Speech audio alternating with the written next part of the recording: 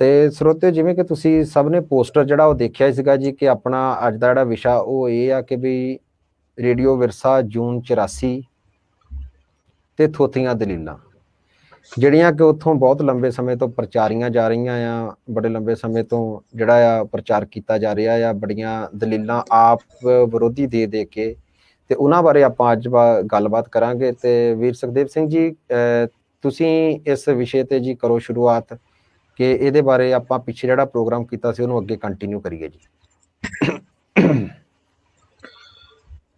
ਹਾਂਜੀ, ਸਵਾਗਤ ਹੈ ਜੀ ਜਿਹੜੇ ਸਾਡੇ ਨਾਲ ਜੁੜੇ ਨੇ। ਪਿਛਲੇ ਹਫਤੇ ਪ੍ਰੋਗਰਾਮ ਜਿਨ੍ਹਾਂ ਨੇ ਤੇ ਵੇਖਿਆ ਸੁਣਿਆ ਉਹਨਾਂ ਨੂੰ ਪਤਾ ਹੀ ਹੋਏਗਾ ਕਿ ਜੂਨ 84 ਬਾਰੇ ਗੱਲਬਾਤ ਕੀਤੀ ਗਈ ਰੇਡੀਓ ਵਿਰਸਾ ਤੋਂ, ਨਿਊਜ਼ੀਲੈਂਡ ਤੋਂ ਜੂਨ 84 ਬਾਰੇ ਜਿਹੜੇ ਦਲੀਲਾਂ ਦਿੱਤੀਆਂ ਗਈਆਂ, ਜਿਸ ਤਰੀਕੇ ਨਾਲ ਪੇਸ਼ ਕੀਤਾ ਗਿਆ ਕਿ ਉਹ ਜੂਨ 24 ਸਾਰਾ ਘਟਨਾਕ੍ਰਮ ਸੀਗਾ ਉਹ ਸਿੱਖਾਂ ਦੀ ਗਲਤੀ ਸੀ, ਨਾ ਕਿ ਸਰਕਾਰ ਦੀ ਜੀ। ਤੇ ਉਹਦੇ ਸੰਬੰਧ ਦੇ ਵਿੱਚ ਆਪਾਂ ਕਾਫੀ ਉਹਨਾਂ ਦੀਆਂ ਦਲੀਲਾਂ ਜਿਹੜੀਆਂ ਉਹਨਾਂ ਨੇ ਤਬਸਰਾ ਕੀਤਾ ਸੀਗਾ, ਸਰੋਤਿਆਂ ਦੇ ਨਾਲ ਸਾਂਝੀਆਂ ਕੀਤੀਆਂ ਸੀ ਜੀ। ਉੱਥੇ ਆਪਾਂ ਗੱਲਬਾਤ ਕੀਤੀ ਕਿ ਕੁਛ ਇੱਕ ਗੱਲਾਂ ਜਿਹੜੀਆਂ ਨੇ ਉਹ ਹੋਰ ਵਿਚਾਰਨ ਵਾਲੇ ਉਦੋਂ ਜ਼ਿਆਦਾ ਟਾਈਮ ਹੋਣ ਕਰਕੇ ਆਪਾਂ ਨਹੀਂ ਵਿਚਾਰ ਸਕੇ, ਤੇ ਆਪਾਂ ਵਾਅਦਾ ਕੀਤਾ ਸੀ ਕਿ ਅਗਲੇ ਪ੍ਰੋਗਰਾਮ ਦੇ ਵਿੱਚ ਉਹਨਾਂ ਤੇ ਗੱਲਬਾਤ ਕਰਾਂਗੇ ਜੀ। ਸੋ ਆਪਾਂ ਕੰਟੀਨਿਊ ਕਰਾਂਗੇ ਅੱਗੇ। ਥੋੜਾ ਜਿਹਾ ਪਿਛਲੇ ਪ੍ਰੋਗਰਾਮ ਬਾਰੇ ਦੱਸ ਦਈਏ ਕਿ ਉਹਦੇ ਵਿੱਚ ਇਸ ਵਿਸ਼ੇ ਨੂੰ ਆਪਾਂ ਲੈ ਕੇ ਚੱਲੇ ਸੀ, ਜਿਹੜਾ ਰੇਡੀਓ ਵਿਰਸਾ ਤੋਂ ਖਾਸ ਕਰ ਵਾਰ-ਵਾਰ ਇਹ ਦਲੀਲ ਦਿੱਤੀ ਜਾਂਦੀ ਹੈ ਕਿ ਜੋ ਵੀ ਸਿੱਖ ਕੌਮ ਦੇ ਨਾਲ ਧੱਕਾ ਹੋਇਆ, ਹੋ ਰਿਹਾ ਜਾਂ ਹੋਣ ਦੀ ਉਹਦੇ ਵਿੱਚ ਸਿਰਫ ਤੇ ਸਿਰਫ ਗਲਤੀ ਜਿਹੜੀ ਹੈ ਸਿੱਖਾਂ ਦੀ ਹੈ। ਸਿੱਖਾਂ ਨੂੰ ਐਡਜਸਟ ਹੋਣਾ ਨਹੀਂ ਆਉਂਦਾ, ਸਿੱਖਾਂ ਨੂੰ ਐਡਜਸਟਮੈਂਟ ਦੇ ਨਾਲ ਕਿਵੇਂ ਖੜੇ ਹੋਣਾ ਹੈ, ਤੇ ਉਹਦੇ ਵਿੱਚੋਂ ਸਾਰੀਆਂ ਜਿਹੜੀਆਂ ਪ੍ਰੋਬਲਮ ਉਹ ਪੈਦਾ ਹੋਈਆਂ। ਇਹ ਕਿਹਾ ਜਾਂਦਾ ਰੇਡੀਓ ਨਿਊਜ਼ੀਲੈਂਡ ਤੋਂ ਜੀ। ਤੇ ਉਹਦੇ ਵਿੱਚ ਹੁੰਦਾ ਐਵੇਂ ਆ ਕਿ ਜਿਹੜਾ ਵੀ ਕੋਈ ਘਟਨਾਕ੍ਰਮ ਹੁੰਦਾ ਹੈ ਉਹਦੇ ਵੇਖਣ ਦੇ ਕਈ ਪੱਖ ਹੁੰਦੇ ਨੇ। ਜਿਹਦੇ ਨਾਲ ਧੱਕਾ ਹੋਇਆ ਕੀ ਹੈ, ਜਿਹਨੇ ਧੱਕਾ ਕੀਤਾ ਉਹ ਕੀ ਕਹਿੰਦਾ ਹੈ, ਤੇ ਤੀਸਰੀ ਧਿਰ ਉਹ ਹੁੰਦੀ ਹੈ ਨਿਰਪੱਖ, ਜਿਹੜੀ ਕਿਸੇ ਪੱਖ ਦੇ ਵਿੱਚ ਨਹੀਂ ਆ, ਜਿਹੜੀ ਦੋਵਾਂ ਪਾਸਿਆਂ ਨੂੰ ਵੇਖ ਕੇ ਦਲੀਲ ਬਣਾਉਣ ਦੀ ਪੇਸ਼ ਕਰਦੀ ਹੈ ਜੀ। ਨਿਰਪੱਖ ਧਿਰ ਦੀ ਜੇ ਗੱਲ ਕਰੀਏ ਤੇ ਜਿਹੜੇ ਇੰਟਰਨੈਸ਼ਨਲ ਲੈਵਲ ਦੇ ਪੱਤਰਕਾਰ ਨੇ ਜੀ, ਬਾਹਰ ਦੇ ਅਖਬਾਰਾਂ, ਮੀਡੀਆ, ਜਿਨ੍ਹਾਂ ਨੇ ਇਸ ਚੀਜ਼ ਦੇ ਉੱਤੇ ਆਪਣੇ ਵਿਚਾਰ ਰੱਖੇ ਨੇ ਹੁਣ ਤੱਕ, ਤੇ ਬਹੁ ਗਿਣਤੀ ਨੇ ਇਹਨੂੰ ਸਿੱਖਾਂ ਦੇ ਨਾਲ ਹੋਇਆ ਧੱਕਾ ਗਿਣਿਆ। ਪਰ ਸਿੱਖਾਂ ਦੇ ਵਿੱਚੋਂ ਇੱਕ ਵਰਗ ਉੱਠ ਕੇ ਅੱਜ ਇਹ ਸਾਬਤ ਕਰਨ ਦੀ ਕੋਸ਼ਿਸ਼ ਕਰ ਰਿਹਾ ਕਿ ਜੂਨ 84, ਵੈਸੇ ਤੇ ਸਾਰੇ ਇਤਿਹਾਸ ਬਾਰੇ ਉਹਨਾਂ ਦਾ ਇਹੀ ਨਜ਼ਰੀਆ, ਪਰ ਕਿਉਂਕਿ ਆਪਾਂ ਗੱਲ ਕਰ ਰਹੇ ਹਾਂ ਜੂਨ 84 ਬਾਰੇ, ਤੇ ਉਹਨਾਂ ਦਾ ਨਜ਼ਰੀਆ ਇਹ ਹੈ ਕਿ ਜੂਨ 84 ਸਿੱਖਾਂ ਦੀ ਆਪਣੀ ਗਲਤੀ ਸੀ, ਤੇ ਨਾਲ ਉਹ ਇਹ ਵੀ ਦਾਅਵਾ ਕਰਦੇ ਨੇ ਕਿ ਅਸੀਂ ਦਲੀਲ ਦੇ ਰਹੇ ਹਾਂ। ਹੁਣ ਆਪਾਂ ਉਹਨਾਂ ਦੀ ਦਿੱਤੀ ਹੋਈ ਇੱਕ ਨਾ ਦਲੀਲ ਮੈਂ ਤੁਹਾਨੂੰ ਸੁਣਾਉਣਾ ਆ ਜੀ। ਉਹ ਕਹਿੰਦੇ ਕਿ ਇਹ ਤੇ ਸਾਰੇ ਕਹਿੰਦੇ ਨੇ ਕਿ ਵੀ ਸਾਡੇ ਨਾਲ ਜਿਹੜਾ ਉਹ ਧੱਕਾ ਹੋਇਆ, ਹਰ ਧਿਰ ਜਿਹੜੀ ਆ ਉਹ ਆਪਣੀ ਜਗ੍ਹਾ ਤੇ ਸਹੀ ਹੁੰਦੀ ਹੈ। ਆ ਸੁਣਿਓ ਜਰਾ ਜੀ।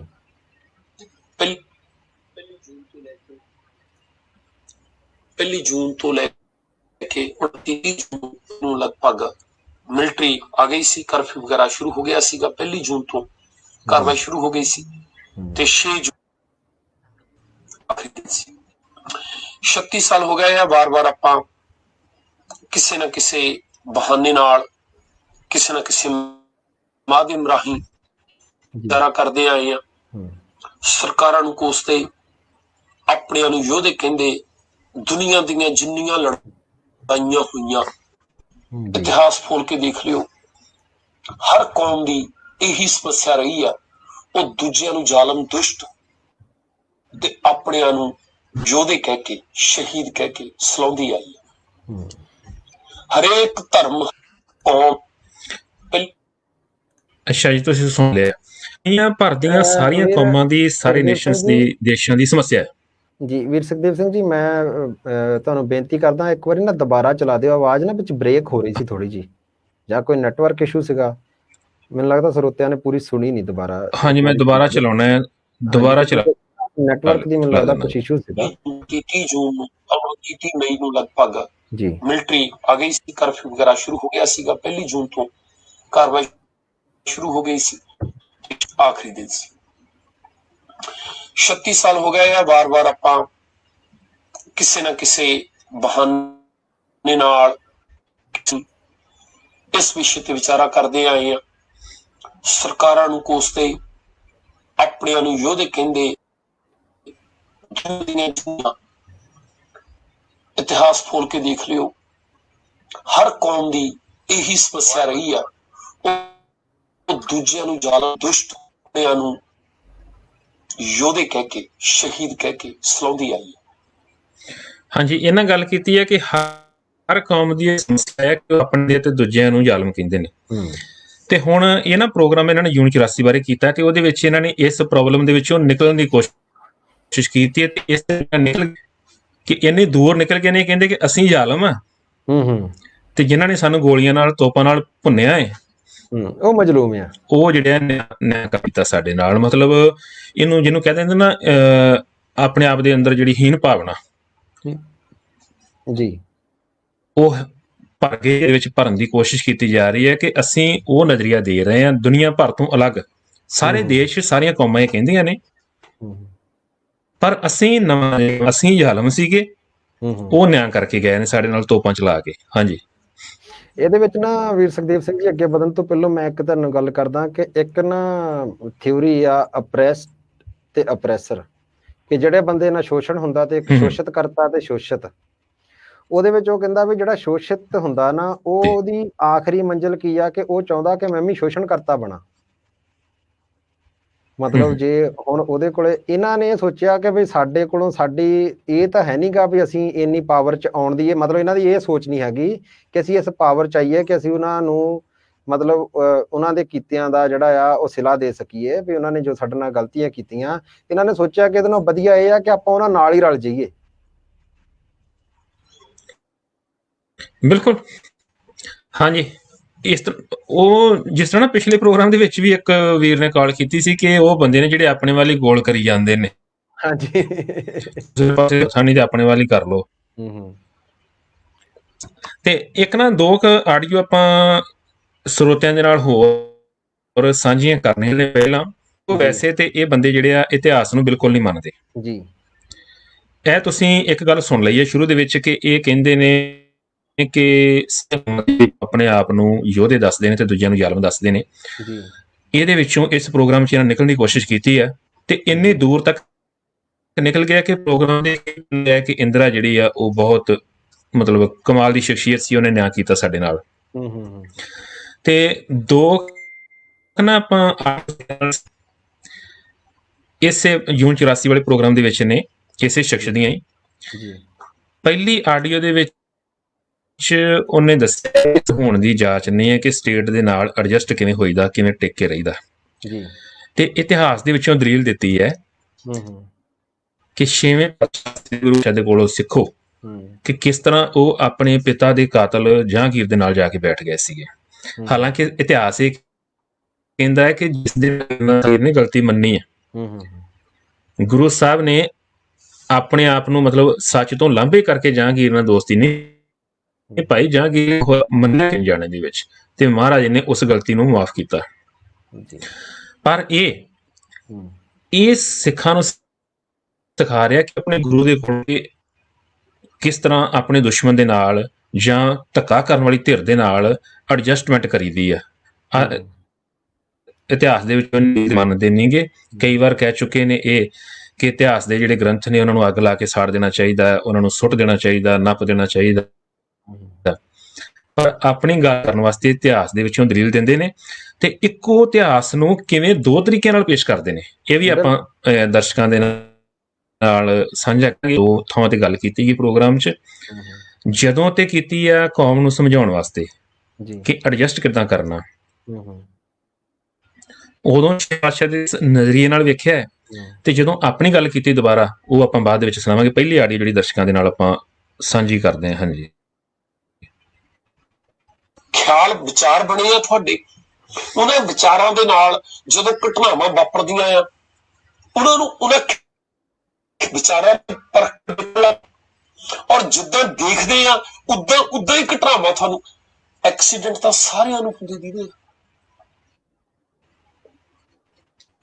ਪੰਜਵੇਂ ਪਾਤਸ਼ਾਹ ਤਵੀ ਤੇ ਬੈਠੇ ਆ, ਬਾਦਸ਼ਾਹ ਵੀ ਦੇਖ ਰਿਹਾ, ਚੰਦੂ ਵੀ ਦੇਖ ਰਿਹਾ ਹੈ, ਗੁਰੂ ਅਰਜਨ ਦੇਵ ਜੀ ਦੇਖ ਰਹੇ ਆ ਆਪਣੇ ਆਪ ਨੂੰ, ਹਰਗੋਬਿੰਦ ਵੀ ਦੇਖ। ਜੇ ਆਮ ਇਨਸਾਨ ਹੁੰਦਾ, ਸਾਡੇ ਵਰਗਾ ਹੁੰਦਾ ਉਸ ਵੇਲੇ, ਉਹ ਕਦੇ ਵੀ ਇੰਨਾ ਨਾ ਕਰ ਸਕਦਾ ਵੀ ਜਿਹੜਾ ਬਾਪ ਦਾ ਕਾਤਲ ਆ ਉਹਦੇ ਨਾਲ ਬੈਠੇ, ਕਿਉਂਕਿ ਉਹਨੂੰ ਹੀਣਤਾ ਨੇ ਮਾਰ ਜਾਣਾ ਸੀ। ਦੁਨੀਆ ਕੀ ਕਹੂਗੀ ਮੈਨੂੰ, ਬਾਪ ਦੇ ਕਾਤਲ ਨਾਲ ਬੈਠਾ ਹੈ, ਕਦੇ ਵੀ ਜਹਾਂਗੀਰ ਨਾਲ ਨਾ ਬੈਠ ਸਕਦਾ।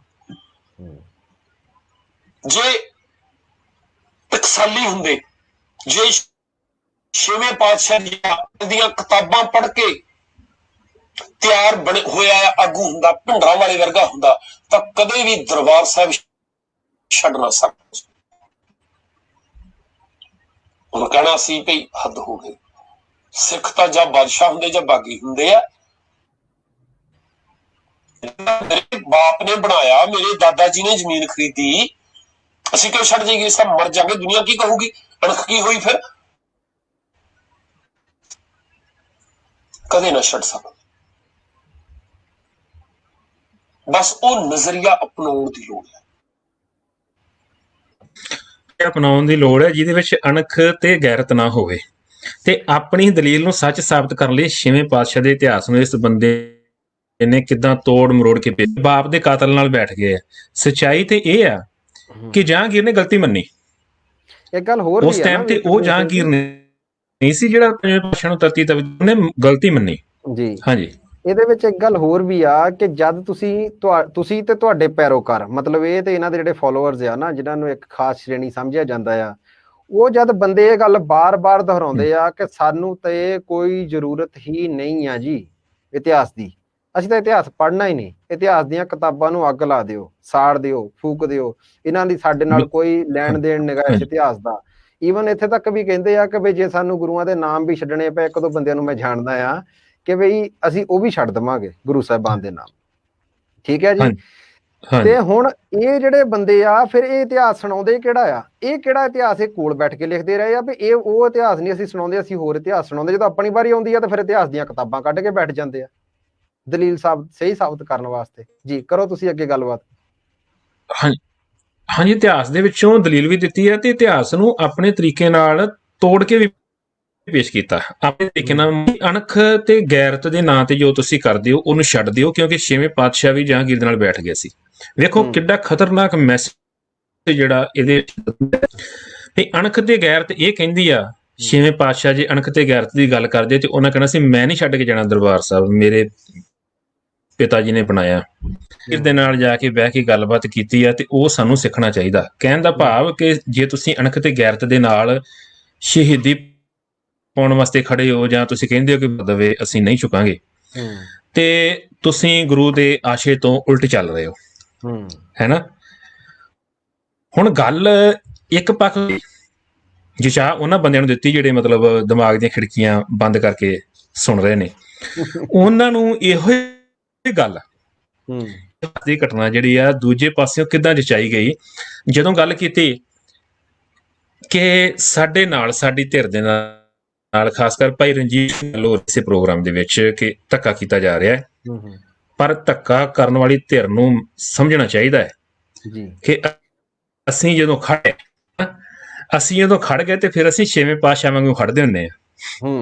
ਇਹੋ ਹੀ ਘਟਨਾ ਜਿਹੜੀ ਆ ਉਹ ਦੂਜੇ ਪਾਸਿਓਂ ਕਿੱਦਾਂ ਪੇਸ਼ ਕੀਤੀ ਜਾਂਦੀ ਹੈ। ਔਰ ਹੈਰਾਨੀ ਇਹ ਆ ਇਤਿਹਾਸ ਦੇ ਖਿਲਾਫ ਬੋਲਣ ਵਾਲੇ ਇਤਿਹਾਸ ਦੇ ਵਿੱਚੋਂ ਹਵਾਲਾ ਦੇ ਕੇ ਆਪਣੀ ਗੱਲ ਨੂੰ ਸੱਚ ਸਾਬਤ ਕਰਦੇ ਤੇ ਇੱਕੋ ਹੀ ਘਟਨਾ ਲੈ ਪਾਸੇ। ਇਹਨੂੰ ਕਹਿੰਦੇ ਆ, ਜਿਹਨੂੰ ਕਹਿੰਦੇ ਆ ਕਿ ਬ੍ਰੇਨ ਵਾਸ਼ ਕਰਨੇ ਸਰੋਤਿਆਂ ਦੇ। ਤੇ ਮੈਂ ਤੇ ਉਹਨਾਂ ਸਰੋਤਿਆਂ ਦੇ ਉੱਤੇ ਮੈਨੂੰ ਜ਼ਿਆਦਾ ਦੋਵਾਂ ਗੱਲਾਂ ਨੂੰ ਸਹੀ ਮੰਨਦੇ ਆ। ਹਾਂਜੀ, ਮੈਂ ਨਾ ਦੂਸਰੀ ਆਡੀਓ ਵੀ ਸੁਣਾ ਦਈਏ, ਬਾਅਦ ਦੇ ਵਿੱਚ ਆਪਾਂ ਇਹਦੇ ਉੱਤੇ ਗੱਲਬਾਤ ਜਿਹੜੀ ਆ ਉਹ ਕਰਦੇ ਰਹਾਂਗੇ। ਵੀ ਗੁਰੂ ਸਾਹਿਬ ਜਿਹੜੇ ਆ ਕਿਤੇ ਵੀ ਝੁਕੇ ਨਹੀਂ। ਇੱਕ ਥਾਂ ਤੇ ਕਿਹਾ ਵੀ ਉਹ ਬਾਪ ਦੇ ਕਾਤਲ ਨਾਲ ਵੀ ਬੈਠ ਗਏ ਨੇ। ਸਾਨੂੰ ਸਿੱਖਣਾ ਚਾਹੀਦਾ, ਅਣਖ ਤੇ ਗੈਰਤ ਸਾਨੂੰ ਛੱਡਣੀ ਚਾਹੀਦੀ ਹੈ। ਦੂਸਰੇ ਪਾਸੇ ਜੀ ਸਰੀਰ ਨੂੰ ਨਹੀਂ ਕੁਛ ਵੀ ਹੁੰਦਾ, ਜਿੱਦਣ ਹੁੰਦਾ ਆ ਦਿਮਾਗ ਆ। ਜਿਨ੍ਹਾਂ ਦੇ ਦਿਮਾਗ ਜਿੱਤ ਜਾਂਦੇ ਆ ਨਾ, ਜਿਹਨੂੰ ਗੁਰੂ ਸਾਹਿਬ ਕਹਿੰਦੇ ਨਾ ਵੀ ਮਨ ਜੀਤਾ ਹੈ ਜਗ ਜੀਤ। औरंगजेब दियां अखां च अखां पा के कहंदे होणे आ ते तू कट दे धौण, तू कर टुकड़े, जेड़ा अत्याचार कर सकदा है ना ओनू मना नहीं सकदा। यही है जिदन वो खेड खेडनी आ गई दुनिया छोटी लगन लग पैंदी आ, बौनी लगन लग पैंदी आ, मधरी लगन लग पैंदी है, नजरिया मिल जांदा तुहानू आने वाली कौन रोकूगा। सही गल है जी। तुसी अर्जन नू तवी ते तां बिठा सकदे आ पर हरगोबिंद दी तलवार नू हथ नहीं पैणा। बिल्कुल बिल्कुल। गुरु तेग बहादुर दा सीस कट सकदे आ पर गोबिंद राय दी तलवार नहीं काबू आनी तुहातों। बंदा सिंह बहादुर खाना जदों आने वाली उस तो बाद की होना। बिल्कुल सही गल है जी। फैसला अखीर। ਅੱਛਾ ਜੀ, ਆ ਹੁਣ ਇਹਦੇ ਉੱਤੇ ਮੈਂ ਤਬਸਰਾ ਬਾਅਦ ਦੇ ਵਿੱਚ ਕਰੂੰਗਾ। ਇੱਕ ਚੀਜ਼ ਮੈਂ ਸਰੋਤਿਆਂ ਦੇ ਨਾਲ ਹੋਰ ਸਾਂਝੀ ਕਰਨੀ ਚਾਹੁੰਦਾ ਆ ਜੀ ਕਿ ਤੁਸੀਂ ਗੁਰੂ ਸਾਹਿਬਾਨ ਦੇ ਨਾਂ ਜਿਹੜੇ ਆ ਉਹ ਕਿੱਦਾਂ ਲੈਂਦਾ, ਇਹ ਜ਼ਰੂਰ ਥੋੜਾ ਜਿਹਾ ਧਿਆਨ ਦਿਓ ਜੇ। ਤੇ ਐਂਡ ਆਫ ਦਾ ਡੇ ਇਹਨਾਂ ਦਾ ਟਾਰਗੇਟ ਜਿਹੜਾ ਨਾ ਉਹ ਇਹ ਨਹੀਂ ਵੀ ਇਹਨਾਂ ਨੂੰ ਸੱਚ ਸਾਬਤ ਕਰਨਾ ਜਾਂ ਸਿੱਖਾਂ ਨੂੰ ਗਲਤ ਕਰਨਾ। ਐਂਡ ਆਫ ਦਾ ਡੇ ਇਹਨਾਂ ਦਾ ਟਾਰਗੇਟ ਇਹ ਹੈ ਕਿ ਗੁਰੂ ਸਾਹਿਬਾਨ ਦਾ ਜਿਹੜਾ ਸਤਿਕਾਰ ਹੈ ਸਿੱਖ, ਉਹਨੂੰ ਖਤਮ ਕਰਕੇ ਉਹਦੀ ਜਗ੍ਹਾ ਤੇ ਕੋਈ ਦੇਹ ਕਿਦਾਂ ਸੈੱਟ ਕਰਨੀ ਹੈ। ਬਿਲਕੁਲ ਸੁਣ ਲਿਓ ਇੱਕ ਵਾਰੀ ਫਿਰ ਸੁਣ ਲਿਓ, ਗੁਰੂ ਸਾਹਿਬ ਦੇ ਨਾਂ ਕਿਦਾਂ ਲਏ ਜਾ ਰਹੇ ਆ। यही है जिदन वो खेड खेडनी आ गई उदन थानू दुनिया छोटी लगन लग पैंदी आ, बड़ी लगन लग पैंदी है, नजरिया मिल जांदा थानू कि आने वाली पीढ़ी नू कौन रोकूगा। कौन रोकूगा। अर्जन नू तवी ते तां बिठा सकदे आ पर हरगोबिंद दी तलवार नू हथ नहीं पैणा तुहातों। बिल्कुल बिल्कुल। गुरु तेग बहादुर दा पर गोबिंद राय दी तलवार नहीं काबू आनी तुहातों। ਅੱਛਾ, ਆ ਗੁਰੂ ਅਰਜਨ ਪਾਤਸ਼ਾਹ ਜੀ ਦਾ ਨਾਂ ਜਿਹੜਾ ਆ ਇਹ ਬੰਦਾ ਕਿਵੇਂ ਲੈਂਦਾ, ਦਸਵੇਂ ਪਾਤਸ਼ਾਹ ਦਾ ਨਾਂ ਕਿਦਾਂ ਲੈ ਰਿਹਾ। ਔਰ ਇਹ ਬੰਦੇ, ਮੈਂ ਕਈ ਵਾਰ ਇਹਨਾਂ ਨਾਲ ਗੱਲ ਹੁੰਦੀ ਹੈ ਇਹਨਾਂ ਦੇ ਕੁਝ ਫਾਲੋਅਰ ਦੇ ਨਾਲ, ਉਹ ਕਹਿੰਦੇ ਭਈ ਜੇ ਫਰਕ ਨਹੀਂ ਪੈਂਦਾ ਤੇ ਜਿਹੜੇ ਬਾਬਾ ਜੀ ਦੇ ਤੁਸੀਂ ਚਰਨ ਸੇਵਕ ਬਣੇ ਹੋ ਕਦੀ ਉਹਨਾਂ ਦੇ ਨਾਲ ਨਾਲ ਵੀ ਸਾਹਿਬ ਕੱਟ ਦਿਓ, ਇਤਨੀ ਸਾਹਿਬ ਬਣਾ ਕੇ ਪੇਸ਼ ਕਰਦੇ ਹੋ ਤੇ ਗੁਰੂ ਦੇ ਨਾਮ ਦੇ ਨਾਲ ਤੁਸੀਂ ਜੀ ਸ਼੍ਰੀ ਸਤਕਾਰ ਕੁਛ ਵੀ ਨਹੀਂ। ਐਂਗਲ ਹੈ ਇਹਦੇ ਉੱਤੇ ਆਪਾਂ ਫਿਰ ਕਿਸੇ ਦਿਨ ਗੱਲ ਕਰਾਂਗੇ। ਥੋੜਾ ਜਿਹਾ ਮੈਂ ਤੇ ਵਿਚਾਰ ਦੇ ਦੇਵਾਂ ਕਿ ਵੇਖੋ, ਜੇ ਕੋਈ ਬੰਦਾ ਇਹ ਦਲੀਲ ਕਵੇ ਕਿ ਇਸ ਤਰ੍ਹਾਂ ਕਹਿਣ ਨਾ ਕੋਈ ਪਾਤਸ਼ਾਹ ਕਹਿੰਦੇ ਆ ਗੁਰੂ ਸਾਹਿਬਾਨ ਨੂੰ, ਤੇ ਜੇ ਇੱਥੇ ਕੱਲਾ ਨਾਂ ਲੈਤਾ ਤੇ ਕੀ ਹੋ ਗਿਆ। ਕਦੇ ਆਪਣੇ ਪਿਓ ਦੇ ਨਾਲ ਇਸ ਤਰ੍ਹਾਂ ਮੰਨ ਲਓ ਕਿਸੇ ਪਿਓ ਦਾ ਨਾਮ ਬੰਤਾ ਸਿੰਘ ਹੈ, ਕਿਸੇ ਬੰਦੇ ਦੇ ਪਿਓ ਦਾ ਇਹਨਾਂ ਦੇ ਵਿੱਚੋਂ, ਤੇ ਰੋਜ਼ ਉਹਨੂੰ ਕਹਿਣ ਪਿਤਾ ਜੀ ਸਰਦਾਰ ਜੀ ਆ, ਤੇ ਉਸ ਤੋਂ ਬਾਅਦ ਜੇ ਉਹ ਕੋਈ ਤੁਹਾਨੂੰ ਜਵਾਬ ਦੇਵੇ ਤੇ ਤੁਸੀਂ ਇਹ ਕਹਿ ਸਕਦੇ ਹੋ ਕਿ ਰੋਜ਼ ਤੇ ਇੰਨਾ ਸਤਿਕਾਰ ਕਰਦੇ ਜੀ, ਇੱਕ ਵਾਰੀ ਏਦਾਂ ਕਹਿਤਾ ਤੇ ਕੀ। ਜਿਹੜੀ ਗੱਲ ਹੈ ਨਾ, ਜਿਹੜੀ ਆਮ ਤੌਰ ਤੇ ਕਹਿੰਦੇ ਕਿ ਕਾਮਨ ਸੈਂਸ ਦੇ ਵਿੱਚੋਂ ਗੱਲ ਨਿਕਲਦੀ, ਜੋ ਤੁਹਾਡੇ ਅੰਦਰ ਬਣ ਗਿਆ ਉਹਦੇ ਵਿੱਚੋਂ ਨਿਕਲਦੇ ਬੋਲੇ। ਅੰਦਰ ਇਹਨਾਂ ਦੇ ਬਣ ਚੁੱਕਾ ਹੈ ਕਿ ਗੁਰੂ ਸਾਹਿਬਾਨ ਨੂੰ ਡਿਸਗ੍ਰੇਸ ਕਿਵੇਂ ਕਰਨਾ, ਕਿਵੇਂ ਉਹਨਾਂ ਦੀ ਜਿਹੜੀ ਆਨ ਸ਼ਾਨ ਬਾਨ ਆ ਉਹਨੂੰ ਸਿੱਖਾਂ ਦੇ ਮਨਾਂ ਦੇ ਵਿੱਚੋਂ ਖਤਮ ਕਰਨਾ, ਵੈਨਿਸ਼ ਕਰਨਾ, ਤੇ ਉਹਦੀ ਜਗ੍ਹਾ ਤੇ ਕਿਸੇ ਹੋਰ ਨੂੰ ਸਾਹਿਬ ਬਣਾ ਕੇ ਬਿਠਾਉਣਾ ਕਿੱਦਾਂ ਹੈ। ਆਪਾਂ ਫਿਰ ਕਿਸੇ ਦਿਨ ਨਾ ਪੂਰਾ ਪ੍ਰੋਗਰਾਮ ਕਰਾਂਗੇ ਇਹਦੇ ਉੱਤੇ ਕਿ ਇਹ ਖੇਡ ਜਿਹੜੀ ਹੈ ਕਿੱਦਾਂ ਖੇਡੀ। ਤਬਸਰਾ ਕਰਦੇ ਆ ਇਸ ਆਡੀਓ ਦੇ ਉੱਤੇ। ਪਹਿਲੀ ਆਡੀਓ ਦੇ ਵਿੱਚ ਇਹ ਕਿਹਾ ਗਿਆ ਆ ਕਿ ਛੇਵੇਂ ਪਾਤਸ਼ਾਹ ਬਹਿਣਾ ਆ, ਸਿਰਫ ਜਿਹੜੀ ਤੁਸੀਂ ਅਣਖ ਗੈਰਤ ਦਾ ਰੌਲਾ ਪਾਉਂਦੇ ਰਹਿੰਦੇ ਹੋ ਉਹਨੂੰ ਛੱਡ ਦਿਓ। ਦੂਸਰੀ ਆਡੀਓ ਦੇ ਵਿੱਚ ਗੱਲ ਇਹ ਹੋ ਰਹੀ ਸੀ ਕਿ ਜਿਹੜੇ ਟਕਸਾਲੀ ਨੇ ਉਹਨਾਂ ਨੂੰ ਕਿਹਾ ਜਾ ਰਿਹਾ ਸੀਗਾ ਕਿ ਜੇ ਅਸੀਂ ਕਿਤੇ ਛੇਵੇਂ ਪਾਤਸ਼ਾਹ ਵਾਂਗ ਖੜ ਗਏ, ਤਲਵਾਰ ਨੂੰ ਹੱਥ ਪਾ ਲਿਆ, ਹੁਣ ਭਲੇ ਮਾਨਸੋ ਇਹ ਵੀ ਦੱਸ ਦਿਓ ਕਿ ਛੇਵੇਂ ਪਾਤਸ਼ਾਹ ਨੇ ਤਲਵਾਰ ਨੂੰ ਹੱਥ ਕਿਹਦੇ ਖਿਲਾਫ ਪਾਇਆ ਸੀ? ਇਹਨਾਂ ਨੇ ਪਿਤਾ ਕਤਲ ਕੀਤਾ ਉਹਦੇ ਖਿਲਾਫ ਹੀ ਪਾਇਆ ਸੀ ਨਾ। 4 ਜੰਗਾਂ ਹੋਈਆਂ, ਲੜਨੀਆਂ ਪਈਆਂ ਮਹਾਰਾਜ ਨੂੰ, ਕਿਹਨਾਂ ਦੇ ਖਿਲਾਫ ਲੜੀਆਂ ਉਹ?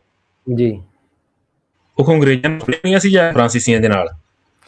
ਉਹਨਾਂ ਨਾਲ ਹੀ ਲੜੀਆਂ ਨਾ ਜਿਨ੍ਹਾਂ ਨੇ ਪਿਤਾ ਜੀ ਨੂੰ ਤਤੀ ਤਵੀ ਤੇ ਬਿਠਾਇਆ ਸੀ ਪੰਜਵੇਂ ਪਾਤਸ਼ਾਹ ਨੂੰ। ਬਿਲਕੁਲ ਇੱਕੋ ਹੀ ਇਤਿਹਾਸ ਨੂੰ ਬੁੱਧਾਂ ਆਪਣੇ ਅਨੁਸਾਰ ਢਾਲ ਕੇ ਤੋੜ ਮਰੋੜ ਕੇ ਬ੍ਰੇਨ ਵਾਸ਼ ਕੀਤਾ ਜਾ ਰਿਹਾ ਲੋਕਾਂ ਦਾ। ਹਾਂਜੀ ਵੀਰ ਸੁਖਦੇਵ ਸਿੰਘ ਜੀ, ਇੱਕ ਤੇ ਆਪਾਂ ਨੂੰ ਨਾ ਜੀ ਕਮੈਂਟ ਆ ਰਹੇ ਆ ਕੁਝ ਵੀਰਾਂ ਦੇ ਕਿ ਆਵਾਜ਼ ਜਿਹੜੀ ਆ ਉਹ ਸਹੀ ਨਹੀਂ ਆ। ਇੱਕ ਵਾਰੀ ਵੀਰ ਜੀ ਥੋੜਾ ਜਿਹਾ ਕਿਰਪਾ ਕਰਕੇ ਦੱਸਿਓ ਕਿ ਆਵਾਜ਼ ਕੀ ਦੋਨਾਂ ਦੀ ਸਾਡੀ ਸਹੀ ਨਹੀਂ ਆ ਰਹੀ ਜਾਂ ਕਿਸੇ ਇੱਕ ਦੀ ਵਿੱਚੋਂ ਮਤਲਬ ਕੋਈ ਇਦਾਂ ਆਵਾਜ਼ ਦੇ ਵਿੱਚ ਪ੍ਰੋਬਲਮ ਆ। ਕਿਰਪਾ ਕਰਕੇ ਸਰੋਤੇ ਜਿਹੜੇ ਸੁਣ ਰਹੇ ਆ ਉਹ ਦੱਸ ਦੇਣ। ਤੇ ਦੂਸਰੀ ਗੱਲ ਹੁਣ ਆਪਾਂ ਜਿਹੜੀ ਆ ਜੀ ਇੱਧਰ ਕਰਦੇ ਆ, ਜਿਹੜੀ ਆਪਾਂ ਕਰ ਰਹੇ ਆ ਪਹਿਲਾਂ ਹੀ, ਉਹ ਇਹ ਆ ਕਿ ਬਈ ਇੱਕ ਪਾਸੇ ਤੇ ਤੁਸੀਂ ਜਿਹੜੀ ਗੱਲ ਕੀਤੀ ਆ ਬਾਅਦ ਦੇ ਵਿੱਚ ਕਿ ਛੇਵੇਂ ਪਾਤਸ਼ਾਹ ਜਿਹੜੇ ਆ ਉਹਨਾਂ ਦੀ ਜਿੱਦਾਂ ਤਲਵਾਰ ਨੂੰ ਜਿਹੜਾ ਹੱਥ ਤੁਹਾਡੇ ਤੋਂ ਨਹੀਂ ਪੈਣਾ, ਉੱਥੇ ਮਤਲਬ ਇਹ ਆ ਕਿ ਬਈ ਛੇਵੇਂ ਪਾਤਸ਼ਾਹ ਦੀ ਜਗ੍ਹਾ ਦੇ ਉੱਤੇ ਭਾਈ ਰਣਜੀਤ ਸਿੰਘ ਆ, ਜੋ ਉਹ ਉਹਨਾਂ ਦਾ ਭਾਵ ਆ। ਤੇ ਦੂਸਰੇ ਪਾਸੇ ਹੱਥ ਪਾਉਣ ਵਾਲਿਆਂ 'ਚ ਮੁਗਲਾਂ ਦੇ ਵਿੱਚ ਉਹਨਾਂ ਨੇ ਟਕਸਾਲੀਆਂ ਨੂੰ ਖੜੇ ਕੀਤਾ ਆ। ਤੇ ਉਹਦੇ ਵਿੱਚ ਉਹ ਕਹਿੰਦੇ ਆ ਕਿ ਬਈ ਇਹ ਉਹਦੇ ਨਾਲ ਹੀ ਉਹਨੇ ਸਾਰਾ ਜਿਹੜਾ ਉਹ ਗੱਲ ਦਾ ਜਿਹੜਾ ਪਰਸੈਪਸ਼ਨ ਹੈ ਉਹ ਬਦਲ ਦਿੱਤੀ। ਤੇ ਹੁਣ ਦੂਸਰੇ ਪਾਸੇ ਉਹਦੀ ਜਿਹੜੀ ਗੱਲ ਆ ਪਹਿਲੋਂ ਜਿਹੜੀ ਪਿਛਲੀ ਆਡੀਓ 'ਚ ਕੀਤੀ ਆ, ਉੱਥੇ ਇਹ ਕਿਹਾ ਵੀ ਉੱਥੇ ਉਹਦੇ ਨਾਲ ਵੀ ਬੈਠ ਕੇ ਵੀ ਉਹਨੇ ਗੱਲ ਜਿਹੜੀ ਆ ਉਹ ਕਰ ਲਈ। ਹੁਣ ਪਹਿਲੀ ਗੱਲ ਤਾਂ ਸਭ ਤੋਂ ਵਿਚਾਰਨ ਵਾਲੀ ਇਹ ਆ ਕਿ ਇਤਿਹਾਸ, ਦੋਨੇ ਚੀਜ਼ਾਂ ਇਤਿਹਾਸ 'ਚੋਂ ਆਈਆਂ, ਦੋਨੇ ਘਟਨਾਵਾਂ ਜਿਹੜੀਆਂ ਆ ਉਹ ਇਤਿਹਾਸ ਦੇ ਵਿੱਚੋਂ ਹੀ ਦੱਸੀਆਂ ਜਾ ਰਹੀਆਂ ਤੇ ਇੱਕੋ ਹੀ ਘਟਨਾ ਦੇ ਦੋਨੇ ਪੱਖ ਦੱਸੇ ਜਾ ਰਹੇ ਆ। ਜਦੋਂ ਤੱਕ ਗੱਲ ਆਉਂਦੀ ਆ ਸਾਡੀ ਕੌਮ ਤੇ ਕੌਮ ਤੇ ਗੱਲ ਆਉਣ ਦੇ ਵਿੱਚ ਇਹ ਸਮੱਸਿਆ ਦੱਸਣਾ ਇਹ ਕਿ ਵੀ ਤੁਸੀਂ ਜਿਹੜਾ ਆ ਉਸ ਜ਼ਾਲਮ ਧਿਰ ਦੇ ਨਾਲ ਜਾ ਕੇ ਬੈਠ ਜਾਓ ਤੇ ਉਹਦੀ ਛਤਰ ਛਾਇਆ ਚਲੇ ਜਾਓ, ਉਹਦੇ ਨਾਲ ਬੈਠ ਜਾਓ। ਤੁਸੀਂ ਇਹਨਾਂ ਧਾਰਮਿਕ ਸਥਾਨਾਂ ਦੇ ਜਾਂ ਕੌਮੀ ਸਥਾਨਾਂ ਦੇ ਉੱਤੋਂ ਵੀ ਆਪਣੇ ਜਿਹੜੇ ਤੁਹਾਡੇ ਹੱਕ ਆ ਹਕੂਕ ਆ ਉਹ ਛੱਡ ਦਿਓ। ਤੇ ਦੂਸਰੇ ਪਾਸੇ ਜਦੋਂ ਉਹੀ ਗੱਲ ਜਦੋਂ ਉਹਨਾਂ ਦੇ ਬਾਬਾ ਜੀ ਤੇ ਆਉਂਦੀ ਆ ਤੇ ਫਿਰ ਕਹਿਣਾ ਕਿ ਬਾਬਾ ਜੀ ਦੀ ਤਲਵਾਰ ਨੂੰ ਹੱਥ ਜਿਹੜਾ ਤੁਹਾਡੇ ਤੋਂ ਨਹੀਂ ਪੈਣਾ, ਮਤਲਬ ਉੱਥੇ ਅਸੀਂ ਉੱਦਾਂ ਹੋ ਕੇ ਟੱਕਰਾਂਗੇ, ਤੁਹਾਡਾ ਵਿਰੋਧ ਕਰਾਂਗੇ, ਤੁਹਾਡੇ ਸਾਹਮਣੇ ਖੜੇ ਹੋਵਾਂਗੇ। ਹੁਣ ਦੋਨਾਂ ਗੱਲਾਂ ਦੇ ਵਿੱਚ ਦੇਖਣ ਵਾਲਾ ਇਹ ਗੱਲ ਆ ਕਿ ਇੱਕ ਜਿਹੜਾ ਬਾਬਾ ਆ ਜਾਂ ਇੱਕ ਜਿਹੜਾ ਧੜਾ ਆ, ਉਹਦੀ ਜਿਹੜੀ ਮਹੱਤਤਾ ਆ ਉਹ ਕਿਤੇ ਦਰਬਾਰ ਸਾਹਿਬ ਨਾਲੋਂ, ਕੌਮੀ ਇਤਿਹਾਸ ਨਾਲੋਂ ਜਾਂ ਕੌਮੀ ਇਤਿਹਾਸਕ ਇਮਾਰਤਾਂ ਨਾਲੋਂ ਜਾਂ ਕੌਮ ਦੇ ਅਣਖ ਤੇ ਇੱਜ਼ਤ ਨਾਲੋਂ ਵੱਧ ਕੇ ਆ ਕਿਤੇ, ਕਿ ਵੀ ਉਹ ਬੰਦੇ ਦੀ ਵਾਰੀ ਤਾਂ ਤੁਸੀਂ ਕਹਿੰਦੇ ਆ ਕਿ ਅਸੀਂ ਖੜੇ ਆ ਜੀ, ਤੇ ਜਦੋਂ ਗੱਲ ਉਹੀ ਆਉਂਦੀ ਆ ਕੌਮ ਦੇ ਉੱਤੇ ਤੇ ਤੁਸੀਂ ਕਹਿੰਦੇ ਵੀ ਅਗਲੇ ਦੀ ਝੋਲੀ ਪੈ ਜਾਓ, ਮਿੰਨਤਾਂ ਕਰ ਲਓ, ਸਟੇਟ ਦੇ ਨਾਲ ਹੱਥ ਮਿਲਾ ਲਓ, ਉਹਨਾਂ ਬੰਦਿਆਂ ਨੂੰ ਚੰਗੇ ਸਮਝੋ ਜਿਨ੍ਹਾਂ ਬੰਦਿਆਂ ਨੇ ਧੱਕਾ ਕੀਤਾ ਆ, ਜਿਨ੍ਹਾਂ ਨੇ ਧੱਕਾ ਕੀਤਾ ਉਹਨਾਂ ਦੇ ਨਾਲ ਐਡਜਸਟ ਹੋਣਾ ਸੀ। ਦੇਖੋ ਕਿਵੇਂ ਦੱਸਿਆ ਜਾਂਦਾ ਹੈ ਇਹਦੇ ਵਿੱਚ ਨਾ ਵੀਰ ਸੁਖਦੇਵ ਸਿੰਘ ਜੀ, ਜਿਹੜੇ ਬੰਦੇ ਕੋਈ ਮਤਲਬ ਆਪਣੇ ਬਜ਼ੁਰਗ ਹੋਣਗੇ ਉਹਨਾਂ ਨੂੰ ਸ਼ਾਇਦ ਇਸ ਗੱਲ ਦਾ ਪਤਾ ਹੋਊਗਾ, ਜਿਹੜੇ 84 ਦੇ ਦੌਰ ਦੇ ਵਿੱਚ ਕਾਫੀ ਜਿਨ੍ਹਾਂ ਦੀ ਮਤਲਬ ਤਕਰੀਬਨ ਏਜ ਸੀਗੀ, ਸਮਝ ਬੂਝ ਵਾਲੀ ਸੀਗੀ। ਉਸ ਤੋਂ ਬਾਅਦ ਕਹਿੰਦੇ ਵੀ ਸਰਕਾਰ ਨੇ ਬੜੀ ਸੋਚੀ ਸਮਝੀ ਸਾਜ਼ਿਸ਼ ਦੇ ਨਾਲ ਨਾ ਕੁਛ ਇੱਕ ਸਿੱਖੀ ਚਿਹਰੇ ਮੋਹਰੇ ਵਾਲੇ ਬੰਦੇ ਜਿਹੜੇ ਆ ਉਹ ਉਤਾਰੇ ਪਿੰਡਾਂ 'ਚ ਹੋਰ ਵੀ ਜਗ੍ਹਾ। ਤੇ ਜਿਹੜੇ ਆਵਾਜ਼ ਜਿਹੜੀ ਹੈ ਨਾ, ਹਾਂਜੀ ਮੇਰੀ ਜਿਹੜੀ ਆਵਾਜ਼ ਖਰਾਬ ਆ ਰਹੀ ਆ, ਹਾਂਜੀ, ਤੇ ਆਪਾਂ ਵੇਖਦੇ ਕਿਉਂਕਿ ਕੁਛ ਨਾ ਸੌਫਟਵੇਅਰ ਦੇ ਵਿੱਚ ਪ੍ਰੋਬਲਮ ਆ ਅੱਜ, ਤੇ ਜਾਂ ਆਪਾਂ ਕੋਸ਼ਿਸ਼ ਕਰਦੇ ਹਾਂ ਕਿ ਇਹਨੂੰ ਬਾਅਦ ਦੇ ਵਿੱਚ ਕੱਲ ਨੂੰ ਥੋੜਾ ਟੈਕਨੀਕਲ ਪ੍ਰੋਬਲਮ ਹੈਗੀ ਆ ਦੂਰ ਕਰਕੇ, ਤੇ ਕੱਲ ਨੂੰ ਆਪਾਂ ਇਹਨੂੰ ਕੰਟੀਨਿਊ ਕਰ ਲਵਾਂਗੇ। ਫਿਰ ਇੱਕ ਵਾਰੀ ਆਪਾਂ ਦੇਖ ਲੈਂਦੇ ਹਾਂ, ਤੁਸੀਂ ਇੱਕ ਵਾਰੀ ਨਾ ਇਹਨੂੰ ਬੰਦ ਕਰਕੇ ਚਲਾ ਲਓ, ਮੈਂ ਉਨੀ ਦੇਰ ਗੱਲਬਾਤ ਕਰਦਾ ਆ, ਆਪਾਂ ਦੁਬਾਰਾ ਦੇਖ ਲੈਂਦੇ ਹਾਂ। ਹਾਂਜੀ ਠੀਕ ਹੈ ਨਾ, ਤੁਸੀਂ ਉਨੀ ਦੇਰ ਮੈਂ ਇੱਕ ਵਾਰੀ ਤੁਹਾਨੂੰ ਇੱਥੋਂ ਕਰਦਾ ਆ, ਉਨੀ ਦੇਰ ਮੈਂ ਗੱਲ ਕਰਦਾ ਆ ਤੇ ਤੁਸੀਂ 2 ਮਿੰਟ ਦੇ ਵਿੱਚ ਦੁਬਾਰਾ ਆ ਕੇ ਕਰੀ ਦੇਖੋ ਜੀ। ਜੀ ਹਾਂਜੀ ਸਰੋਤੇ ਵੀਰ ਸੁਖਦੇਵ ਸਿੰਘ ਜੀ ਹੁਣਾਂ ਦੀ ਜਿਹੜੀ ਆ ਕੋਈ ਸਮੱਸਿਆ ਜਿਹੜੀ ਆ ਉਹ ਆ ਰਹੀ ਆ ਜੀ, ਤੇ ਆਪਾਂ ਉਹਨਾਂ ਨੂੰ 2 ਮਿੰਟ ਬਾਅਦ ਚ ਵਾਪਸ ਜਿਹੜੇ ਉਹ ਆਪਣੇ ਨਾਲ ਜੁੜ ਜਾਣਗੇ, ਫਿਰ ਆਪਾਂ ਗੱਲਬਾਤ ਕਰਦੇ ਹਾਂ। ਪਰ ਆਪਾਂ ਜਿਹੜਾ ਵਿਚਾਰ ਆ ਉਹ ਇੱਥੇ ਹੀ ਖੜਾ ਆ ਕਿ ਇੱਕ ਪਾਸੇ ਤੇ ਭਾਈ ਰਣਜੀਤ ਸਿੰਘ ਦੀ ਵਾਰੀ ਜਿਹੜੀ ਆ ਉਹਨਾਂ ਦੀ ਅਣਖ ਇੱਜ਼ਤ ਦੇ ਉੱਤੇ ਗੱਲ ਆ ਜਾਂਦੀ ਆ, ਤੇ ਉਹ ਕਹਿੰਦੇ ਆ ਕਿ ਵੀ ਅਸੀਂ ਤੁਹਾਡੇ ਨਾਲ ਲੋਹੇ ਦੀ ਲੱਠ ਵਾਂਗੂ ਜਿਹੜਾ ਆ ਉਹ ਟੱਕਰਾਂਗੇ, ਮਿਲਾਂਗੇ। ਤੇ ਜਦੋਂ ਗੱਲ ਸਾਡੇ ਉੱਤੇ ਆਉਂਦੀ ਆ, ਸਾਡੀ ਅਣਖ ਤੇ ਕੌਮ ਦੀ ਅਣਖ ਤੇ ਆਉਂਦੀ ਆ, ਤੇ ਉਹ ਕਹਿੰਦੀ ਆ ਕਿ ਵੀ ਤੁਸੀਂ ਕੌਮ ਦੇ ਨਾਲ ਜਿਹੜਾ ਮਿਲ ਵਰਤ ਕੇ ਜਿਹੜਾ ਕੌਮ ਆ ਉਹ ਸਟੇਟ ਦੇ ਨਾਲ ਚੱਲੇ ਤੇ ਡੈਮੋਕ੍ਰੇਸੀ 'ਚ ਰਹਿਣਾ ਸਿੱਖੇ, ਜਿਹੜਾ ਇੱਕ ਸ਼ਬਦ ਬਹੁਤ ਜ਼ਿਆਦਾ ਇਹ ਕਹਿੰਦੇ ਆ। ਤੇ ਉੱਥੇ ਮੈਨੂੰ ਇਹ ਗੱਲ ਨਹੀਂ ਸਮਝ ਆਉਂਦੀ ਕਿ ਡੈਮੋਕ੍ਰੇਸੀ ਦਾ ਭਾਵ ਇਹ ਕਦੋਂ ਤੋਂ ਹੋ ਗਿਆ ਕਿ ਇੱਕ ਖਾਸ ਤਬਕੇ ਨੂੰ, ਇੱਕ ਖਾਸ ਧਰਮ ਨੂੰ ਜਾਂ ਇੱਕ ਖਾਸ ਕੌਮ ਨੂੰ ਜਿਹੜਾ ਦਬਾਉਣ ਦਾ ਮਤਲਬ ਡੈਮੋਕ੍ਰੇਸੀ ਆ। ਇਹ ਸ਼ਬਦ ਦਾ ਜਿਹੜਾ ਅਰਥ ਆ ਇਹ ਪਤਾ ਨਹੀਂ ਕਦੋਂ ਤੇ ਕਿੱਥੋਂ ਲੈ ਲਿਆ ਆ ਤੇ ਕਿੱਦਾਂ ਇਹਨਾਂ ਨੇ ਬਣਾਇਆ ਆ। ਇਹ ਸਾਡੀ ਤੇ ਸਮਝ ਤੋਂ ਜਿੱਦਾਂ ਕਹਿ ਲਓ ਵੀ ਬਾਹਰ ਆ ਬਿਲਕੁਲ ਗੱਲ ਇਹ, ਕਿ ਵੀ ਇੱਦਾਂ ਦਾ ਵੀ ਕੋਈ ਇਹਨਾਂ ਨੇ ਸਿਸਟਮ ਜਿਹੜਾ ਆਪਣੇ ਕੋਲ ਕਿਤਾਬਾਂ ਲਿਖੀਆਂ ਹੋਣ ਜਿਹਦੇ ਵਿੱਚ ਇਹ ਸਾਰੀਆਂ ਗੱਲਾਂ ਲਿਖੀਆਂ ਹੋਣ। ਤੇ ਦੂਸਰਾ ਇੱਕ ਗੱਲ ਇਹ ਜਿਹੜੀ ਮੈਂ ਜਿਹੜੇ ਅਪਗ੍ਰੇਡ ਜਿਹੜੇ ਆ ਇਹਨਾਂ ਦੀ ਖਾਸ ਤੌਰ ਤੇ ਕਰਦੇ ਆ, ਤੇ ਅਸੀਂ ਨਾ ਜੀ ਜਦੋਂ ਪੋਸਟਰ ਪਾਇਆ ਆ ਤੇ ਉਹਦੇ ਵਿੱਚ ਇੱਕ ਗੱਲ ਬੜੀ ਖਾਸ ਦੇਖਣ ਵਾਲੀ ਸੀਗੀ ਕਿ ਲੱਗਦਾ ਵੀਰ ਸੁਖਦੇਵ ਸਿੰਘ ਜੀ ਆ ਗਿਆ, ਉਹਨਾਂ ਨੂੰ ਵੀ ਨਾਲ ਐਡ ਕਰ ਲਈਏ ਤੇ ਨਾਲ ਆਪਾਂ ਗੱਲ ਕਰਦੇ ਹਾਂ ਕਿ ਉਹਦੇ ਵਿੱਚ ਨਾ ਬੜੀ ਇੱਕ ਖਾਸ ਗੱਲ ਸੀਗੀ ਕਿ ਇੱਕ ਵੀਰ ਦਾ ਨਾ ਮੈਨੂੰ ਕਮੈਂਟ ਆਇਆ ਜੀ ਫੇਸਬੁੱਕ ਦੇ ਉੱਪਰ, ਆਪਣੇ ਪੇਜ ਦੇ ਉੱਪਰ, ਆਪਣੀ ਪੋਸਟ ਦੇਖਣ ਤੋਂ ਬਾਅਦ। ਉਹਨਾਂ ਨੇ ਵੀਰ ਨੇ ਕਿਹਾ ਕਿ ਬਈ ਤੁਸੀਂ ਜਿਹੜਾ ਆ ਜਿੰਨਾ ਮਰਜ਼ੀ ਜ਼ੋਰ ਲਾ ਲਓ, ਤੁਸੀਂ ਆਪਣੇ ਪਤਾ ਨਹੀਂ ਕੀ ਉਹਨੇ ਪੁੱਤ ਬੱਚਾ ਕਹਿ ਕੇ ਇੱਦਾਂ ਲਿਖਿਆ ਸੀਗਾ ਕਿ ਬਈ ਅਸੀਂ, ਉਹਨੇ ਆਪਦੇ ਵੱਲੋਂ ਮਤਲਬ ਆਪਣੇ ਆਪ ਨੂੰ ਪੂਰਾ ਅਪਗ੍ਰੇਡ ਸਾਬਤ ਕਰਕੇ ਤਾਂ ਉਹਨੇ ਕਿਹਾ ਕਿ ਅਸੀਂ ਕਿਸੇ ਤਰ੍ਹਾਂ ਵੀ ਤੁਹਾਨੂੰ ਮੰਨ ਦੇਣਗੇ। ਮੈਂ ਉਹਨਾਂ ਨੂੰ ਕਿਹਾ ਜੀ ਕਿ ਵੀਰ ਜੀ ਆਪਣਾ ਨੰਬਰ ਭੇਜ ਦਿਓ ਤੇ ਆਪਾਂ ਤੁਹਾਡੇ ਨਾਲ ਲਾਈਵ ਵਿਚਾਰ ਕਰ ਲਵਾਂਗੇ, ਨਹੀਂ ਤਾਂ ਸਾਡਾ ਨੰਬਰ ਸਟੂਡੀਓ ਦਾ ਉੱਪਰ ਹੈਗਾ ਆ, ਤੁਸੀਂ ਉੱਤੇ ਕਰ ਲਓ। ਜੇ ਤੁਸੀਂ ਵੀਡੀਓ ਤੇ ਆਉਣਾ ਚਾਹੁੰਦੇ ਵੀਡੀਓ ਤੇ ਆ ਜਾਓ। ਕਹਿੰਦੇ ਜੀ ਇੱਕ ਦਿਨ ਹੋਰ ਬੰਦਾ ਸੀ, ਉਹਦੀ ਤੁਸੀਂ ਗੱਲ ਨਹੀਂ ਸੁਣੀ। ਮੈਂ ਕਿਹਾ ਜੀ ਏਦਾਂ ਕਰੋ ਵੀ ਸਾਡੇ ਕੋਲ ਤਾਂ ਕੋਈ ਆਇਆ ਨਹੀਂਗਾ, ਪਰ ਫਿਰ ਵੀ ਜੇ ਕੋਈ ਤੁਹਾਨੂੰ ਲੱਗਦਾ ਆ ਕਿ ਕੋਈ ਵੀਰ ਰਹਿ ਗਿਆ ਆ, ਉਹਦੇ ਕੋਲੇ ਬਹੁਤ ਵੱਡਮੁੱਲੇ ਵਿਚਾਰ ਸੀਗੇ, ਤੇ ਕਿਰਪਾ ਕਰਕੇ ਉਹਦਾ ਨੰਬਰ ਵੀ ਦੇ ਦਿਓ, ਆਪਾਂ ਉਹਨੂੰ ਵੀ ਐਡ ਕਰ ਲੈਂਦੇ ਆ। ਵੀ ਜਿਹੜੀ ਆਪਾਂ ਲਾਈਵ ਸੰਗਤਾਂ 'ਚ ਵਿਚਾਰ ਕਰ ਲਵਾਂਗੇ। ਤਾਂ ਉਹਦਾ ਮੈਨੂੰ ਮੈਸੇਜ ਆਇਆ ਕਿ ਤੁਹਾਨੂੰ ਗਰੁੱਪ 'ਚ ਐਡ ਕਰ ਲਵਾਂਗੇ। ਮੈਂ ਕਿਹਾ ਜੀ ਵੀ ਗਰੁੱਪ ਦੇ ਵਿੱਚ ਐਡ ਕਿਉਂ ਕਰਨਾ, ਆਪਾਂ ਸਰੋਤਿਆਂ ਦੀ ਕਚਹਿਰੀ ਦੇ ਵਿੱਚ ਸਾਹਮਣੇ ਗੱਲ ਕਰਾਂਗੇ ਜਿਹਦੇ ਨਾਲ ਕਰਨੀ ਆ। ਬਿਲਕੁਲ। ਕਿਸੇ ਵੀਰ ਨੂੰ, ਉਹਨਾਂ ਦੇ ਵੱਲੋਂ ਕਿਸੇ ਨੂੰ ਵੀਰ ਨੂੰ ਇਸ ਗੱਲ ਦੀ ਕੋਈ ਇਹ ਹੋਵੇ ਕਿ ਵੀ ਇਹ ਇਕੱਲੇ ਬੈਠ ਕੇ ਇੱਕ ਪੱਖ ਦੱਸੀ ਜਾਂਦੇ ਆ, ਤੇ ਮੋਸਟ ਵੈਲਕਮ ਆ। ਕੋਈ ਵੀਡੀਓ ਕਾਲ ਤੇ ਆਉਣਾ ਚਾਹੁੰਦਾ, ਕੋਈ ਆਡੀਓ ਕਾਲ ਤੇ ਆਉਣਾ ਚਾਹੁੰਦਾ, ਉਹਨਾਂ ਦੇ ਹਰ ਇੱਕ ਵਿਦਵਾਨ ਨੂੰ ਅਸੀਂ ਸਾਫ਼ ਖੁੱਲਾ ਚੈਲੰਜ ਕਰਦੇ ਹਾਂ ਕਿ ਜਦੋਂ ਮਰਜ਼ੀ ਸਾਡੇ ਨਾਲ ਆ ਕੇ ਵਿਚਾਰ ਜਿਹੜੀ ਆ ਲਾਈਵ ਟੀਵੀ ਤੇ ਕਰ ਲੈਣ। ਸਭ ਸਰੋਤੇ ਉਹਨੂੰ ਦੇਖਣਗੇ। ਅਸੀਂ ਉਹਨਾਂ ਚੋਂ ਨਹੀਂ ਆ ਜੀ ਕਿ ਵੀ ਤੁਹਾਨੂੰ ਕੋਈ ਮਤਲਬ ਮਾੜੇ ਸ਼ਬਦ, ਭੈੜੇ ਸ਼ਬਦ ਕਹਿ ਕੇ ਤਾਂ ਫੋਨ ਕੱਟ ਦੇਣਾ ਆ, ਤੇ ਜਾਂ ਗਾਲੋ ਵਾਲੀ ਹੋ ਜਾਣਾ ਆ, ਜਾਂ ਤੁਹਾਡੀ ਆਵਾਜ਼ ਨਹੀਂ ਆਉਣ ਦੇਣੀ, ਮਿਊਟ ਕਰ ਦੇਣੀ ਆ, ਜਾਂ ਤੁਹਾਡੇ ਵਿਚਾਰਾਂ ਦੇ ਵਿੱਚ ਕੋਈ ਖਲਲ ਪਾਉਣਾ। ਅਸੀਂ ਇਦਾਂ ਦੇ ਨਹੀਂ, ਅਸੀਂ ਤਾਂ ਤੁਹਾਡੇ ਵਿਚਾਰ ਜਿਹੜੇ ਆ ਉਹ ਸਭ ਸਰੋਤਿਆਂ ਦੇ ਸਾਹਮਣੇ ਰੱਖਾਂਗੇ ਤੇ ਸਰੋਤੇ ਉਹਦਾ ਫੈਸਲਾ ਕਰਨਗੇ। ਵੀਰ ਸੁਖਦੇਵ ਸਿੰਘ ਜੀ ਕਰੋ ਜੀ ਗੱਲਬਾਤ, ਨਾਲੇ ਆਵਾਜ਼ ਦੀ ਵੀ ਟੈਸਟਿੰਗ ਹੋ ਜਾਏਗੀ ਥੋੜੀ ਜਿਹੀ। ਹਾਂਜੀ, ਮੈਂ ਸਭ ਤੋਂ ਪਹਿਲਾਂ ਤਾਂ ਬੇਨਤੀ ਕਰਾਂਗਾ ਕਿ ਜਿਹੜੀਆਂ ਮੈਂ ਆਡੀਓ 2 ਪਲੇ ਕੀਤੀਆਂ ਸੀਗੀਆਂ, ਜਿਹੜੇ ਦਰਸ਼ਕ ਵੇਖ ਰਹੇ ਨੇ ਕੋਈ ਮੈਸੇਜ ਕਰਦੇ ਨੇ ਕਿ ਉਹ ਆਡੀਓ ਜਿਹੜੀ ਕਲੀਅਰ ਸੁਣੀ ਗਈ ਸੀ ਕਿ ਨਹੀਂ, ਤੇ ਮੈਂ ਦੁਬਾਰਾ ਦੋਵੇਂ ਪਲੇ ਕਰ ਦੇਵਾਂ, ਤਾਂ ਕਿ ਕਿਉਂਕਿ ਸਾਰਾ ਜਿਹੜਾ ਪ੍ਰੋਗਰਾਮ ਆ ਉਹਨਾਂ ਦੇ ਬੇਸ ਦੇ ਉੱਤੇ ਆ। ਵੀਰ ਸੁਖਦੇਵ ਸਿੰਘ ਜੀ ਮੈਂ ਕਹਿੰਦਾ ਤੁਸੀਂ ਦੁਬਾਰਾ ਪਲੇ ਕਰ ਦਿਓ, ਕਿਉਂਕਿ ਮੈਨੂੰ ਲੱਗਦਾ ਕਿ ਉਹ ਆਡੀਓ ਦਾ ਆਪਾਂ ਨੂੰ ਕਲੀਅਰ ਸੁਣਿਆ ਨਹੀਂ ਸੀਗਾ ਤੇ ਪ੍ਰੋਗਰਾਮ। ਹਾਂਜੀ, ਮੈਂ ਦੋਵੇਂ ਆਡੀਓ ਜਿਹੜੀਆਂ ਵਾ, ਦੋਵੇਂ ਆਡੀਓ ਮੈਂ ਦੁਬਾਰਾ ਪਲੇ ਕਰ ਦਿੰਦਾ ਜੀ। ਹਾਂਜੀ, ਸੁਣ ਲਓ ਜੀ। ਹਾਂਜੀ ਜੀ। ਜੋ ਖਿਆਲ ਵਿਚਾਰ ਬਣੇ ਆ ਤੁਹਾਡੇ, ਉਹਨਾਂ ਵਿਚਾਰਾਂ ਦੇ ਨਾਲ ਜਦੋਂ ਘਟਨਾਵਾਂ ਵਾਪਰਦੀਆਂ ਆ, ਉਹਨਾਂ ਨੂੰ ਉਹਨਾਂ ਵਿਚਾਰਾਂ ਨਾਲ ਪਰਖ ਕੇ ਦੇਖਣ ਲੱਗ ਪੈਂਦੇ ਤੁਸੀਂ। ਔਰ ਜਿੱਦਾਂ ਦੇਖਦੇ ਆ ਉਦਾਂ ਹੀ ਘਟਨਾਵਾਂ ਤੁਹਾਨੂੰ। ਐਕਸੀਡੈਂਟ ਤਾਂ ਸਾਰਿਆਂ ਨੂੰ ਹੁੰਦੇ ਦੀਦੇ। ਪੰਜਵੇਂ ਪਾਤਸ਼ਾਹ ਤਵੀ ਤੇ ਬੈਠੇ ਆ, ਬਾਦਸ਼ਾਹ ਵੀ ਦੇਖ ਰਿਹਾ, ਚੰਦੂ ਵੀ ਦੇਖ ਰਿਹਾ ਹੈ, ਗੁਰੂ ਅਰਜਨ ਦੇਵ ਜੀ ਦੇਖ ਰਹੇ ਆਪਣੇ ਆਪ ਨੂੰ, ਹਰਗੋਬਿੰਦ ਵੀ ਦੇਖ ਰਹੇ। ਜੇ ਆਮ ਇਨਸਾਨ ਹੁੰਦਾ, ਸਾਡੇ ਵਰਗਾ ਹੁੰਦਾ ਉਸ ਵੇਲੇ, ਉਹ ਕਦੇ ਵੀ ਇੰਨਾ ਨਾ ਕਰ ਸਕਦਾ ਕਿ ਜਿਹੜਾ ਬਾਪ ਦਾ ਕਾਤਲ ਆ ਉਹਦੇ ਨਾਲ ਬਹਿਣ ਲਈ ਤਿਆਰ ਹੁੰਦਾ, ਕਿਉਂਕਿ ਉਹਨੂੰ ਹੀਣਤਾ ਨੇ ਮਾਰ ਜਾਣਾ ਸੀ। ਦੁਨੀਆ ਕੀ ਕਹੂਗੀ ਮੈਨੂੰ, ਬਾਪ ਦੇ ਕਾਤਲ ਨਾਲ ਬੈਠਾ ਹੈ। ਛੇਵੇਂ ਪਾਤਸ਼ਾਹ ਕਦੇ ਵੀ ਜਹਾਂਗੀਰ ਨਾਲ ਨਾ ਬੈਠ ਸਕਦਾ।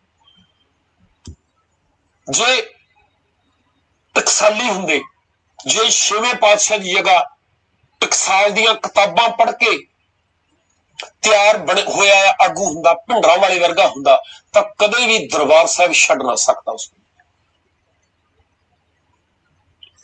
ਹੁਣ ਕਹਿਣਾ ਸੀ ਭਈ ਹੱਦ ਹੋ ਗਈ, ਸਿੱਖ ਤਾਂ ਜਾਂ ਬਾਦਸ਼ਾਹ ਹੁੰਦੇ ਜਾਂ ਬਾਗੀ ਹੁੰਦੇ ਆ।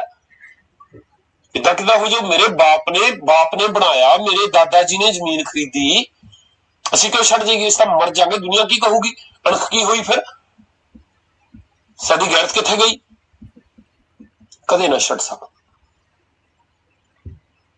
ਬਸ ਉਹ ਨਜ਼ਰੀਆ ਅਪਣਾਉਣ ਦੀ ਲੋੜ ਹੈ।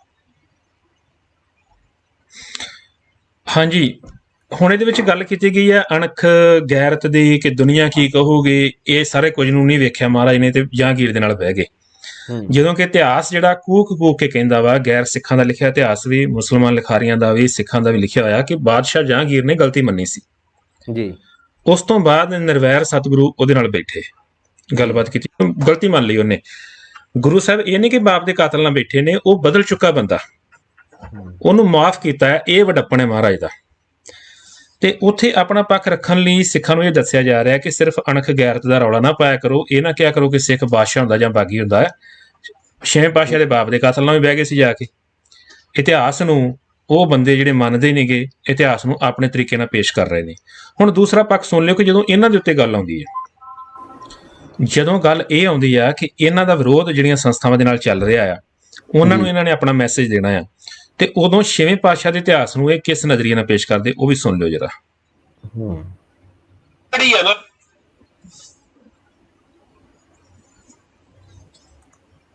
ਸਰੀਰ ਨੂੰ ਨਹੀਂ ਕੁਛ ਵੀ ਹੁੰਦਾ, ਜਿੱਦਣ ਹੁੰਦਾ ਆ ਦਿਮਾਗ ਨੂੰ ਹੁੰਦਾ ਹੈ।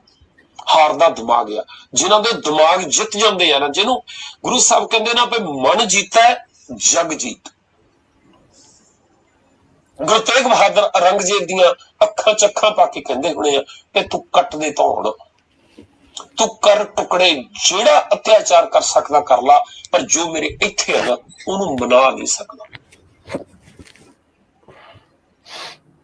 ਉਹ ਇਹੀ ਹੈ, ਜਦੋਂ ਉਹ ਖੇਡ ਖੇਡਣੀ ਆ ਗਈ ਉਦੋਂ ਤੁਹਾਨੂੰ ਦੁਨੀਆ ਛੋਟੀ ਲੱਗਣ ਲੱਗ ਪੈਂਦੀ ਆ, ਬੋਨੀ ਲੱਗਣ ਲੱਗ ਪੈਂਦੀ ਆ, ਮਧਰੀ ਲੱਗਣ ਲੱਗ ਪੈਂਦੀ ਆ। ਨਜ਼ਰੀਆ ਮਿਲ ਜਾਂਦਾ ਤੁਹਾਨੂੰ ਕਿ ਆਉਣੇ ਵਾਲੀ ਪੀੜ੍ਹੀ ਨੂੰ ਕੌਣ ਰੋਕੂਗਾ, ਕੌਣ ਰੋਕੂਗਾ। ਸਹੀ ਗੱਲ ਹੈ ਜੀ। ਤੁਸੀਂ ਅਰਜਨ ਨੂੰ ਤਵੀ ਤੇ ਤਾਂ ਬਿਠਾ ਸਕਦੇ ਆ, ਪਰ ਹਰਗੋਬਿੰਦ ਦੀ ਤਲਵਾਰ ਨੂੰ ਹੱਥ ਨਹੀਂ ਪੈਣਾ ਤੁਹਾਤੋਂ।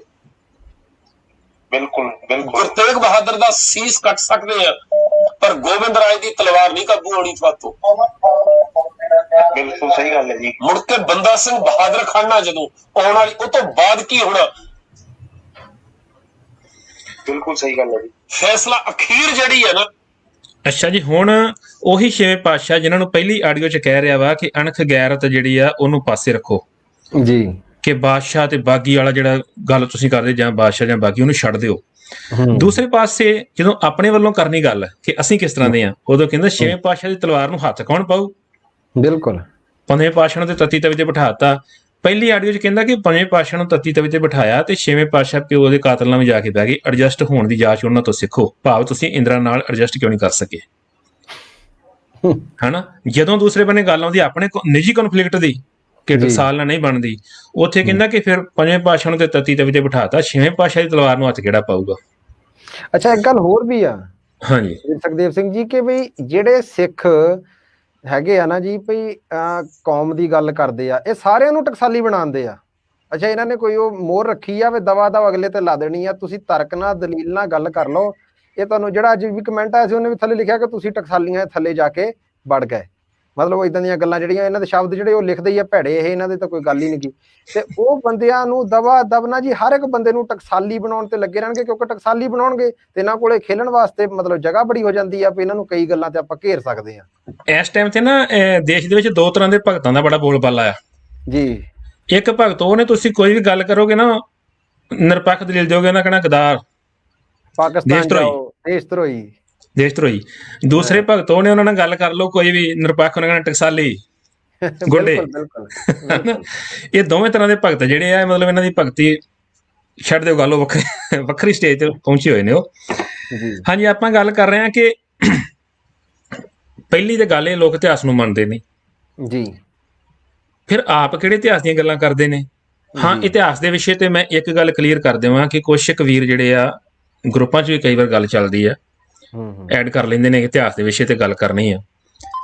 ਮੈਂ ਬੇਨਤੀ ਕਰਦਾ ਕਿ ਜਿਹੜਾ ਵੀ ਬੰਦਾ ਤੁਹਾਡੇ ਵਿੱਚੋਂ, ਤੁਹਾਡੇ ਵੱਡੇ ਸਕਾਲਰ, ਰੇਡੀਓ ਦੇ ਪ੍ਰਵਕਤਾ, ਜਾਂ ਕੋਈ ਵੀ ਬੰਦਾ ਜਿਹੜਾ ਇਤਿਹਾਸ ਦੇ ਵਿਸ਼ੇ ਤੇ ਗੱਲ ਕਰਨੀ ਚਾਹੁੰਦਾ ਹੈ, ਜਿਹੜਾ ਇਹ ਮੰਨ ਕੇ ਚੱਲਦਾ ਕਿ ਸਾਨੂੰ ਸਾਰੇ ਇਤਿਹਾਸਕ ਗ੍ਰੰਥ ਜਿਹੜੇ ਜਿਨ੍ਹਾਂ 'ਚ ਰਲਾ ਆ ਉਹ ਸੁੱਟ ਦੇਣੇ ਚਾਹੀਦੇ ਆ, ਸਾੜ ਦੇਣੇ ਚਾਹੀਦੇ ਆ, ਉਸ ਵਿਸ਼ੇ ਤੇ ਗੱਲ ਕਰਨ ਲਈ ਅਸੀਂ ਤਿਆਰ ਆ। ਟਾਈਮ ਲੈ ਕੇ ਸਾਡੇ ਮਾਧਿਅਮ ਦੇ ਉੱਤੇ ਤੁਹਾਨੂੰ ਵੀਡੀਓ ਕਾਲ ਦੇ ਵਿੱਚ ਮੌਕਾ ਦਿੱਤਾ ਜਾਊਗਾ, ਬਰਾਬਰ ਪ੍ਰੋਗਰਾਮ ਦਾ ਪਾਰਟ ਬਣਾਇਆ ਜਾਊਗਾ। ਘੰਟਾ 2 ਘੰਟੇ ਜਾਂ ਘੰਟੇ ਦੇ 4-10 ਪ੍ਰੋਗਰਾਮ ਵੀ ਤੁਸੀਂ ਕਰਨੇ ਚਾਹੋ ਇਤਿਹਾਸ ਦੇ ਵਿਸ਼ੇ ਤੇ, ਤੁਸੀਂ ਇਹਨੂੰ ਚੈਲੰਜ ਸਮਝ ਲਓ, ਰਿਕੁਐਸਟ ਸਮਝ ਲਓ, ਸਾਡਾ ਪੱਖ ਸਮਝ ਲਓ। ਤੁਹਾਨੂੰ ਮੋਸਟ ਵੈਲਕਮ ਹੈ। ਇਤਿਹਾਸ ਦੇ ਮਾਮਲੇ ਤੇ ਤੁਸੀਂ ਗੱਲ ਕਰ ਸਕਦੇ ਹੋ ਕਿ ਕੀ ਸਾਨੂੰ ਇਤਿਹਾਸ ਦੀ ਜ਼ਰੂਰਤ ਹੈ ਕਿ ਨਹੀਂ। ਮੈਂ ਮੰਨਦਾ ਕਿ ਸਾਨੂੰ ਇਤਿਹਾਸ ਦੀ ਜ਼ਰੂਰਤ ਹੈ। ਜਿਹੜੇ ਇਤਿਹਾਸਕ ਗ੍ਰੰਥਾਂ ਦੇ ਵਿੱਚ ਰਲਾ ਆ ਉਹਦੇ ਵਿੱਚੋਂ ਸਾਨੂੰ ਚੰਗੀਆਂ ਗੱਲਾਂ ਲੈਣੀਆਂ ਚਾਹੀਦੀਆਂ ਨੇ, ਇਹ ਮੇਰਾ ਮੰਨਣਾ ਹੈ। ਜਿਹੜਾ ਵੀ ਇਹਦੇ ਵਿਰੋਧ ਦੇ ਵਿੱਚ ਖੜਾ ਆ ਉਹਨੂੰ ਰਿਕੁਐਸਟ ਹੈ ਕਿ ਕਿਸੇ ਵੀ ਸਮੇਂ ਤੋਂ ਕਾਲ ਕਰ ਸਕਦਾ ਪ੍ਰੋਗਰਾਮ ਦੇ ਵਿੱਚ ਵੀਰ, ਜਾਂ ਤੂੰ ਸਮਾਂ ਲੈ ਸਕਦਾ, ਤੈਨੂੰ ਪ੍ਰੋਪਰ ਪ੍ਰੋਗਰਾਮ ਦਾ ਪਾਰਟ ਬਣਾ ਕੇ 1 ਘੰਟਾ 2 ਘੰਟੇ 4 ਘੰਟੇ ਗੱਲ ਕਰ ਲਵਾਂਗੇ ਤੇ ਇਹ ਵੀ ਵੇਖ ਲਵਾਂਗੇ ਕਿ ਤੁਹਾਡਾ ਇਤਿਹਾਸ ਤੋਂ ਬਿਨਾਂ ਡੰਗ ਚੱਲਦਾ ਹੈ ਕਿ ਨਹੀਂ, ਤੁਸੀਂ ਕੀ ਕਰ ਰਹੇ ਹੋ। ਬਿਲਕੁਲ, ਕਿ ਜੇ ਇਹ ਕਹਿਣਾ ਹੈ ਕਿ ਜਿਹੜਾ ਤੁਸੀਂ ਇਤਿਹਾਸ ਸੁਣਾਉਂਦੇ ਹੋ ਉਹ ਸਹੀ ਹੈ ਤੇ ਇਹ ਵੀ ਫਿਰ ਸਵਾਲ ਪੁੱਛੇ ਜਾਣਗੇ ਕਿ ਉਹ ਕਿਹੜੇ ਗ੍ਰੰਥਾਂ ਚੋਂ ਆ ਰਿਹਾ, ਉਹ ਵੀ ਗ੍ਰੰਥ ਸਾਨੂੰ ਕਿਤੇ ਦਰਸ਼ਨ ਕਰਾ ਦਿਓ, ਕਿਹੜੀਆਂ ਅਲਮਾਰੀਆਂ 'ਚ ਰੱਖੇ ਤੁਸੀਂ ਸਾਂਭ ਕੇ।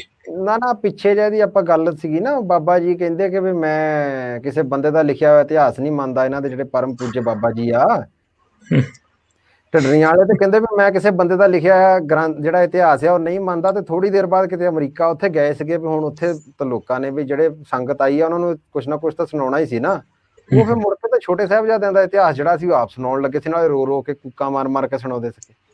ਤੇ ਫਿਰ ਇਹ ਨਹੀਂ ਸਮਝ ਆਈ ਵੀ ਉੱਥੇ ਜਾ ਕੇ ਇਤਿਹਾਸ ਉਹ ਜਿਹੜਾ ਕੋਈ ਪਰੀਆਂ ਲਿਖ ਕੇ ਗਈਆਂ, ਜਿੱਦਾਂ ਉਹ ਮੋਰਮਨਸ ਕਹਿੰਦੇ ਆ ਨਾ ਕ੍ਰਿਸਚਨ, ਵੀ ਸਾਡੀ ਜਿਹੜੀ ਆ ਬੁੱਕ ਆਫ ਮੋਰਮਨਸ ਆ ਇਹ ਉੱਤੋਂ ਆਈ ਆ, ਡਿੱਗੀ ਸਿੱਧੀ ਉੱਤੋਂ ਆਈ ਆ, ਉੱਥੋਂ ਆਈ ਆ ਸਿੱਧੀ, ਵੀ ਅਸੀਂ ਇਹਨੂੰ ਜਿਹੜੀ ਬਾਈਬਲ ਆ ਉਹਦੇ ਨਾਲ ਆ ਜਿਹੜੀਆਂ ਚੀਜ਼ਾਂ ਵੀ ਦੱਸੀਆਂ, ਤੇ ਜਾਂ ਤੇ ਫਿਰ ਕਿਤੇ ਸਿੱਧੀ ਪਰਮੇਸ਼ਰ ਦੁਆਰਾ ਕਿਤੇ ਉੱਪਰੋਂ ਜਿਹੜੀਆਂ ਸਵਰਗਾਂ ਤੋਂ ਚੀਜ਼ਾਂ ਡਿੱਗਦੀਆਂ, ਜਿਹਨੂੰ ਇਹ ਮੰਨਦੇ ਆ ਕਿ ਨਹੀਂ ਮੰਨਦੇ ਰੱਬ ਜਾਣੇ, ਵੀ ਜਿਹੜਾ ਉਹ ਲਿਖਿਆ ਇਤਿਹਾਸ ਆ ਉਹ ਕਿਹੜੇ ਬੰਦੇ ਨੇ ਲਿਖਿਆ ਜਿਹੜਾ ਉਹ ਸੁਣਾਉਂਦੇ ਆ, ਉਹ ਤਾਂ ਬੰਦੇ ਨੇ ਲਿਖਿਆ। ਕਾਮਨ ਸਵਾਲ ਇਹ ਆ ਵੀ ਕੀ ਦੁਨੀਆ ਦੇ ਵਿੱਚ ਕੋਈ ਇਤਿਹਾਸ ਦੀ ਐਸੀ ਕਿਤਾਬ ਵੀ ਹੈਗੀ ਜਿਹੜੇ ਬੰਦੇ ਨੇ ਨਹੀਂ ਲਿਖੀ? ਬਿਲਕੁਲ, ਕਿ ਜੇ ਤੁਸੀਂ ਬੰਦਿਆਂ ਦਾ ਲਿਖਿਆ ਨਹੀਂ ਸੁਣਾਉਂਦੇ ਤੇ ਕੋਈ ਹੋਰ ਕੁਆਲਿਟੀ ਵੀ ਹੋਣੀ ਚਾਹੀਦੀ ਨਾ ਇਤਿਹਾਸ ਦੀ, ਕਿ ਆਹ ਵੇਖੋ ਜੀ ਅਸੀਂ ਤੇ ਆਹ ਇਤਿਹਾਸ ਸੁਣਾਉਣੇ ਆ ਜਿਹੜਾ ਇਹਨਾਂ ਨੇ ਲਿਖਿਆ। ਬਿਲਕੁਲ, ਅਸਲ ਦੇ ਵਿੱਚ ਇਹਨਾਂ ਦਾ ਜਿਹੜਾ ਟਾਰਗੇਟ ਹੈ ਨਾ ਜੀ, ਟਾਰਗੇਟ ਇਹਨਾਂ ਦਾ ਇੱਕੋ ਹੀ ਆ ਕਿ ਗੁਰੂ ਸਾਹਿਬਾਨ ਨੂੰ ਡਿਸਗ੍ਰੇਸ ਕਰਨਾ। ਬਿਲਕੁਲ, ਤੇ ਉਹਨਾਂ ਦੀ ਜਗ੍ਹਾ ਤੇ ਕਿਸੇ ਨੂੰ ਐਡਜਸਟ ਕਰਨਾ।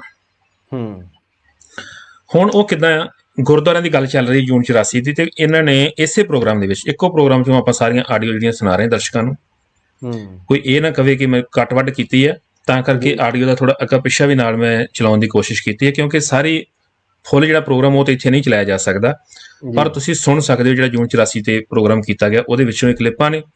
ਜੇ ਕੋਈ ਬੰਦਾ ਇਹ ਕਹਿੰਦਾ ਕਿ ਗਲਤ ਐਡੀਟਿੰਗ ਕੀਤੀ ਗਈ ਹੈ, ਤੇ ਆ ਸਾਡਾ ਨੰਬਰ ਇੱਥੇ ਮੌਜੂਦ ਹੈ ਜੀ, ਤੁਸੀਂ ਕਾਲ ਕਰ ਸਕਦੇ ਹੋ।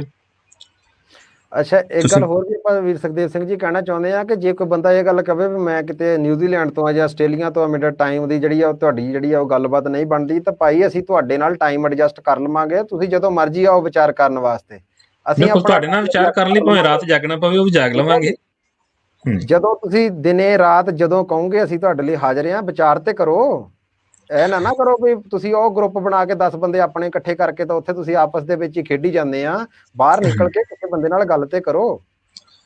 ਅੱਛਾ, ਇੱਕ ਨਾ ਹੋਰ ਆਡੀਓ ਜਿਹੜੀ ਦਰਸ਼ਕਾਂ ਦੇ ਨਾਲ ਸਾਂਝੀ ਕਰਨੀ ਆ, ਇਹ ਆਮ ਤੌਰ ਤੇ ਕਹਿੰਦੇ ਆ ਕਿ ਜਿਹੜੀ ਦਰਬਾਰ ਸਾਹਿਬ ਨਾਂ ਦੀ ਮੜੀ ਆ ਨਾ, ਉਹ ਸਾਨੂੰ ਢਾਉਣੀ ਪੈਣੀ ਆ ਚੇਤਿਆਂ ਦੇ ਵਿੱਚੋਂ ਜੀ, ਤੇ ਜਿੰਨਾ ਚਿਰ ਉਹ ਨਹੀਂ ਢੱਠਦੀ, ਜਿੰਨਾ ਚਿਰ ਅਕਾਲ ਤਖਤ ਨਾਂ ਦੀ ਮੜੀ ਜਿਹੜੀ ਆ ਸਾਡੇ ਚੇਤਿਆਂ ਚੋਂ ਕਹਿੰਦੇ ਆ ਕਿ ਨਹੀਂ ਢੱਠਦੀ, ਉਹਨਾਂ ਚਿਰ ਅਸੀਂ ਅੱਗੇ ਨਹੀਂ ਵੱਧ ਸਕਦੇ।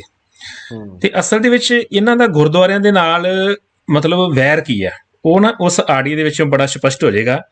ਇਹ ਕਹਿੰਦੇ ਕਿ ਗੁਰਦੁਆਰਿਆਂ ਦੀ ਹੁਣ ਲੋੜ ਨਹੀਂ ਆ, ਤੇ ਇੰਨੀ ਮਤਲਬ ਹਾਸੋਹੀਣੇ ਤਰੀਕੇ ਦੇ ਨਾਲ ਇੱਕੋ ਹੀ ਕਲਿੱਪ ਦੇ ਵਿੱਚ ਦੋਵਾਂ ਪੱਖਾਂ ਤੋਂ ਗੱਲ ਕੀਤੀ ਗਈ ਆ ਕਿ ਗੁਰਦੁਆਰੇ ਸਾਨੂੰ ਬੰਦ ਕਰਨੇ ਚਾਹੀਦੇ ਆ, ਇਸ ਸਿਸਟਮ ਚੋਂ ਬਾਹਰ ਨਿਕਲਣਾ ਚਾਹੀਦਾ ਵਾ, ਇੱਕ ਨਵਾਂ ਸਿਸਟਮ ਬਣਾਉਣਾ ਚਾਹੀਦਾ। ਤੇ ਉਹ ਸਿਸਟਮ ਜਿਹੜਾ ਨਾ, ਉਹ ਮਾਡਲ ਜਿਹੜਾ, ਉਹ ਵੀ ਬਹੁਤ ਹੀ ਕਮਾਲ ਦਾ ਆ। ਉਹ ਇੱਕੋ ਆਡੀਓ ਦੇ ਵਿੱਚ ਹੀ ਹੈ ਸਾਰਾ ਕੁਝ, ਉਹਨੂੰ ਆਪਾਂ ਰੋਕ ਕੇ ਵਿੱਚ ਗੱਲ ਕਰਦੇ ਰਵਾਂਗੇ। ਹਾਂਜੀ, ਆ ਸੁਣਿਓ ਜਰਾ।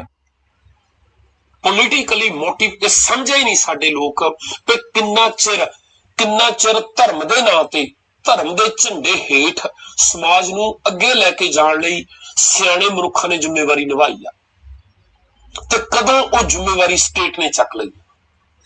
ਅੱਛਾ, ਹੁਣ ਆਹ ਚੀਜ਼ ਧਿਆਨ ਰੱਖਿਓ ਕਿ ਕਹਿੰਦੇ ਕਿ ਹੁਣ ਜ਼ਿੰਮੇਵਾਰੀ ਜਿਹੜੀ ਆ ਧਰਮ ਦੀ ਜਗ੍ਹਾ ਤੇ ਸਟੇਟ ਨੇ ਚੁੱਕ ਲਈ ਆ। ਗੱਲ ਅੱਗੇ ਲੈ ਕੇ ਆਉਣਗੇ ਕਿ ਗੁਰਦੁਆਰਾ ਸਿਸਟਮ ਜਿਹੜਾ ਆ ਉਹਦੀ ਹੁਣ ਲੋੜ ਨਹੀਂ, ਉਹਦੀ ਜਗ੍ਹਾ ਤੇ ਸਟੇਟ ਹੈਗੀ ਆ। ਬਿਲਕੁਲ, ਦੁਨੀਆ ਦੇ ਜਿਨ੍ਹਾਂ ਮੁਲਕਾਂ ਨੇ ਤਰੱਕੀ ਕੀਤੀ ਆ, ਉਹ ਉਦਣ ਤਰੱਕੀ ਸ਼ੁਰੂ ਹੋਈ ਆ ਜਿੱਦਣ ਸਟੇਟ ਨੇ ਉਹਨਾਂ ਦੀ ਜ਼ਿੰਮੇਵਾਰੀ ਚੱਕ ਲਈ। ਜਿੰਨਾ ਚਿਰ ਉਹ ਰੱਬ ਦੇ ਉੱਤੇ, ਗੁਰੂਆਂ ਦੇ ਉੱਤੇ, ਧਾਰਮਿਕ ਸਥਾਨਾਂ ਦੇ ਉੱਤੇ ਰਹੀ ਆ, ਉਹਨਾਂ ਚਿਰ ਲੁੱਟਿਆ ਗਿਆ ਲੋਕ। ਜਿੰਨਾ ਚਿਰ ਉਹ ਗੁਰੂਆਂ ਦੇ ਨਾਂ ਤੇ ਰਹੀ ਆ, ਧਾਰਮਿਕ ਸਥਾਨਾਂ ਦੇ ਉੱਤੇ ਜ਼ਿੰਮੇਵਾਰੀ ਰਹੀ ਹੈ, ਗੁਰੂਆਂ ਦੇ ਉੱਤੇ ਰਹੀ ਹੈ, ਉਹਨਾਂ ਚਿਰ ਲੋਕਾਂ ਨੂੰ ਲੁੱਟਿਆ ਗਿਆ। ਹਾਂਜੀ, ਜਦੋਂ ਸਟੇਟ ਨੇ ਜ਼ਿੰਮੇਵਾਰੀ ਚੁੱਕ ਲਈ ਆ, ਫਿਰ ਲੋਕਾਂ ਦਾ ਸੁਧਾਰ ਹੋਇਆ। ਹੁਣ ਜ਼ਿਆਦਾ ਦੂਰ ਨਾ ਜਾਈਏ, ਕਰੋਨਾ ਦੇ ਮਾਮਲੇ 'ਚ ਵੇਖ ਲਓ ਵੀ ਜਿਹੜਾ ਗੁਰੂ ਸਾਹਿਬਾਨ ਦਾ ਬਣਾਇਆ ਹੋਇਆ ਜਿਹੜਾ ਢਾਂਚਾ ਹੈ ਗੁਰਦੁਆਰਿਆਂ ਦਾ, ਬਿਲਕੁਲ ਉਹਨੇ ਕੀ ਰੋਲ ਅਦਾ ਕੀਤਾ ਦੁਨੀਆ ਭਰ ਦੇ ਵਿੱਚ, ਤੇ ਜਿਹੜੀ ਸਟੇਟ ਦੇ ਇਹ ਹੱਕ 'ਚ ਭੁਗਤ ਰਹੇ ਨੇ ਉਹਨੇ ਕੀ ਰੋਲ ਅਦਾ ਕੀਤਾ ਹੈ। ਖਾਸ ਤੌਰ ਤੇ ਜਿਹੜੀ ਡੈਮੋਕ੍ਰੇਸੀ ਦੀ ਇਹ ਗੱਲ ਕਰਦੇ, ਜਿਹਨੂੰ ਕਿ ਜਿਹੜੀ ਕਿ ਡੈਮੋਕ੍ਰੇਸੀ ਨਹੀਂਗੀ, ਉਹਦੀ ਜਿਹਦੀ ਇਹ ਗੱਲ ਕਰਦੇ, ਉਹਨੇ ਕਿੰਨਾ ਕੁ ਲੋਕਾਂ ਦਾ ਬੁਰਾ ਹਾਲ ਕੀਤਾ। ਆਪਾਂ ਦੇਖਿਆ ਹੀ ਆ ਕਿ ਲੋਕਾਂ ਨੂੰ ਮਰੇ ਹੋਏ ਕੁੱਤੇ ਤੱਕ ਖਾਣ ਲਈ ਮਜਬੂਰ ਹੋਣਾ ਪਿਆ। ਇੱਕ ਮਰੇ ਕੁੱਤੇ ਨੂੰ ਬੰਦਾ ਸੜਕ ਦੇ ਉੱਤੇ ਬੈਠਾ ਖਾ ਰਿਹਾ ਹੈ, ਉਹਦੇ ਉੱਤੇ ਇਹ ਜ਼ੁਬਾਨ ਨਹੀਂ ਖੋਲਣਗੇ। ਕਿੰਨੇ ਮਜ਼ਦੂਰ ਜਿਹੜੇ ਨੇ ਸੜਕਾਂ ਦੇ ਉੱਤੇ, ਔਰਤਾਂ ਦੀਆਂ, ਬੀਬੀਆਂ ਦੀਆਂ ਡਿਲੀਵਰੀਆਂ ਹੋ ਰਹੀਆਂ ਨੇ, ਬੱਚੇ ਜਨਮ ਲੈ ਰਹੇ ਆ, ਉਹ ਆਪਣੇ ਨਵ ਜੰਮੇ ਬੱਚੇ ਨੂੰ ਲੈ ਕੇ ਪ੍ਰਸੂਤ ਦੇ ਵਿੱਚ ਜਿਹੜੀ ਆ ਉਹ ਗਾਂ 100 ਕਿਲੋਮੀਟਰ ਦਾ ਸਫ਼ਰ ਕਰਨ ਰਹੀ ਹੈ। ਵੀਰ ਸੁਖਦੇਵ ਸਿੰਘ ਜੀ ਇੱਥੇ ਕਹਿਣਾ ਚਾਹੁੰਦਾ, ਇੱਕ ਕੋਈ ਪਤਾ ਨਹੀਂ ਇਹਨਾਂ ਦਾ ਕੋਈ ਭਗਤ ਆ, ਕੋਈ ਵੀਰੇ ਵਾਲਾ ਪਤਾ ਨਹੀਂ ਕੀ ਨਾਮ, ਇਦਾਂ ਦਾ ਕੋਈ ਨਾਮ ਆ, ਤੇ ਮੈਂ ਉਹਦਾ ਕੋਈ ਸਕਰੀਨਸ਼ਾਟ ਦੇਖਿਆ ਸੀਗਾ, ਤੇ ਉਹਦੇ ਵਿੱਚ ਉਹ ਕਹਿ ਰਿਹਾ ਆ ਕਿ ਵੀ ਸੋਨੂ ਸੂਦ ਨੇ ਆ ਜਿਹੜਾ ਬੱਸਾਂ ਭੇਜ ਕੇ ਸਰਕਾਰਾਂ ਨੂੰ ਜ਼ਿੰਮੇਵਾਰੀ ਤੋਂ ਮੁਕਤ ਕਰ ਦਿੱਤਾ, ਤੇ ਇਹ ਸਰਕਾਰਾਂ ਦਾ ਏਜੰਟ ਆ। ਅੱਛਾ, ਵੀ ਨਹੀਂ ਸੀ ਕਰਨਾ ਚਾਹੀਦਾ, ਇਹਨੂੰ ਨਹੀਂ ਕਰਨਾ ਚਾਹੀਦਾ ਸੀ। ਮਤਲਬ ਇਹਨਾਂ ਦਾ ਮਾਨਸਿਕ ਕੰਗਾਲੀ ਜਿਹਨੂੰ ਆਪਾਂ ਕਹਿੰਦੇ ਆ ਨਾ, ਵੀ ਮੈਂ ਤਾਂ ਕਹਿੰਦਾ ਵੀ ਇਹਨਾਂ ਦੀ ਮਾਨਸਿਕਤਾ ਚਿਥੜੇ ਹੋ ਚੁੱਕੀ ਹੈ ਇਹਨਾਂ ਬੰਦਿਆਂ ਦੀ, ਜਿਹੜੇ ਬੰਦੇ ਇੱਥੇ ਤੱਕ ਮਤਲਬ ਸੋਚਦੇ ਆ। ਅੱਛਾ, ਹੁਣ ਇਹ ਵੀ ਪੁੱਛ ਲਈਏ ਕਿ ਜਦੋਂ ਪੰਚਮ ਪਾਤਸ਼ਾਹ ਨੇ ਕੋੜੀਆਂ ਦਾ ਇਲਾਜ ਕੀਤਾ, ਜਦੋਂ ਕਾਲ ਪੀੜਤ ਲੋਕਾਂ ਨੂੰ ਲੰਗਰ ਮੁਹੱਈਆ ਕਰਵਾਇਆ, ਕਿਹਦੀ ਮਦਦ ਕੀਤੀ ਸੀ? ਉਹ ਵੀ ਤੇ ਫਿਰ ਸਟੇਟ ਦੀ ਮਦਦ ਸੀ ਨਾ। ਬਾਦਸ਼ਾਹ ਦੇ ਖਿਲਾਫ ਰੋਸ ਬਣਨਾ ਸੀ, ਪੰਜਵੇਂ ਪਾਤਸ਼ਾਹ ਨੇ ਠੰਡਾ ਕਰਤਾ। ਹਾਂ, ਬਿਲਕੁਲ ਬਿਲਕੁਲ, ਹਨ ਉਹਦੀਆਂ ਇਹ ਉਦਾਹਰਨਾਂ ਦਿੰਦੇ ਆ, ਉਹਦੀਆਂ ਉਦਾਹਰਨਾਂ ਦਿੰਦੇ ਨੇ ਵੀ ਸਾਨੂੰ ਉਦਾਂ ਦੇ ਬਣਨਾ ਚਾਹੀਦਾ ਵਾ। ਫਿਰ ਸੱਤਵੇਂ ਪਾਤਸ਼ਾਹ ਨੇ ਕਾਲ ਦੇ ਸਮੇਂ ਤੇ ਲੰਗਰ ਲਾਏ, ਅੱਠਵੇਂ ਪਾਤਸ਼ਾਹ ਨੇ ਆਪ ਜਾ ਕੇ ਹੱਥੀਂ ਸੇਵਾ ਕੀਤੀ, ਉਹਨਾਂ ਦਾ ਇਲਾਜ ਕੀਤਾ ਰੋਗੀਆਂ ਦਾ। ਉਹ ਸਾਰਿਆਂ ਨੇ ਫਿਰ ਸਟੇਟ ਦੇ ਹੱਕ 'ਚ ਕੰਮ ਕੀਤਾ ਨਾ, ਲੋਕਾਂ ਦਾ ਧਿਆਨ ਉਧਰੋਂ ਡਾਇਵਰਟ ਕਰਤਾ, ਤੇ ਨਹੀਂ ਤਾਂ ਉਹ ਰਾਜੇ ਦੇ ਵਿਰੁੱਧ ਉਹਨਾਂ ਦਾ ਬਣਨਾ ਸੀ। ਇਹ ਦੇਖੋ ਇਹਨਾਂ ਨੂੰ ਅਸਲ 'ਚ ਸਮਝ ਨਹੀਂ ਆਉਂਦੀ ਗੱਲ। ਪਤਾ ਕੀ ਆ, ਉਹ ਕਿਉਂਕਿ ਆਪ ਤੇ ਕਰ ਨਹੀਂ ਸਕੇ, ਤੇ ਹੁਣ ਸੌਖਾ ਤਰੀਕਾ ਹੈ ਵੀ ਜਿਹਨੇ ਕੀਤਾ ਵਾ ਉਹਨੂੰ ਭੰਡ ਦਿਓ, ਉਹਨੂੰ ਕਹਿ ਦਿਓ ਗਲਤ ਆ। ਅੱਛਾ, ਹੁਣ ਆਡੀਓ ਅੱਗੇ ਸੁਣ ਲਈਏ ਪੂਰੀ। ਹਾਂਜੀ, ਇੱਕ ਮਿੰਟ, ਸੌਰੀ। ਡਿਕਟੇਟਰਸ਼ਿਪ ਰਹੀ ਆ, ਬਾਦਸ਼ਾਹਤ ਰਹੀ ਆ, ਸ਼ਾਹੀ ਪਰਿਵਾਰ ਵਧੇ ਫੁੱਲੇ ਆ, ਮੰਦਰਾਂ ਦੇ ਚਰਚਾਂ ਦੇ ਪੁਜਾਰੀ ਜਿਹੜੇ ਆ ਉਹ ਕਰੋੜਾ ਅਰਬਾਪਤੀ ਬਣੇ ਆ। ਸਿੱਖ ਕੌਮ ਆ ਇੱਕ ਜਿਹੜੀ ਅਜੇ ਵੀ ਇਹ ਮੰਨ ਕੇ ਬੈਠੀ ਆ ਕਿ ਧਾਰਮਿਕ ਅਸਥਾਨਾਂ ਦੇ ਵਿੱਚੋਂ, ਗੁਰੂ ਸਾਹਿਬ ਦੀਆਂ ਥਾਪੀਆਂ ਹੋਈਆਂ ਟਕਸਾਲਾਂ ਵਿੱਚੋਂ, ਗੁਰੂ ਨਾਨਕ ਪਾਤਸ਼ਾਹ ਦੇ ਸੁਪਨੇ ਲੈ ਕੇ ਪੜ੍ਹਨੇ ਵਾਲੇ ਨੰਦ ਸਿੰਘ ਵਰਗੇ ਨਾਨਕ ਸਰੀਆਂ ਦੇ ਉੱਤੋਂ ਸਿੱਖਾਂ ਨੇ ਵਧਣਾ ਫੁੱਲਣਾ ਹੈ। ਇੱਥੋਂ ਦਿਮਾਗ ਤੇਜ਼ ਕਰਨੇ ਆ, ਇੱਥੋਂ ਕੌਮ ਦੀ ਤਰੱਕੀ ਹੋਣੀ ਆ, ਨਹੀਂ ਤਾਂ ਸਾਰੀ ਦੁਨੀਆ ਮੰਨ ਚੁੱਕੀ ਆ ਕਿ ਸਟੇਟ ਦੀ ਜ਼ਿੰਮੇਵਾਰੀ।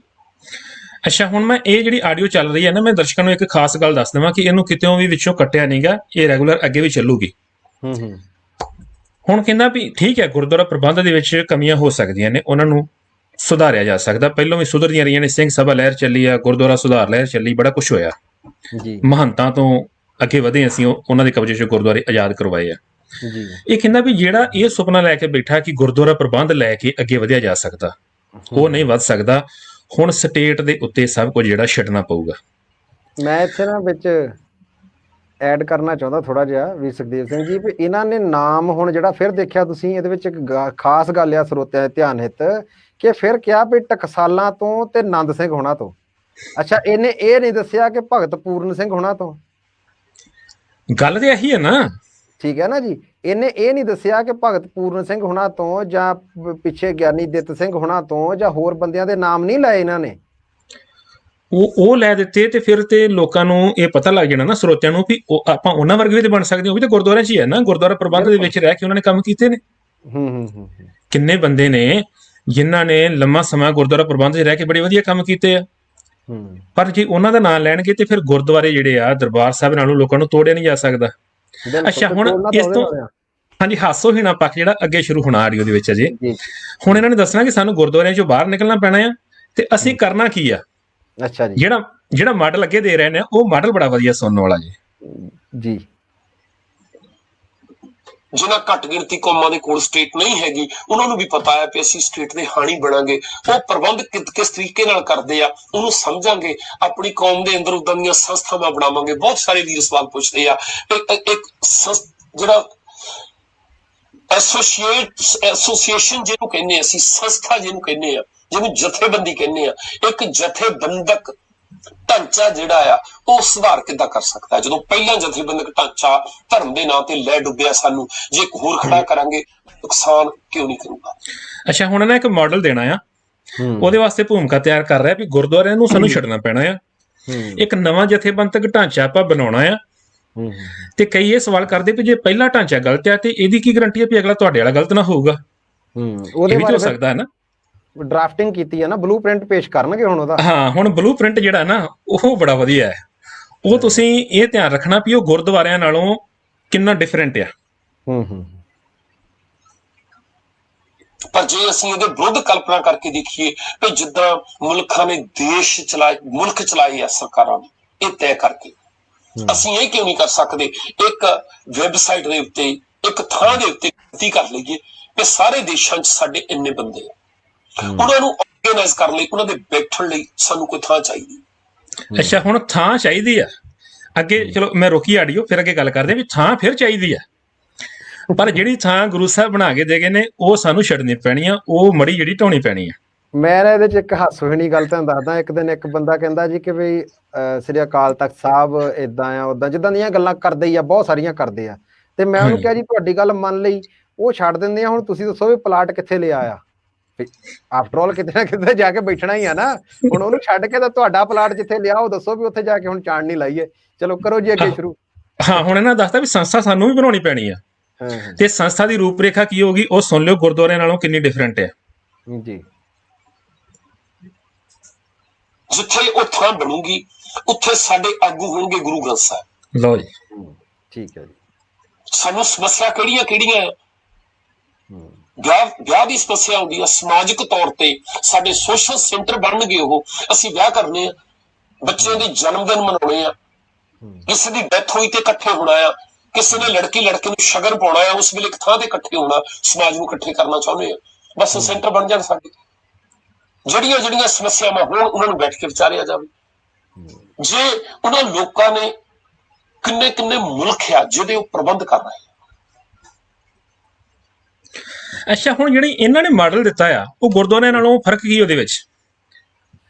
ਕਿ ਕਿਸੇ ਪ੍ਰਾਣੀ ਦੀ ਡੈਥ ਹੋ ਗਈ ਆ, ਮੌਤ ਹੋ ਗਈ ਆ, ਤੇ ਉਹਦੇ ਸ਼ੋਕ ਦੇ ਵਿੱਚ ਇਕੱਠੇ ਹੋਣਾ, ਉਹ ਹੁਣ ਆਪਾਂ ਗੁਰਦੁਆਰੇ ਹੁੰਨੇ ਆ।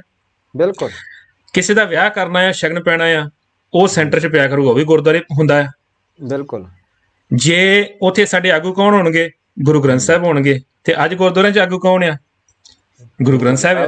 ਬਿਲਕੁਲ। ਹੁਣ ਜਿਹੜਾ ਮਾਡਲ ਦਿੱਤਾ ਆ ਉਹ ਅੱਜ ਦੇ ਗੁਰਦੁਆਰਿਆਂ ਨਾਲੋਂ ਡਿਫਰੈਂਟ ਕਿੱਥੇ ਹੈ? ਫਰਕ ਕੀ ਉਹਦੇ ਵਿੱਚ? ਫਰਕ ਇੱਕੋ ਹੀ ਚੀਜ਼ ਆ ਵੀ ਉੱਥੇ ਜਿਹੜੇ ਪੈਸੇ ਦਾ ਲੈਣ ਦੇਣ ਆ ਉਹ ਇਹਨਾਂ ਦੇ ਕੋਲ ਹੋਊਗਾ, ਬਸ ਇਹ ਫਰਕ ਹੋਊਗਾ। ਬਸ ਉਹ ਗੋਲਕ ਜਿਹੜੀ ਆ ਨਾ, ਗੋਲਕ ਦਾ ਫਰਕ ਆ ਵੀ ਗੋਲਕ ਸਾਡੀ ਹੋਊਗੀ, ਤੇ ਬਾਕੀ ਤੁਸੀਂ ਕਾਰਡ ਵੀ ਸਕ੍ਰੈਚ ਕਰ ਸਕਦੇ ਆ, ਕਾਰਡ ਵੀ ਸਾਰਾ ਕੁਝ, ਮਤਲਬ ਆਨਲਾਈਨ ਪੇਮੈਂਟ ਵੀ ਤੁਸੀਂ ਕਰ ਸਕਦੇ, ਨੰਬਰ ਦਿੱਤੇ ਜਾਣਗੇ ਬੈਂਕ ਅਕਾਊਂਟ ਦੇ, ਯਾਨੀ ਕਿ ਪੈਸੇ ਦੇ ਲੈਣ ਦੇਣ ਦਾ ਹੀ ਝਗੜਾ ਆ। ਜਿਹੜਾ ਮਾਡਲ ਦਿੱਤਾ ਗਿਆ ਆ ਵੀ ਅੱਛਾ, ਹੁਣ ਗੁਰਦੁਆਰੇ ਦੁਨੀਆ ਭਰ ਦੇ ਵਿੱਚ ਗੁਰਦੁਆਰੇ ਨੇ ਜੀ, ਖਰਬਾਂ, ਮੈਂ ਨਾ ਖਰਬਾਂ ਤੋਂ ਵੀ ਵੱਧ ਆ। ਜੇ ਆਪਾਂ ਸਮੁੱਚੇ ਗੁਰਦੁਆਰਿਆਂ ਦੀ ਜਗ੍ਹਾ ਦੀ ਗੱਲ ਕਰੀਏ, ਉਹਨਾਂ ਬਿਲਡਿੰਗਾਂ ਦੇ ਉੱਤੇ ਜਿੰਨਾ ਖਰਚਾ ਆਇਆ ਵਾ, ਉਹਦੇ ਵਿੱਚ ਫਿਰ ਸਾਰਾ ਸਾਜੋ ਸਮਾਨ ਆ, ਬਹਿਣ ਦਾ ਸਾਊਂਡ ਸਿਸਟਮ ਲੱਗੇ ਹੋਏ ਨੇ, ਏਸੀ, ਪੱਖੇ, ਗਲੀਚੇ ਵਿਛੇ ਆ, ਸਭ ਸੈਟਿੰਗ ਜਿੰਨੇ ਗੁਰਦੁਆਰੇ ਨੇ ਦੁਨੀਆ ਭਰ 'ਚ, ਉਹ ਸਿਸਟਮ 'ਚੋਂ ਨਿਕਲਣਾ, ਉਹਨੂੰ ਛੱਡਣਾ ਹੈ। ਏਡਾ ਵੱਡਾ ਸਿਸਟਮ ਜਿਹੜਾ ਉਹ ਕ੍ਰੀਏਟ ਕਰਨਾ ਹੈ, ਤੇ ਕਰਨਾ ਫਿਰ ਉਹੀ ਆ ਵੀ ਗੁਰੂ ਗ੍ਰੰਥ ਸਾਹਿਬ ਹੋਣਗੇ ਉੱਥੇ ਅਸੀਂ ਆਪਣੀ ਖੁਸ਼ੀ ਗਮੀ ਦੇ ਪ੍ਰੋਗਰਾਮ ਕਰਿਆ ਕਰਾਂਗੇ, ਮਿਲ ਬੈਠ ਕੇ ਵਿਚਾਰਾਂ ਕਰਾਂਗੇ ਗੁਰਮਤਿ ਦੀਆਂ। ਮੈਂ ਤੁਹਾਨੂੰ ਵੀਰ ਸੁਖਦੇਵ ਸਿੰਘ ਜੀ ਇੱਕ ਬੜੀ ਇਹਦੇ 'ਚ ਗੱਲ ਇੰਟਰਸਟਿੰਗ ਆ ਸੁਣਾਉਣਾ ਆ ਕਿ ਇੱਧਰ ਜਦੋਂ ਆਪਾਂ ਨਾ ਉੱਤਰਾਖੰਡ, ਹਿਮਾਚਲ, ਪਹਾੜ ਵਾਲੀ ਬੈਲਟ 'ਚ ਜਾਈਏ ਤੇ ਉੱਥੇ ਸਭ ਤੋਂ ਔਖਾ ਕੰਮ ਆ ਮਕਾਨ ਬਣਾਉਣਾ ਜੀ। ਤੇ ਉਹਨਾਂ ਨੇ ਨਾ ਪਹਿਲੋਂ ਇੱਕ ਮਕਾਨ ਬਣਾਉਣਾ ਬਹੁਤ ਵੱਡਾ, ਲੱਕੜੀ ਲਿਆਓ ਜੀ, ਪੱਥਰ ਲਿਆਓ ਜੀ, ਬੜੀ ਮੁਸ਼ਕਿਲ ਉੱਥੇ ਜਾਂਦਾ, ਸਮਾਨ ਹੀ ਬਹੁਤ ਮੁਸ਼ਕਿਲ ਪਹੁੰਚਦਾ, ਆਪਣੇ ਵਾਲਾ ਕੰਮ ਨਹੀਂ ਹੈਗਾ, ਇੱਕ ਇੱਕ ਚੀਜ਼ ਲਿਆਉਣੀ ਪੈਂਦੀ ਆ। ਉਹ ਪਹਿਲੋਂ ਲਿਆ ਕੇ ਤਾਂ ਬੰਦੇ ਨੇ ਮਕਾਨ ਬਣਾਉਣਾ ਆ, ਤੇ ਮਕਾਨ ਦੇ ਵਿੱਚ ਕਾਫੀ ਸਾਰੇ ਕਮਰੇ ਬਣਾਉਣੇ ਆ, ਤੇ ਜਦੋਂ ਉਹਦੇ ਮੁੰਡੇ ਵੱਡੇ ਹੋਣੇ ਤਾਂ ਉਹਨਾਂ ਨੇ ਵੱਖਰੇ ਹੋ ਕੇ ਫਿਰ ਮਕਾਨ ਬਣਾਉਣ ਲੱਗ ਪੈਣਾ। ਉਹ ਪੇ ਵਾਲਾ ਨਹੀਂ ਲੈਣਾ, ਉਹ ਨਵਾਂ ਮਕਾਨ ਜਿਹੜਾ ਹੈ ਨਾ ਜੀ, ਉਹ ਬਣਾਉਣਾ ਸ਼ੁਰੂ ਕਰ ਦੇਣਾ। ਉਹ ਜਦੋਂ ਤੱਕ ਉਹਨਾਂ ਨੇ ਮਕਾਨ ਬਣਾਉਣਾ, ਉਹਨਾਂ ਨੇ ਵਿਚਾਰਿਆਂ ਨੇ ਬੁਢੇਪੇ ਵੱਲ ਨੂੰ ਜਾਣ ਲੱਗ ਪੈਣਾ, ਤਦ ਤੱਕ ਉਹਨਾਂ ਦੇ ਬੱਚੇ ਜਿਹੜੇ ਆ, 2-3 ਮੁੰਡੇ ਆ ਜਾਂ ਪਰਿਵਾਰ ਵੱਡੇ ਆ, ਉਹ ਤਿਆਰ ਹੋ ਜਾਣੇ, ਤਾਂ ਉਹਨਾਂ ਨੇ ਫਿਰ ਦੁਬਾਰਾ ਬਣਾਉਣ ਲੱਗ ਪੈਣਾ।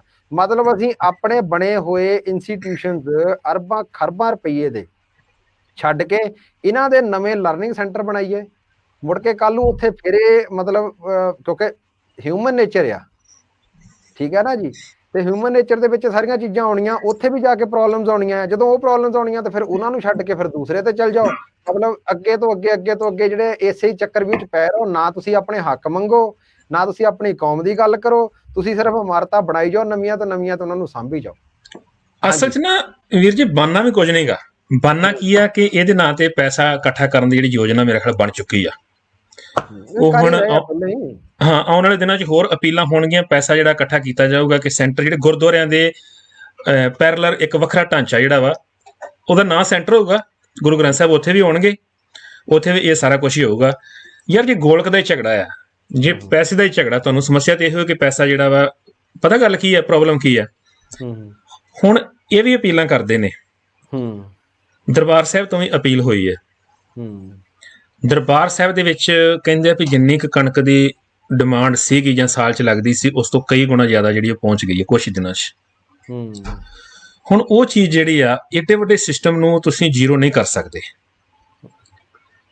ਜੇ ਉੱਥੇ ਕੋਈ ਕਮੀ ਹੈ ਪ੍ਰਬੰਧ ਦੇ ਵਿੱਚ, ਉਹਨੂੰ ਸੁਧਾਰਿਆ ਜਾ ਸਕਦਾ ਹੈ। ਜੇ ਕੋਈ ਮਰਿਆਦਾ ਨੂੰ ਲਾਗੂ ਕਰਨ ਦੇ ਵਿੱਚ ਕਮੀ ਹੈ, ਉਹਦੇ ਵਾਸਤੇ ਆਵਾਜ਼ ਉਠਾਈ ਜਾ ਸਕਦੀ ਹੈ। ਪਰ ਜੇ ਤੁਸੀਂ ਇਹ ਸੁਪਨਾ ਵੇਖੋ ਕਿ ਦਰਬਾਰ ਸਾਹਿਬ ਜਿਹੜਾ ਉਹਨੂੰ ਤੁਸੀਂ ਢਵਾ ਦਿਓਗੇ ਜਾਂ ਲੋਕਾਂ ਦੇ ਚੇਤਿਆਂ ਚੋਂ ਢਾ ਦਿਓਗੇ, ਤੇ ਇਹ ਮੁੰਗੇਰੀ ਲਾਲ ਦੇ ਸੁਪਨੇ ਜਿਹੜੇ ਆ ਵੇਖਣੇ ਛੱਡ ਦਿਓ। ਮੈਂ ਤੁਹਾਨੂੰ ਇਹਨਾਂ ਦੀ ਥੋੜੀ ਜਿਹੀ ਜਿਹੜੀ ਇਹਨਾਂ ਦੀ ਅੰਦਰੂਨੀ ਹਾਲਾਤ ਆ ਨਾ, ਉਹ ਬਾਹਰ ਆਪਾਂ ਦਿਖਾ ਦਿੰਦੇ ਆ ਸਰੋਤਿਆਂ ਨੂੰ ਇੱਕ ਵਾਰੀ। ਹਾਂਜੀ, ਆਹ ਦੇਖੋ ਜੀ। ਹਾਂਜੀ, ਆਹ ਆ ਕਹਿੰਦਾ ਵੀ ਸਿੱਖੋ ਜੇ ਘਰ ਵਿੱਚ ਬਣੀਆਂ ਮੜੀਆਂ ਢਾਉਣੀਆਂ ਨੇ ਤਾਂ ਹਰਿਮੰਦਰ ਨਾਮ ਦੀ ਮੜੀ ਦਿਮਾਗਾਂ 'ਚੋਂ ਢਾਉਣੀ ਪਊਗੀ। ਤੇ ਹੁਣ ਢਾ ਕੇ ਤੇ ਆਪਣੇ ਇਹਨਾਂ ਦੇ ਜਿਹੜੇ ਸੈਂਟਰ ਇਹਨਾਂ ਨੇ ਹੁਣ ਬਲੂ ਪ੍ਰਿੰਟ ਪੇਸ਼ ਕੀਤਾ, ਉਹਨੂੰ ਆਪਣੇ ਦਿਮਾਗਾਂ 'ਚ ਵਸਾਓ। ਉਹ ਵਸਾਓ ਤੇ ਉਹ ਬਣਾਉਣੇ ਪੈਣਗੇ। ਉਹ ਬਣਾਉਣੇ ਪੈਣਗੇ। ਤੇ ਬਣਿਆ ਤੁਹਾਨੂੰ ਕੀ ਕਹਿੰਦਾ? ਬਣਿਆ ਦਾ ਜਿਹੜਾ ਪੈਸਾ ਉਹ ਇਹਨਾਂ ਕੋਲ ਨਹੀਂ ਆ ਰਿਹਾ। ਅੱਛਾ, ਮੈਂ ਨਾ ਇੱਕ ਸਰੋਤਿਆਂ ਨਾਲ ਨਾ ਇੱਕ ਗੱਲ ਹੋਰ ਸਾਂਝੀ ਕਰਨੀ ਚਾਹੁੰਦਾ ਵੀ ਇਹ ਬੜਾ ਰੌਲਾ ਪਾਉਂਦੇ ਆ ਵੀ ਜੀ ਉਹਦਾ ਪਹਿਲੋਂ ਨਾਂ ਥੜਾ ਸੀ ਜੀ, ਫਿਰ ਅਕਾਲ ਬੁੰਗਾ ਸੀ ਜੀ, ਫਿਰ ਸ੍ਰੀ ਅਕਾਲ ਤਖਤ ਸਾਹਿਬ ਬਣਿਆ ਆ। ਇਹ ਨਾਂ 'ਚ ਬੜਾ ਉਲਝਦੇ ਆ। ਇਹਨਾਂ ਨੂੰ ਪੁੱਛਣ ਵਾਲਾ ਹੋਵੇ ਵੀ ਪਹਿਲੋਂ ਤਾਂ ਵਾਇਸਰਾਏ ਹਾਊਸ ਸੀਗਾ, ਫਿਰ ਗਵਰਨਮੈਂਟ ਹਾਊਸ ਬਣਿਆ, ਫਿਰ ਰਾਸ਼ਟਰਪਤੀ ਭਵਨ ਬਣਿਆ। ਠੀਕ ਹੈ ਜੀ। ਪਹਿਲੋਂ ਵਾਇਸਰਾਏ ਦੇ ਮਤਲਬ ਦਸਤਖਤਾਂ ਹੇਠ ਜਿਹੜੇ ਕਾਨੂੰਨ ਉੱਥੇ ਚੱਲਦੇ ਸੀਗੇ, ਉਸ ਤੋਂ ਬਾਅਦ ਗਵਰਨਮੈਂਟ ਹਾਊਸ ਬਣਿਆ, ਫਿਰ ਹੁਣ ਰਾਸ਼ਟਰਪਤੀ ਭਵਨ ਬਣਿਆ, ਤੇ ਉੱਥੋਂ ਕਾਨੂੰਨ ਜਿਹੜੇ ਉਹ ਚੱਲਦੇ ਆ। ਇਹਨਾਂ ਨੇ ਕਦੀ ਉੱਥੇ ਜਾ ਕੇ ਤਾਂ ਕਿਹਾ ਨਹੀਂ ਵੀ ਇੱਥੇ ਜੀ ਰਾਸ਼ਟਰਪਤੀ ਭਵਨ ਦਾ ਪਹਿਲੋਂ ਨਾਂ ਵਾਇਸਰਾਏ ਹਾਊਸ ਸੀਗਾ ਤੇ ਅਸੀਂ ਇਹਨੂੰ ਨਹੀਂ ਮੰਨਦੇ, ਇਸ ਕਰਕੇ ਅਸੀਂ ਇਹਨੂੰ ਨਕਾਰਨਾ। ਤੇ ਅਕਾਲ ਤਖਤ ਦੀ ਵਾਰੀ ਬੜੀ ਹੈ ਜਲਦੀ ਇਹਨਾਂ ਨੂੰ ਮਿਰਚਾਂ ਲੱਗਦੀਆਂ ਵੀ ਲੋ ਜੀ ਉਹਦਾ ਨਾਂ ਤੇ ਆ ਸੀ। ਉਹ ਨਾਂ ਤੋਂ ਤੁਸੀਂ ਉੱਥੋਂ ਕੀ ਲੈਣਾ ਆ? ਗੱਲ ਤਾਂ ਇਹ ਆ ਕਿ ਉੱਥੋਂ ਡਿਲੀਵਰ ਕੀ ਹੋ ਰਿਹਾ। ਅਸਲ 'ਚ ਨਾ ਰੌਲਾ ਪਤਾ ਕੀ ਆ, ਕਈ ਵਾਰ ਤੁਸੀਂ ਵੇਖਿਆ ਨਾ, ਛੋਟੇ ਹੁੰਦਿਆਂ ਨਾ ਪਿੰਡਾਂ 'ਚ ਖੇਡੀਦਾ ਸੀਗਾ, ਤੇ ਕਈ ਇਸ ਤਰ੍ਹਾਂ ਦੇ ਥੋੜੇ ਚਲਾਕ ਜਿਹੇ ਬੱਚੇ ਹੁੰਦੇ ਆ ਕਿ ਜਦੋਂ ਆਪ ਆਊਟ ਹੋ ਜਾਣ ਨਾ, ਉਹਨਾਂ ਕਹਿਣਾ ਛੱਡੋ ਯਾਰ ਕੀ ਖੇਡਣਾ, ਧੁੱਪ ਬੜੀ ਆ, ਹਨਾ, ਉਹ ਤੈਨੂੰ ਪਤਾ ਹੀ ਹੈ, ਫਿਰ ਤੇਰਾ ਡੈਡੀ ਤੇ ਕੁੱਟਦਾ ਹੀ ਬੜਾ ਹੁੰਦਾ ਤੈਨੂੰ, ਤੇ ਚੱਲ ਆਪਾਂ ਨਿਕਲੀ। ਉਹਨਾਂ ਫਟਾਫਟ ਬਾਲ ਚੁੱਕਣੀ ਤੇ ਨਿਕਲ ਜਾਣਾ। ਉਹ ਲੋਕ ਨੇ ਇਹਨੂੰ ਭਾਵੇਂ ਘਰੋਂ ਨਾ ਅਗਲੇ ਨੂੰ ਭੇਜਿਆ ਹੋਵੇ ਵੀ ਉਹ ਫਲਾਣੇ ਨੂੰ ਸੱਦ ਕੇ ਲਿਆ, ਤਾਂ ਆਪ ਬਾਰੀ ਲੈਣ ਲੱਗ ਪਊਗਾ। ਜਿੱਦਾਂ ਆਊਟ ਹੋਇਆ ਅਗਲੇ ਨੂੰ ਦੱਸ ਦਊਗਾ ਵੀ ਤੇਰਾ ਤਾਂ ਡੈਡੀ ਵਾਜਾ ਮਾਰਦਾ ਸੀਗਾ। ਬਸ ਚੱਲੀਏ। ਇਹ ਉਹ ਲੋਕ ਆ ਵੀ ਜਿਹਨੂੰ ਕਹਿੰਦੇ ਨਾ ਹੱਥ ਨਾਲ ਆਪਣੇ ਥੂ ਕੌੜੀ। ਬਿਲਕੁਲ ਕਿ ਤੁਸੀਂ ਕੋਸ਼ਿਸ਼ ਕਰੋ ਯਾਰ, ਉਹ ਪ੍ਰਬੰਧ ਆਪਣੇ ਹੱਥਾਂ 'ਚ ਲੈ ਲਓ, ਕੋਈ ਗੱਲ ਨਹੀਂ। ਡੈਮੋਕ੍ਰੇਸੀ ਦੇ ਤਰੀਕੇ ਨਾਲ ਲੈ ਸਕਦੇ ਹੋ। ਚੋਣਾਂ ਦਾ ਰਾਜ ਅੱਜ ਕੱਲ੍ਹ ਤੇ ਬੜੇ ਵਧੀਆ ਤਰੀਕੇ ਨਾਲ ਤੁਸੀਂ ਪ੍ਰਚਾਰ ਕਰੋ। ਨਾਲੇ ਤੁਸੀਂ ਡੈਮੋਕ੍ਰੇਸੀ ਦੇ ਹਮਾਇਤੀ ਆ। ਹਾਂ, ਨਾਲੇ ਡੈਮੋਕ੍ਰੇਸੀ ਦਾ ਰੌਲਾ ਪਾਉਂਦੇ ਤੁਸੀਂ। ਬਿਲਕੁਲ। ਤੇ ਡੈਮੋਕ੍ਰੈਟਿਕ ਸਿਸਟਮ ਦੇ ਵਿੱਚ ਜਿਹੜੇ ਬੰਦਿਆਂ ਨੇ ਹਮਲਾ ਕੀਤਾ ਹੈ, ਆਪਾਂ ਸ਼ੁਰੂ ਦੇ ਵਿੱਚ ਇੱਕ ਆਡੀਓ ਜਿਹੜੀ ਦਰਸ਼ਕਾਂ ਨਾਲ ਸਾਂਝੀ ਕੀਤੀ ਸੀਗੀ ਕਿ ਇਹਨਾਂ ਕਿਹਾ ਆ ਕਿ ਸਾਰੀਆਂ ਧਿਰਾਂ ਹੀ ਰੌਲਾ ਪਾਉਂਦੀਆਂ ਨੇ ਕਿ ਸਾਡੇ ਨਾਲ ਧੱਕਾ ਹੋਇਆ ਵਾ, ਸਾਡੇ ਬੰਦੇ ਸ਼ਹੀਦ ਆ, ਦੁਸ਼ਮਣ ਦੇ ਬੰਦੇ ਜਿਹੜੇ ਜ਼ਾਲਮ ਆ। ਸਾਰੀਆਂ ਧਿਰਾਂ ਰੌਲਾ ਪਾਉਂਦੀਆਂ ਨੇ। ਪਰ ਰੇਡੀਓ ਵਿਰਸਾ ਵਾਲੇ ਜਿਹੜੇ ਨੇ, ਉਹ ਮੈਂ ਤੁਹਾਨੂੰ ਦੱਸ ਦਿਆਂ ਕਿ ਸਾਰੀ ਦੁਨੀਆ ਦੇ ਨਾਲੋਂ ਉਹਨਾਂ ਨੇ ਤਰੱਕੀ ਕਰ ਲਈ ਆ। ਇਹ ਸ਼ੁਰੂ 'ਚ ਇਹਨਾਂ ਕਿਹਾ ਸੀ ਕਿ ਸਾਰੀਆਂ ਨੇਸ਼ਨਸ, ਸਾਰੇ ਦੇਸ਼, ਸਾਰੀਆਂ ਕੌਮਾਂ ਇਸ ਤਰ੍ਹਾਂ ਹੀ ਕਹਿੰਦੀਆਂ ਨੇ ਕਿ ਸਾਡੇ ਬੰਦੇ ਸ਼ਹੀਦ ਆ ਤੇ ਉਹਨਾਂ ਦੇ ਬੰਦੇ ਜਿਹੜੇ ਆ ਉਹ ਜ਼ਾਲਮ ਨੇ। ਪਰ ਰੇਡੀਓ ਵਿਰਸਾ ਦੁਨੀਆ ਭਰ ਦੇ ਵਿੱਚ ਪਹਿਲਾ ਐਸਾ ਰੇਡੀਓ ਜਿਹਨੇ ਇੰਨੀ ਤਰੱਕੀ ਕਰ ਲਈ ਆ ਕਿ ਉਹ ਜਿਹੜੇ ਆਪਾਂ ਕਹਿੰਦੇ ਸੀ ਕਿ ਇੰਦਰਾ ਗਾਂਧੀ ਨੇ ਸਾਡੇ ਨਾਲ ਧੱਕਾ ਕੀਤਾ ਆ, ਇਹ ਇੰਨੀ ਤਰੱਕੀ ਕਰ ਗਏ ਨੇ। ਪਹਿਲੇ ਬੰਦੇ ਨੇ ਦੁਨੀਆ ਦੇ ਵਿੱਚ ਜਿਨ੍ਹਾਂ ਨੇ ਆਪਣੇ ਨਾਲ ਧੱਕਾ ਕਰਨ ਵਾਲੇ ਲੋਕਾਂ ਬਾਰੇ ਨਜ਼ਰੀਆ ਜਿਹੜਾ ਆ ਬਣਾ ਲਿਆ। ਸੁਣ ਲਿਓ। ਮਜਾਲਿਆ ਕੋ ਬੋਲ ਜਾਏ ਇਹਨਾਂ ਦੀ ਬਦਬਖਤੀ ਦੇ ਉੱਤੇ, ਕੋਈ ਸਵਾਲ ਕਰ ਜਾਏ ਇਹਨਾਂ ਦੇ ਉੱਤੇ, ਰੌਲਾ ਪਾਉਣੇ ਅਸੀਂ। ਮੈਂ ਤਾਂ ਕਹਿੰਦਾ ਚੰਗੀ ਸੀ ਯਾਰ ਇੰਦਰਾ ਗਾਂਧੀ, ਸਹੁੰ ਖਾ ਕੇ ਕਹਿੰਦਾ, ਮੈਨੂੰ ਜਿਆਦੀ ਮਰਜ਼ੀ ਸਹੁੰ ਖਵਾ ਲਓ, ਚੰਗੀ ਸੀ ਇੰਦਰਾ ਗਾਂਧੀ। ਜੇ ਇਹ ਬੰਦੇ ਹੁੰਦੇ, ਇਹਨਾਂ ਦੇ ਨਾਲ ਕੋਈ ਇਸ ਤਰ੍ਹਾਂ ਐਡੀ ਵੱਡੀ ਘਟਨਾ ਵਾਪਰਦੀ, ਉਹ ਤੋਂ ਬਾਅਦ ਬੋਡੀਗਾਰਡ ਰੱਖ ਲੈਂਦੀ ਪੱਗਾਂ ਵਾਲਿਆਂ ਨੂੰ। ਜਦੋਂ ਰਾਜ ਸੀ ਉਹਨਾਂ ਦਾ, ਕਿਸੇ ਫੌਜ ਦਾ ਮੁਖੀ, ਕਿਤੇ ਸਿੱਖ ਨੂੰ ਦੇਖਣ ਦਿੰਦੇ ਉਹ? ਬਿਲਕੁਲ ਲੈਣ ਤੇ ਨਾ ਲਾ ਦਿੰਦੇ। ਚੱਕੋ ਇਹਨਾਂ ਨੂੰ, ਚੱਕ ਕੇ। ਜੇ ਸਵਿੰਕਸ ਨੂੰ ਮਾਰਿਆ ਕੱਢ ਕੇ, ਕੀ ਵਿਗਾੜ ਲਿਆ? ਹਾਂਜੀ, ਦਲੀਲ ਘੁਮਾ ਫਰਾ ਕੇ ਉਹਨਾਂ ਨੇ ਸਾਬਤ ਕਰ ਦਿੱਤਾ ਕਿ ਇੰਦਰਾ ਗਾਂਧੀ ਜਿਹੜੀ ਆ, ਕਹਿੰਦਾ ਮੈਂ ਸਹੁੰ ਖਾ ਕੇ ਕਹਿਣਾ, ਬੋਲ ਰਿਹਾ ਕਿ ਮੈਂ ਸਹੁੰ ਖਾਨਾ ਕਿ ਇੰਦਰਾ ਗਾਂਧੀ ਜਿਹੜੀ ਆ ਉਹ ਬਹੁਤ ਚੰਗੀ ਸੀਗੀ ਤੇ ਸਿੱਖ ਜਿਹੜੇ ਆ ਉਹੋ ਹੀ ਮਾੜੇ ਸੀਗੇ। ਇੰਨੀ ਤਰੱਕੀ ਇਹਨਾਂ ਨੇ ਕੀਤੀ ਦੁਨੀਆ ਭਰ ਦੇ ਵਿੱਚ ਪਹਿਲੇ ਕਿ ਆਪਣੇ ਦੁਸ਼ਮਣ ਨੂੰ ਕਲੀਨ ਚਿੱਟ ਦੇ ਕੇ ਤੇ ਸਾਰੇ ਦੋਸ਼ ਜਿਹੜੇ ਇਹਨਾਂ ਨੇ ਆਪਣੇ ਸਿਰ ਤੇ ਲੈ ਲੈਣੇ। ਇਹਨੂੰ ਕਹਿੰਦੇ ਆ ਅਪਗ੍ਰੇਡ ਹੋਣਾ। ਉਹ ਇੱਕ ਇੱਧਰ ਮਾਝੇ ਦਾ ਆ ਕੋਈ, ਉਹ ਮੇਰੇ ਖਿਆਲ ਮਾਝੇ ਦਾ ਪਤਾ ਨਹੀਂ ਕਿੱਥੇ ਦਾ, ਉਹ ਕਾਂਗਰਸੀ ਲੀਡਰ ਆ। ਉਹ ਕਦੀ ਪੱਗ ਲਾ ਕੇ ਤਾਂ ਉਹਦਾ ਰਾਜੀਵ ਦਾ ਪੁਤਲਾ ਸਾਫ਼ ਕਰਨ ਡਿਆ ਹੁੰਦਾ, ਤੇ ਕਦੀ ਉਹ ਇੰਦਰਾ ਗਾਂਧੀ ਦੇ ਪੈਰਾਂ 'ਚ ਬੈਠਣ ਡਿਆ ਹੁੰਦਾ। ਇਹ ਮੈਨੂੰ ਲੱਗਦਾ ਕਿ ਉਹਦਾ ਭਰਾ ਭਰੂਆ ਕਿਤੇ ਦੂਸਰੇ ਪਾਸੇ ਨਿਕਲ ਗਿਆ, ਉਹ ਵਿਚਾਰਾ ਇੱਥੇ ਰਹਿ ਗਿਆ। ਉਹ ਇੱਥੇ ਕੰਮ ਲੱਗਾ, ਇਹ ਉੱਥੇ ਲੱਗਾ ਆ। ਤੇ ਆਪਾਂ ਜਿਹੜੀ ਆ ਤੁਸੀਂ ਦਲੀਲ ਹੁਣ ਜਿਹੜੀ ਤੁਸੀਂ ਦਿੱਤੀ ਆ, ਇਹਦੇ ਵਿੱਚ ਜਿਹੜੀ ਇਹਨੇ ਗੱਲ ਕੀਤੀ ਆ, ਉਹਦੇ ਵਿੱਚ ਮੈਂ ਇੱਕ ਗੱਲ ਹੋਰ ਐਡ ਕਰਨੀ ਚਾਹੁੰਦਾ ਵੀ ਇਹ ਕਹਿੰਦੇ ਵੀ ਸਾਰੇ ਲੋਕ ਰੌਲਾ ਪਾਉਂਦੇ ਆ ਵੀ ਦੂਸਰੇ ਜ਼ਾਲਮ ਆ ਤੇ ਮਤਲਬ ਅਸੀਂ ਮਜਲੂਮ ਆ, ਤੇ ਇਹਨਾਂ ਦੇ ਜਿਹੜੇ ਬਾਬਾ ਜੀ ਆ ਉਹ ਆਪਣੇ ਜਿਹੜੇ ਰੰਗ ਬਰੰਗੇ ਜਿਹੇ ਉਹ ਤੇ ਹਰ ਸਟੇਜ ਤੋਂ ਰੌਲਾ ਪਾਉਂਦੇ ਆ ਕਿ ਮੇਰੇ ਬੰਦੇ ਦਾ ਕਤਲ ਕਰਤਾ ਜੀ, ਮੇਰੇ ਬੰਦੇ ਨੂੰ ਇਦਾਂ ਹੋ ਗਿਆ ਜੀ, ਮੇਰੇ ਬੰਦੇ ਨੂੰ ਇਦਾਂ ਹੋ ਗਿਆ। ਕਦੀ ਉਹਦੀ ਬਰਸੀ ਮਨਾਉਂਦੇ ਆ, ਕਦੀ ਉੱਥੇ ਰੋਂਡ ਹੈ। ਉਹ ਵਿਚਾਰਾ ਜਿਹੜਾ ਉਹ ਭਾਈ ਸਾਹਿਬ ਜਿਨ੍ਹਾਂ ਦੀ ਉਸ ਹਾਦਸੇ ਦੇ ਵਿੱਚ ਜਿਨ੍ਹਾਂ ਨੇ ਜਾਨ ਗਵਾ ਲਈ ਆ, ਉਹਨਾਂ ਦੇ ਨਾਮ ਦੇ ਉੱਤੇ ਕਿੰਨੀਆਂ ਕੁ ਰੋਟੀਆਂ ਸੇਕਦੇ ਆ। ਇਹ ਆਪ ਤਾਂ ਰੋਜ਼ ਰੋਂਦੇ ਰਹਿੰਦੇ ਆ। ਕਦੀ ਇਹਨਾਂ ਨੂੰ ਪ੍ਰੋਬਲਮ ਹੈਗੀ ਆ ਵੀ ਟਕਸਾਲੀ ਤੰਗ ਕਰਦੇ ਆ, ਕਦੀ ਇਹਨਾਂ ਨੂੰ ਮਿਸ਼ਨਰੀ ਤੰਗ ਕਰਦੇ ਆ, ਕਦੀ ਇਹਨਾਂ ਨੂੰ ਦੂਸਰੇ ਤੰਗ ਕਰਦੇ ਆ। ਇਹ ਆਪ ਤਾਂ ਮਤਲਬ ਇਹ ਵਿਚਾਰੇ ਘੁੱਗੀ ਆ ਤੇ ਇਹਨਾਂ ਦੇ ਆਲੇ ਦੁਆਲੇ ਸਾਰੇ ਬਾਗੜ ਬਿੱਲੇ ਬੈਠੇ ਆ। ਉਹਨਾਂ ਨੂੰ ਬਾਗੜ ਬਿੱਲੇ ਕਹਿੰਦੇ, ਕਿਉਂ ਮੈਂ ਤਾਂ ਸ਼ਬਦ ਵਰਤਿਆ, ਇਹਨਾਂ ਨੇ ਵਰਤਿਆ ਸੀ ਪਿੱਛੇ ਜਿਹੇ, ਤੇ ਜਦੋਂ ਉਸ ਤੋਂ ਬਾਅਦ ਇਹ ਸਾਰਾ ਜਿਹੜਾ ਮਤਲਬ ਰੌਲਾ ਰੱਪਾ ਹੋਇਆ। ਤੇ ਹੁਣ ਜੇ ਤੁਸੀਂ ਉਹਨਾਂ ਤੋਂ ਆਪਣੇ ਆਪ ਨੂੰ ਵੱਖਰੇ ਕਰ ਲਿਆ, ਜੇ ਤੁਸੀਂ ਆਪਣੀ ਸੋਚ ਨੂੰ ਡਿਵੈਲਪ ਕਰ ਲਿਆ, ਤੁਹਾਡਾ ਦਿਮਾਗ ਖੁੱਲ ਗਿਆ ਆ, ਤੁਸੀਂ ਅਗਲੀ ਪੌੜੀ ਤੇ ਚਲੇ ਗਏ ਆ, ਤੇ ਤੁਸੀਂ ਆਪਣੇ ਬਾਬੇ ਨੂੰ ਵੀ ਕਹੋ ਨਾ ਵੀ ਤੂੰ ਕਾਹਤੋਂ ਰੋਂਦਾ ਰਹਿੰਦਾ, ਇਹ ਤਾਂ ਸਾਰੀ ਦੁਨੀਆ ਰੋਂਦੀ, ਆਪਾਂ ਥੋੜਾ ਰੋਣਾ ਆ। ਬਿਲਕੁਲ ਜੀ। ਜਿਹੜਾ ਜੂਨ 84 ਬਾਰੇ 3 ਘੰਟੇ ਦਾ ਲਗਭਗ ਪ੍ਰੋਗਰਾਮ ਇਹਨਾਂ ਦਾ ਸੁਣ ਲਿਓ। ਉਹਦੇ ਵਿੱਚ ਇਹੀ ਦੱਸਿਆ ਗਿਆ ਕਿ ਸਿੱਖੋ 36 ਸਾਲ ਹੋ ਗਏ ਨੇ, ਰੌਲਾ ਪਾਉਣਾ ਛੱਡ ਦਿਓ, ਭੁੱਲ ਜਾਓ ਹੁਣ ਕਿ ਧੱਕਾ ਹੋਇਆ ਵਾ। ਜੋ ਵੀ ਕੀਤਾ ਅਖੀਰ ਤੇ ਇਹਨਾਂ ਨਿਚੋੜੇ ਕੱਢਿਆ ਸੀ ਕਿ ਇੰਦਰਾ ਨੇ ਜੋ ਕੀਤਾ ਉਹ ਸਹੀ ਕੀਤਾ ਆ। ਇੱਥੋਂ ਤੱਕ ਵੀ ਮੇਰੇ ਕੋਲ ਨਾ ਇੱਕ ਇਹਨਾਂ ਦਾ ਸਕਰੀਨਸ਼ਾਟ ਆ, ਪਰ ਹੁਣ ਅਪਲੋਡ ਨਹੀਂ ਹੋਣਾ, ਕਿਸੇ ਆਉਣ ਵਾਲੇ ਪ੍ਰੋਗਰਾਮ 'ਚ ਆਪਾਂ ਸ਼ੇਅਰ ਕਰ ਦਿਆਂਗੇ। ਕਹਿੰਦਾ ਕਿ ਜਦੋਂ ਬਰਾਤ ਲੈ ਕੇ ਆਇਆ ਸੀ, ਉਦੋਂ ਭਿੰਡਰਾਂ ਵਾਲਾ ਜਿਹੜਾ ਕਿਹੜੀ ਖੁੱਡ 'ਚ ਬੈਠਾ, ਮੇਰੇ ਕੋਲ ਹੈਗਾ ਜੀ, ਉਹ ਮੈਂ ਦਿਖਾ ਦਿੰਦਾ ਸਾਰਿਆਂ ਨੂੰ। ਹਾਂਜੀ, ਉਹ ਕਰ ਦਿਓ ਜਰਾ। ਹਾਂ, ਇੱਕ ਵਾਰੀ ਆਹ ਦੇਖ ਲਓ ਜੀ। ਹਾਂਜੀ, ਹੁਣ ਟਕਸਾਲ ਨਾਲ ਠੀਕ ਹੈ ਇਹਨਾਂ ਦੀ ਝਗੜਾ ਹੋਊਗਾ ਕੋਈ, ਪਰ ਉੱਥੇ ਦਰਬਾਰ ਸਾਹਿਬ ਦੇ ਵਿੱਚ ਜਾਨਾਂ ਗਵਾਉਣ ਵਾਲੇ ਸਮੁੱਚੀ ਕੌਮ ਦੇ ਵਸਿੰਦੇ ਸੀਗੇ। ਉਹਦੇ 'ਚ ਹਰ ਤਬਕੇ ਨਾਲ ਸੰਬੰਧ ਰੱਖਣ ਵਾਲੇ ਸਿੱਖ ਸੀਗੇ, ਗੈਰ ਸਿੱਖ ਵੀ ਸੀਗੇ। ਪਰ ਜਿਹੜਾ ਬੰਦਾ ਦਰਬਾਰ ਸਾਹਿਬ ਤੇ ਹਮਲਾ ਕਰਕੇ ਚੜ੍ਹ ਕੇ ਆਈ ਫੌਜ ਬਰਾੜ ਨੂੰ ਬਰਾਤ ਦੱਸਦਾ ਆ, ਉਸ ਬੰਦੇ ਦਾ ਬੌਧਿਕ ਪੱਧਰ ਜਿਹੜਾ ਆ ਉਹ ਕੀ ਹੋਏਗਾ। ਤੇ ਇਹ ਹਮੇਸ਼ਾ ਦਾਅਵਾ ਇਹ ਕਰਦੇ ਨੇ ਕਿ ਅਸੀਂ ਦਲੀਲ ਨਾਲ ਗੱਲ ਕਰਦੇ ਹਾਂ, ਅਸੀਂ ਤਰਕ ਨਾਲ ਗੱਲ ਕਰਦੇ ਹਾਂ। ਕਿ ਤੁਹਾਡਾ ਤਰਕ ਇਹ ਕਹਿੰਦਾ ਹੈ ਕਿ ਮਾਸੂਮ ਲੋਕ ਜਿਹੜੇ ਪੰਚਮ ਪਾਤਸ਼ਾਹ ਦੇ ਸ਼ਹੀਦੀ ਦਿਹਾੜੇ ਦੇ ਉੱਤੇ ਮੱਥਾ ਟੇਕਣ ਵਾਸਤੇ ਗਏ, ਉਹਨਾਂ ਤੇ ਤੋਪਾਂ ਚਲਾਉਣ ਵਾਲੇ ਲੋਕ ਜਿਹੜੇ ਨੇ, ਤੁਸੀਂ ਇਹਨਾਂ ਨੂੰ ਬਰਾਤ ਦੱਸੋ, ਇਹ ਬੌਧਿਕ ਪੱਧਰ ਹੈ, ਇਹਨੂੰ ਤਰਕ ਕਹਿੰਦੇ ਹੋ ਤੁਸੀਂ? ਜੇ ਇਹ ਤਰਕ ਆ ਤੇ ਮੇਰਾ ਖਿਆਲ ਹੈ ਵੀ ਇਸ ਤੋਂ ਭੈੜਾ, ਇਸ ਤੋਂ ਦਕੀਆ ਨੂੰ ਅਸੀਂ ਤਰਕ ਜਿਹੜਾ ਦੁਨੀਆ ਦੇ ਉੱਤੇ ਹੋਰ ਦੂਸਰਾ ਨਹੀਂ ਕੋਈ ਹੋ ਸਕਦਾ। ਮੈਂ ਤਾਂ ਕਹਿੰਦਾ ਜੀ, ਇਹ ਤੋਂ ਵੱਧ ਕੇ ਤੁਸੀਂ ਮਤਲਬ ਤੁਹਾਡੀ ਅੰਦਰ ਗਰੀਬੀ, ਉਹ ਤਾਂ ਚਲੋ ਸ਼ਬਦ ਤਾਂ ਆਪਾਂ ਉਹਦੇ ਤੇ ਭੈੜੇ ਨਹੀਂ ਵਰਤ ਸਕਦੇ, ਪਰ ਵਰਤਨ ਨੂੰ ਦਿਲ ਤੇ ਕਰਦਾ ਇਦਾਂ ਦੀਆਂ ਗੱਲਾਂ ਸੁਣ ਕੇ, ਇਹਨਾਂ ਦੀਆਂ ਦੇਖ ਕੇ, ਕਿ ਵੀ ਤੁਸੀਂ ਇੰਨੇ ਜ਼ਿਆਦਾ ਥੱਲੇ ਗਿਰ ਗਏ ਆ ਵੀ ਉਹਦੇ ਉੱਤੇ ਅੱਛਾ ਕਵਰ ਲਾ ਦਿੰਦੇ ਆ ਪਹਿਲੋਂ, ਉਹ ਇਹ ਟਕਸਾਲੀਓ ਵੀ ਮਤਲਬ ਲੋਕ ਇਹ ਸਮਝਣ ਕਿ ਸਿਰਫ ਟਕਸਾਲੀਆਂ ਨਾਲ ਗੱਲ ਹੋ ਰਹੀ ਆ। ਉਹ ਜਿਹੜਾ ਉੱਥੇ 3 ਸਾਲ ਦਾ ਬੱਚਾ ਜਿਹੜਾ ਉੱਥੇ ਸ਼ਹੀਦ ਹੋ ਗਿਆ, ਜਿਹੜੀ ਬੀਬੀ 80 ਸਾਲਾਂ ਦੀ ਮੱਥਾ ਟੇਕਣ ਗਈ ਸ਼ਹੀਦ ਹੋ ਗਈ, ਉਹਨੇ ਕਦੋਂ ਟਕਸਾਲ ਦੇ ਕੋਲੋਂ ਸੰਥਿਆ ਲਈ ਸੀਗੀ? ਇਹਨਾਂ ਨੂੰ ਪੁੱਛਣ ਵਾਲਾ ਹੋਵੇ ਕੋਈ। ਇੱਕ ਨਾ KPS ਗਿੱਲ ਵਾਲਾ ਤੁਹਾਡੇ ਕੋਲ ਸ਼ਾਇਦ ਹੋਣਾ ਹੈ ਸਕਰੀਨਸ਼ਾਟ, ਉਹ ਸ਼ੇਅਰ ਕਰਿਓ ਇੱਕ ਵਾਰੀ ਦਰਸ਼ਕਾਂ ਦੇ ਨਾਲ। ਮੈਂ ਸ਼ੇਅਰ ਕਰਦਾ, ਨਾਲੇ ਇੱਕ ਕਾਲ ਵੀ ਆ ਰਹੀ, ਆਪਾਂ ਉਹ ਵੀ ਲੈ ਲਈਏ ਨਾਲ। ਆਹ ਦੇਖੋ ਜੀ। ਹਾਂਜੀ, ਹੁਣ ਇਸ ਬੁੱਚੜ ਬੰਦੇ ਨੂੰ ਜਿਹੜਾ ਕਹਿੰਦਾ ਵਾ ਕਿ ਉਹਦਾ ਭਲਾ ਹੋਵੇ, ਜਿੰਨੇ ਪੁਲਿਸ ਵਾਲਿਆਂ ਨੂੰ ਇੰਨੀ ਖੁੱਲ੍ਹ ਦਿੱਤੀ ਕਿ ਪੰਜਾਬ ਦੀਆਂ ਧੀਆਂ ਭੈਣਾਂ ਨੂੰ ਥਾਣੇ 'ਚ ਬੇਪਤ ਕੀਤਾ ਜਾਵੇ, ਭਰਾਵਾਂ ਦੇ ਸਾਹਮਣੇ ਭੈਣਾਂ ਦੀ ਇੱਜ਼ਤ ਨੂੰ ਤਾਰ-ਤਾਰ ਕੀਤਾ ਜਾਵੇ, ਉਸ ਬੰਦੇ ਨੂੰ ਇਹ ਕਹਿੰਦਾ ਕਿ ਉਹਦਾ ਭਲਾ ਹੋਵੇ। ਇਸ ਬੰਦੇ ਦੀ ਬੌਧਿਕ ਕੰਗਾਲੀ ਦਾ ਲੈਵਲ ਜਿਹੜਾ ਤੁਸੀਂ ਇੱਥੋਂ ਵੇਖ ਸਕਦੇ ਹੋ ਜੀ। ਆਹ ਇੱਕ ਵਾਰੀ ਆਪਾਂ ਕਾਲ ਲੈ ਲਈਏ, ਫਿਰ ਆਪਾਂ ਕਰਦੇ ਗੱਲ। ਹਾਂਜੀ ਵੀਰ ਜੀ, ਵਾਹਿਗੁਰੂ ਖਾਲਸਾ ਵਾਹਿਗੁਰੂ ਫਤਿਹ ਜੀ। ਹਾਂਜੀ ਵੀਰ ਜੀ, ਇਹ ਜਿਹੜਾ ਤੁਸੀਂ ਪੋਸਟਰ ਦਿਖਾਇਆ, ਇਹ ਦਰਬਾਰ ਸਾਹਿਬ ਤੇ ਜਿਹੜੀ ਚੜ੍ਹ ਕੇ ਉਹਦੀ ਫੌਜ ਨੂੰ ਜੀ ਬਰਾਤ ਦੱਸਦਾ ਜੀ, ਤੇ ਪਿੱਛੇ ਜੇ ਟਕਸਾਲੀ ਗੁੰਡੇ ਇਹ ਇੱਥੇ ਜਿਹੜਾ ਗੁਰਦੁਆਰੇ ਦੀ ਕਮੇਟੀ ਦਾ ਮੈਂਬਰ ਹੈ ਜੀ, ਉੱਥੇ ਚੜ੍ਹ ਕੇ ਆਉਂਦੇ ਆ ਜੀ, ਸਿੱਖੋ ਲੈ ਜਾਂਦੇ ਚੱਕ ਕੇ। ਕੀ ਉਹ ਵੀ ਬਰਾਤ ਸੀ? ਜੇ ਉਹਨੂੰ ਵੀ ਉਹ ਬਰਾਤ ਕਹਿੰਦਾ ਤਾਂ ਅਸੀਂ ਵੀ ਉਹਨੂੰ ਵੀ ਬਰਾਬਰੀ ਕਰਦੇ ਆ। ਉਹ ਵੀ ਇਹਦੀ ਜਵਾਈ ਆਏ ਹੋਏ ਫਿਰਦੇ। ਬਿਲਕੁਲ ਵੀਰ ਰਵਿੰਦਰ ਸਿੰਘ ਜੀ, ਦੇਖੋ ਜੇ ਤਾਂ ਇਹਨਾਂ ਦੇ ਨਜ਼ਰੀਏ ਤੋਂ ਦੇਖੀਏ ਤਾਂ ਫਿਰ ਤਾਂ ਇਹਨਾਂ ਲਈ ਵੀ ਉਹ ਵੀ ਮਤਲਬ ਬਰਾਤ ਹੀ ਹੋਈ। ਜੇ ਸਾਡੇ ਮੁਕੱਦਸ ਸਥਾਨ ਵਾਸਤੇ ਇਦਾਂ ਦੇ ਸ਼ਬਦ ਵਰਤਦੇ ਆ ਤੇ ਅਸੀਂ ਕਿਹੜਾ ਇਹਨਾਂ ਲਈ ਘੱਟ ਕਰਾਂਗੇ? ਫਿਰ ਇਹਨਾਂ ਵਾਸਤੇ ਵੀ ਤਾਂ ਉਹ ਸਭ ਕੁਝ ਹੀ ਹੋਇਆ ਨਾ ਜੋ ਇਹ ਕਹਿੰਦੇ ਆ। ਇਹਨਾਂ ਦੇ ਨਜ਼ਰੀਏ ਦੇ ਹਿਸਾਬ ਨਾਲ ਹੀ ਗੱਲ ਕਰਦਾ ਪਿਆ। ਫੇ ਇਹ ਵੀ ਉਹ ਬਰਾਤ ਹੀ ਸਮਝਣੀ ਚਾਹੀਦੀ ਇਹਨੂੰ, ਬਈ ਆਏ ਸੀਗੇ ਝੁਆਰਾ ਲਾ ਕੇ ਤਾਂ ਚਲੇ ਗਏ। ਚਲੋ ਉਹਨਾਂ ਨੇ ਤਾਂ ਫਿਰ ਵੀ ਉਸ ਬਰਾਤ ਜਿਹੜੀ ਇਹ ਜਿਹਨੂੰ ਇਹ ਬਰਾਤ ਕਹਿੰਦੇ ਆ, ਜਿਹੜਾ ਉੱਥੇ ਜਾਬਰ ਚੜ ਕੇ ਆਇਆ, ਉਹਦਾ ਮੂੰਹ ਤੋੜ ਜਵਾਬ ਦਿੱਤਾ।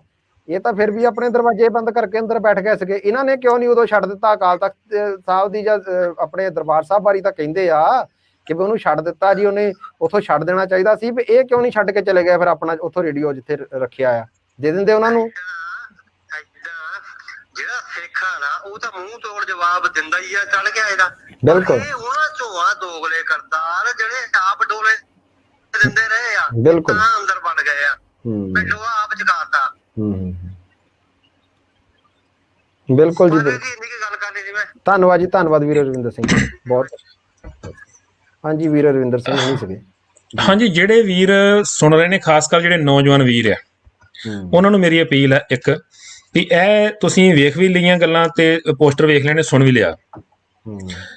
ਤੁਹਾਡੇ ਸਾਡੇ ਵੱਡੇ ਵਡੇਰੇ ਜਿਹੜੇ ਨੇ ਅਰਦਾਸਾਂ ਕਰਦੇ ਰਹੇ ਨੇ ਤੇ ਕਰ ਰਹੇ ਨੇ ਕਿ ਸਾਨੂੰ ਅੰਮ੍ਰਿਤਸਰ ਦੇ ਦਰਸ਼ਨ ਦੀਦਾਰੇ ਬਖਸ਼ੇ ਜਾਣ। ਬਿਲਕੁਲ ਉਹਨਾਂ ਸਮਿਆਂ ਦੇ ਵਿੱਚ ਜਦੋਂ ਦਰਬਾਰ ਸਾਹਿਬ ਜਾਣ ਦਾ ਮਤਲਬ ਮੌਤ ਸੇੜਨੀ ਸੀਗੀ, ਉਦੋਂ ਵੀ ਉਹ ਜਾਂਦੇ ਰਹੇ ਨੇ ਜੀ। ਉਹਨਾਂ ਨੇ ਸਿਰ ਦੇ ਕੇ ਇਸ ਆਨ ਸ਼ਾਨ ਨੂੰ ਕਾਇਮ ਰੱਖਿਆ ਤੇ ਸਾਡੇ ਤੱਕ ਪਹੁੰਚਾਇਆ।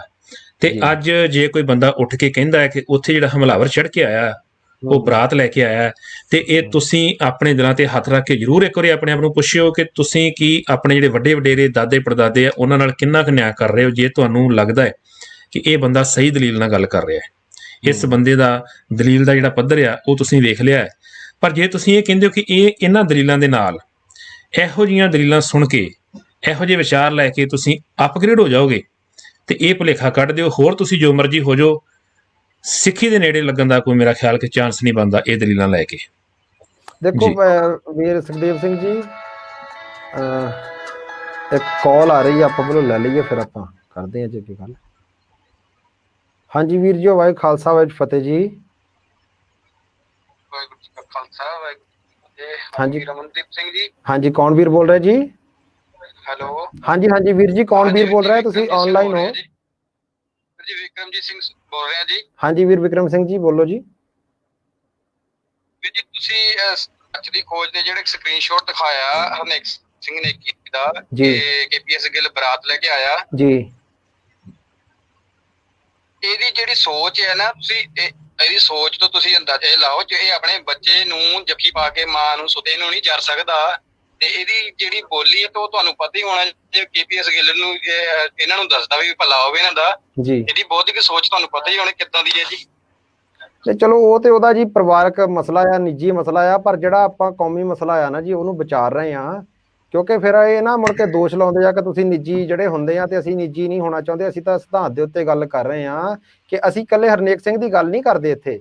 ਇਹ ਪੂਰਾ ਜਿਹੜਾ ਇੱਕ ਇਹਨਾਂ ਦਾ ਕਲਟ ਆ ਨਾ, ਪੂਰਾ ਇੱਕ ਜਿਹੜਾ ਇਹ ਪੂਰਾ ਸੰਗਠਨ ਆ, ਇਹ ਆਪਾਂ ਉਹਦੀ ਗੱਲ ਕਰਦੇ ਕਿ ਇਹਨਾਂ ਸਾਰੇ ਸੰਗਠਨ ਦੀ ਸੋਚ ਏਦਾਂ ਦੀ ਆ ਜੀ। ਤੇ ਅਸਲ ਵਿੱਚ ਵੀਰ ਜੀ ਇਹਨਾਂ ਦੀ ਜਿਹੜੀ ਟਕਸਾਲ ਦੇ ਨਾਲ ਲੜਾਈ ਵੀ ਹੈ ਨਾ, ਇਹ ਜੀ ਅਸਲ ਵਿੱਚ ਇਹਨਾਂ ਦੀ ਵੀ ਹੈ। ਇਹ ਆਪਣੀ ਫੇਸਬੁੱਕ ਤੋਂ ਉਹਨਾਂ ਦੀਆਂ ਲੜਕੀ ਦੀਆਂ ਫੋਟੋਆਂ ਅਪਡੇਟ ਕਰਦੇ ਨੇ ਜੀ, ਤੇ ਉਹ ਇਹਨਾਂ ਦੀਆਂ ਕਰਦੇ ਨੇ। ਇਹ ਪੂਰੀ ਕੌਮ ਨੂੰ ਗੁੰਮਰਾਹ ਕਰਕੇ ਆਪਣਾ ਉੱਲੂ ਸਿੱਧਾ ਕਰ ਰਹੇ ਜੀ। ਇਹ ਤਾਂ ਬੜਾ ਮਾੜਾ ਚੱਲਣ ਆ ਜੀ, ਆ ਜਿਹੜਾ ਸੋਸ਼ਲ ਮੀਡੀਆ ਦੇ ਉੱਤੇ ਫੋਟੋਜ਼ ਵਾਲਾ। ਇੱਕ ਇਹਨਾਂ ਦੇ ਇੱਕ ਬੰਬੀਹਾ ਬੋਲੇ ਨਾਮ ਦਾ ਪੇਜ, ਤੇ ਉਹਨਾਂ ਨੇ ਇੱਕ ਹਾਂਜੀ ਹਾਂਜੀ ਹਾਂਜੀ ਸੁਣ ਰਹੇ ਜੀ, ਸੁਣ ਰਹੇ, ਬੋਲੋ ਤੁਸੀਂ। ਹੈਲੋ, ਹਾਂਜੀ ਹਾਂਜੀ ਆਵਾਜ਼ ਆ ਰਹੀ ਹੈ, ਤੁਸੀਂ ਬੋਲੋ, ਗੱਲ ਕਰੋ ਤੁਸੀਂ। ਬੰਬੀਹਾ ਬੋਲੇ ਨਾਂ ਦੀ ਫੇਸਬੁੱਕ ਜੀ, ਬੰਬੀਹਾ ਬੋਲੇ ਨਾਂ ਤੇ ਨਾ ਫੇਸਬੁੱਕ ਤੇ ਇੱਕ ਆਈਡੀ ਬਣੀ ਆ। ਉਹਨਾਂ ਨੇ ਪੋਸਟ ਪਾਈ ਸੀ, ਬਹੁਤ ਪੁਰਾਣੀ ਪੋਸਟ 2018 ਦੀ, ਉਹਨੇ ਕੱਲ ਅਪਡੇਟ ਕੀਤੀ। ਇੱਕ ਟਕਸਾਲ ਦਾ ਸਿੰਘ ਹੈ ਜੀ, ਉਹ ਬਾਜ਼ਾਰ ਦੇ ਵਿੱਚ ਇੱਕ ਲੇਡੀਜ਼ ਨਾਲ ਖੜਾ, ਖਬਰੇ ਭੈਣ ਆ ਜਾਂ ਪਤਨੀ ਹੈ, ਕਿਆ ਪਤਾ ਜੀ, ਉਹਦੇ ਬਾਰੇ ਕੁਛ ਨਹੀਂ ਹੈ। ਉਹ ਸਿਰਫ ਇੱਕ ਸਹਿਜੇ ਸੁਭਾਅ ਨਾਲ ਖੜੇ ਆ, ਤੇ ਇਹਨਾਂ ਨੇ ਉਹਦੀ ਪੋਸਟ ਇਸ ਤਰੀਕੇ ਨਾਲ ਪੇਸ਼ ਕੀਤੀ ਵੀ ਇੱਕ ਟਕਸਾਲ ਦਾ ਬੰਦਾ ਔਰਤਾਂ ਨਾਲ ਦੇਖੋ ਕਿੱਦਾਂ ਖੜਿਆ, ਠੀਕ ਹੈ ਜੀ, ਗੰਦੇ ਨਜ਼ਰੀਏ ਨਾਲ ਪੇਸ਼ ਕੀਤੀ। ਤੇ ਜੇ ਮੈਂ ਇਹਨਾਂ ਨੂੰ ਕਮੈਂਟ ਕੀਤਾ ਵੀ ਭਾਈ ਇਹ ਕੋਈ ਜ਼ਿਆਦਾ ਨਹੀਂ ਹੈ, ਤੁਸੀਂ ਵੇਖੋ ਤੁਹਾਡੀ ਧੀਆਂ ਬੇਟੀਆਂ ਦੀ ਫੋਟੋਆਂ ਪਾਉਂਦੇ ਨੇ, ਤੇ ਤੁਹਾਨੂੰ ਅੱਗ ਲੱਗਦੀ ਵੀ ਤੁਸੀਂ ਗੁੰਡੇ ਆਖਦੇ ਹੋ, ਪੂਰੀ ਕੌਮ ਨੂੰ ਟਕਸਾਲ ਨੂੰ ਇਹ ਕਰਦੇ ਹੋ। ਉਹ ਮੈਨੂੰ ਅੱਗੇ ਜਵਾਬ ਦਿੱਤਾ ਵੀ ਤੁਸੀਂ ਸੰਨ ਦੇ ਵਿੱਚ ਚੋਲੇ ਨਾ ਬਣੋ, ਸਾਨੂੰ ਆਪਣਾ ਕੰਮ ਕਰ ਲੈਣ ਦਿਓ, ਸਾਨੂੰ ਪਤਾ ਅਸੀਂ ਆਪਣਾ ਕੀ ਕੰਮ ਕਰਨਾ। ਦੇਖੋ ਪਹਿਲੀ ਗੱਲ ਤਾਂ ਵੀਰ ਵਿਕਰਮਜੀਤ ਸਿੰਘ ਜੀ ਇਹ ਆ ਕਿ ਬਈ ਜਦੋਂ ਵੀ ਤੁਸੀਂ ਕਿਸੇ ਦੀ ਫੋਟੋ ਪਾ ਦਿੰਦੇ ਆ ਕਿਸੇ ਨਾਲ, ਉਹਦੀ ਪਹਿਲੋਂ ਤਾਂ ਉਹਦੀ ਨਿੱਜਤਾ ਉੱਤੇ ਹਮਲਾ ਆ, ਜਿਹੜਾ ਕਾਨੂੰਨੀ ਹਮਲਾ ਵੀ ਆ ਜਿਹਨੂੰ ਆਪਾਂ ਕਹਿੰਦੇ ਆ।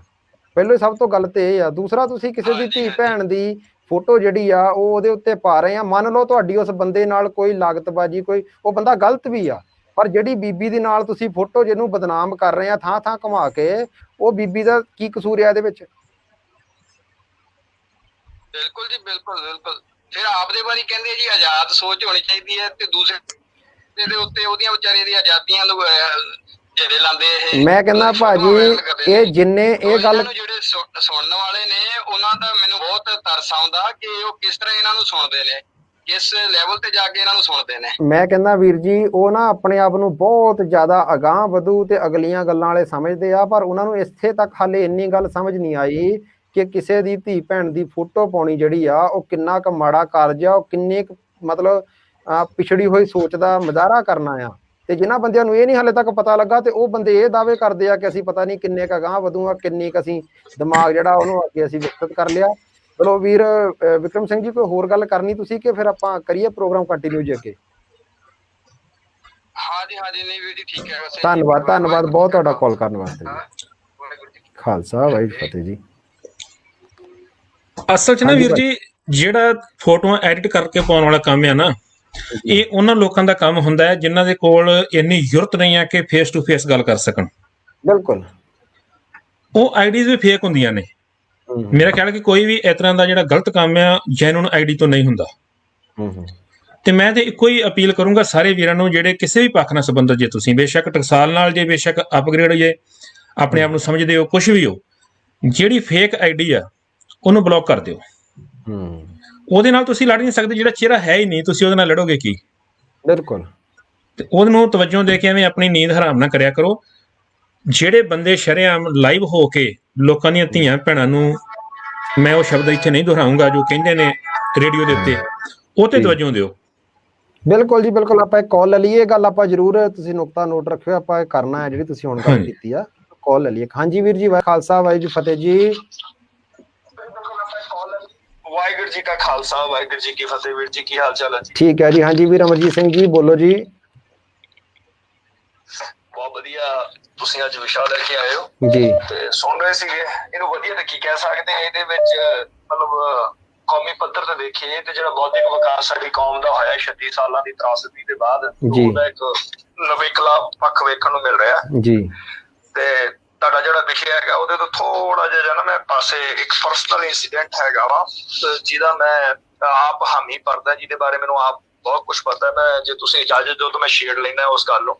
ਹਾਂਜੀ ਕੋਈ ਨਹੀਂ, ਕਰੋ ਤੁਸੀਂ ਗੱਲ। ਜੇ ਤੁਹਾਨੂੰ ਲੱਗਦਾ ਕਿ ਵੀ ਉਹ ਇਹ ਗੱਲ ਇੱਥੇ ਕਰਨੀ ਜ਼ਰੂਰੀ ਆ ਤਾਂ ਜ਼ਰੂਰ ਰੱਖੋ ਜੀ ਗੱਲ ਆਪਣੀ।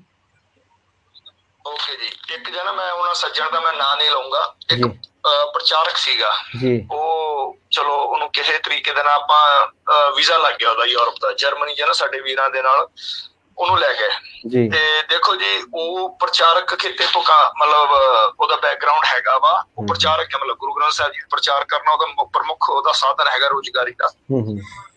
ਉਹ ਚਲੇ ਜਾਂਦਾ ਜਰਮਨ ਕਿਸੇ ਗੁਰਦੁਆਰੇ ਦੇ ਵਿੱਚ। ਉਹ ਕਹਿੰਦਾ ਜੀ ਮੈਂ ਇੰਨਾ ਅਪਗ੍ਰੇਡ ਹੋ ਗਿਆ ਕਿ ਮੈਂ ਗੁਰੂ ਗ੍ਰੰਥ ਸਾਹਿਬ ਜੀ ਨੂੰ ਮੱਥਾ ਨਹੀਂ ਟੇਕਣਾ। ਗੁਰੂ ਗ੍ਰੰਥ ਸਾਹਿਬ ਦੇ ਵਿੱਚ ਗੁਰੂ ਪ੍ਰਭੂ ਸੱਤਾ ਵਾਲੀ ਕੋਈ ਗੱਲ ਨਹੀਂ ਹੈਗੀ ਤੇ ਮੇਰਾ ਇਹਦੇ ਚ ਮੱਥਾ ਟੇਕਣਾ ਅਕੀਦਾ ਨਹੀਂ ਹੈਗਾ ਮੇਰਾ ਇਹਦੇ ਵਿੱਚ। ਤੇ ਚਲੋ ਗੁਰੂ ਕੀ ਸੰਗਤ ਨੇ ਉਹਨੂੰ ਆਖਿਆ ਕਿ ਭਾਈ ਜਾਂ ਤੇ ਤੂੰ ਸਾਜੋ ਸਮਾਨ ਲੈ ਕੇ ਜਾਏਂਗਾ ਜਾਂ ਤੂੰ ਫਿਰ ਭਲੇ ਮਾਨਸਿਆਂ ਵਾਂਗੂ ਬਾਹਰ ਚਲ ਜਾ। ਉਹ ਅਗਲਾ ਬੰਦਾ ਚਲੋ ਭਲੇ ਮਾਨਸਿਆਂ ਵਾਂਗੂ ਜਾਣਾ ਤੁਰ ਗਿਆ ਉੱਥੋਂ। ਹੁਣ ਉਹਦੇ ਬਾਅਦ ਜਾਣਾ ਉਹ ਜਿੰਨੇ ਅਪਗ੍ਰੇਡ ਹੋਏ ਪ੍ਰਚਾਰਕ ਆ ਉਹਨਾਂ ਦੀ ਵਾਲਾਂ ਤੇ ਉੱਪਰ ਜਾ ਕੇ ਉਹਨਾਂ ਨੂੰ ਕਹਿੰਦਾ ਜੀ ਤੁਸੀਂ ਬੱਬਰ ਸ਼ੇਰ ਹੋ, ਤੁਸੀਂ ਬੱਬਰ ਸ਼ੇਰ ਹੋ ਤੇ ਤੁਹਾਡੇ ਵਰਗੇ ਪ੍ਰਚਾਰਕ ਹੈ ਨਹੀਂ। ਉਹ ਜਿੰਨੇ ਵੀ ਹੁਣ ਉਹ ਪੁਰਾਣੇ ਪ੍ਰਚਾਰਕ ਨੇ, ਸਹਿਤ ਪ੍ਰਚਾਰਕ ਨੇ, ਉਹ ਰਣਜੀਤ ਸਿੰਘ ਨੂੰ ਫਾਲੋ ਕਰਦੇ ਆ। ਹੁਣ ਤੁਸੀਂ ਇਹ ਦੇਖੋ ਕਿ ਇਹ ਇਹੋ ਜਿਹੇ ਬੰਦੇ ਆ ਜਿਨ੍ਹਾਂ ਦਾ ਗੁਰੂ ਗ੍ਰੰਥ ਸਾਹਿਬ ਜੀ ਨੂੰ ਮੰਨਣ ਦੇ ਵਿੱਚ ਜਾਂ ਉਹਨਾਂ ਦੇ ਉੱਪਰ ਗੁਰੂ ਗ੍ਰੰਥ ਸਾਹਿਬ ਗੁਰੂ ਕੀ ਬਾਣੀ ਦੇ ਉੱਪਰ 0% ਅਕੀਦਾ ਹੈ। ਤੇ ਸਾਡਾ ਇਹਨਾਂ ਨੂੰ ਸਿਰਫ ਇਹੀ ਗੱਲ ਹੈਗੀ ਕਿ ਭਾਈ ਦੇਖੋ ਜੇ ਤੁਹਾਡਾ ਗੁਰੂ ਗ੍ਰੰਥ ਸਾਹਿਬ ਜੀ ਦਾ ਅਕੀਦਾ ਨਹੀਂ, ਕੋਈ ਸਿੱਖ ਤੁਹਾਨੂੰ ਧੱਕੇ ਨਾਲ ਇਹ ਨਹੀਂ ਕਹਿ ਰਿਹਾ ਕਿ ਤੁਸੀਂ ਸਿੱਖ ਬਣੋ। ਤੁਸੀਂ ਆਪਣਾ ਨਵਾਂ ਗ੍ਰੰਥ ਲਿਖ ਲਓ, ਆਪਣੇ ਨਵੇਂ ਆਧਾਰੇ ਬਣਾ ਲਓ, ਆਪਣੀ ਨਵੀਂ ਧਰਮਸ਼ਾਲਾ ਬਣਾ ਲਓ। ਰਾਧਾ ਸੁਆਮੀਆਂ ਨੇ ਵੀ ਬਣਾਇਆ ਗੁਰੂ ਗ੍ਰੰਥ ਸਾਹਿਬ, ਪਹਿਲੋਂ ਰੱਖ ਕੇ ਆਪਣਾ ਫਿਰ ਮੰਤਰ ਦੇਣ ਲੱਗ ਪਏ, ਕੰਨ ਛੂਕਾ ਮਾਰਨ ਲੱਗ ਪਏ। ਭਨਿਆਰੇ ਵਾਲੇ ਨੇ ਬਣਾਇਆ, ਆਸ਼ੂਤੋਸ਼ ਨੇ ਬਣਾਇਆ, ਰਾਮ ਰਹੀ ਨੇ ਸਵਾਂਗ ਰਚਾਇਆ।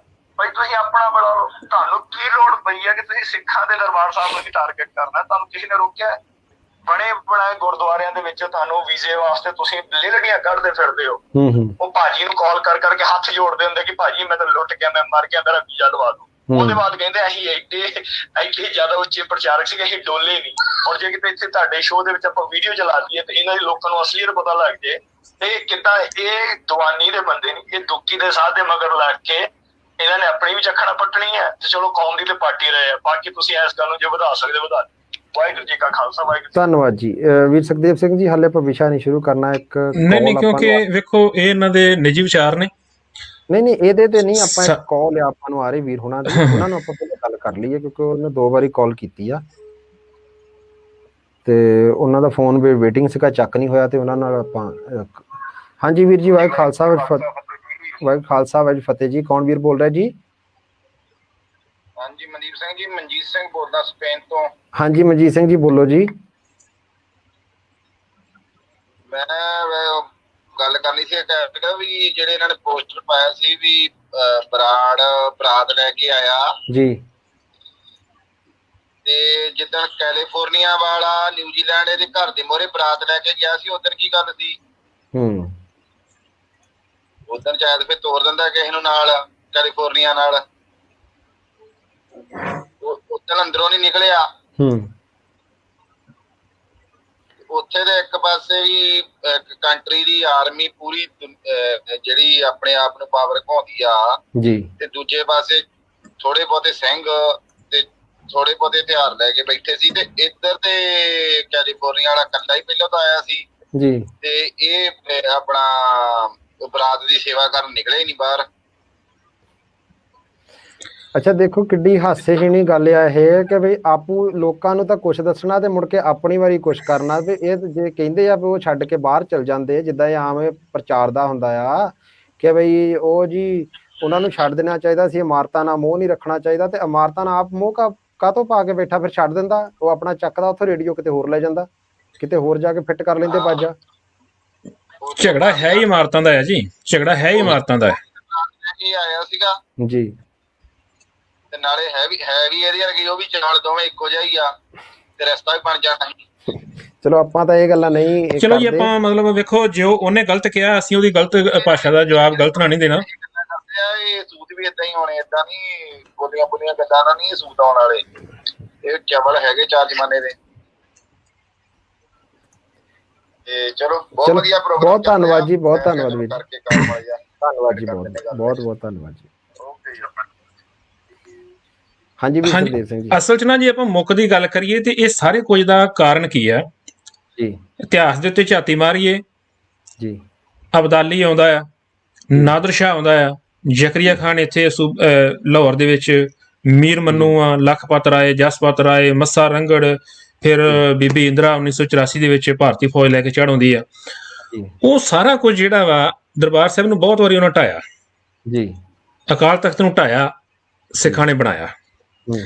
ਹੁਣ ਦੁਸ਼ਮਣ ਜਿਹੜਾ ਉਹ ਸਮਝ ਗਿਆ ਆ ਕਿ ਏਦਾਂ ਜ਼ਮੀਨ ਤੋਂ ਢਾਇਆ ਗੱਲ ਨਹੀਂ ਬਣਨੀ, ਇਹਨੂੰ ਸਿੱਖਾਂ ਦੇ ਮਨਾਂ ਦੇ ਵਿੱਚੋਂ ਢਾਉਣਾ ਪੈਣਾ ਆ।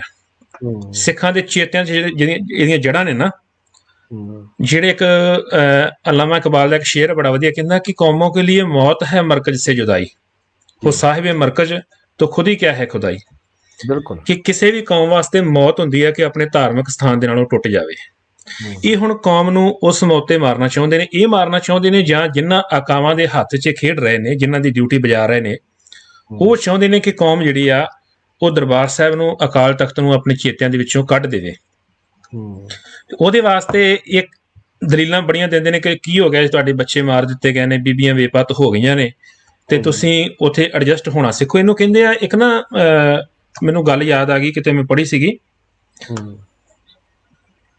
ਇਹ ਸਾਡੇ ਨਾਲ ਇੱਕ ਸਰੋਤੇ ਨੇ, 1 ਮਿੰਟ ਜੀ। ਜੀ, ਹਾਂਜੀ ਵੀਰ ਜੀ, ਹੈਲੋ।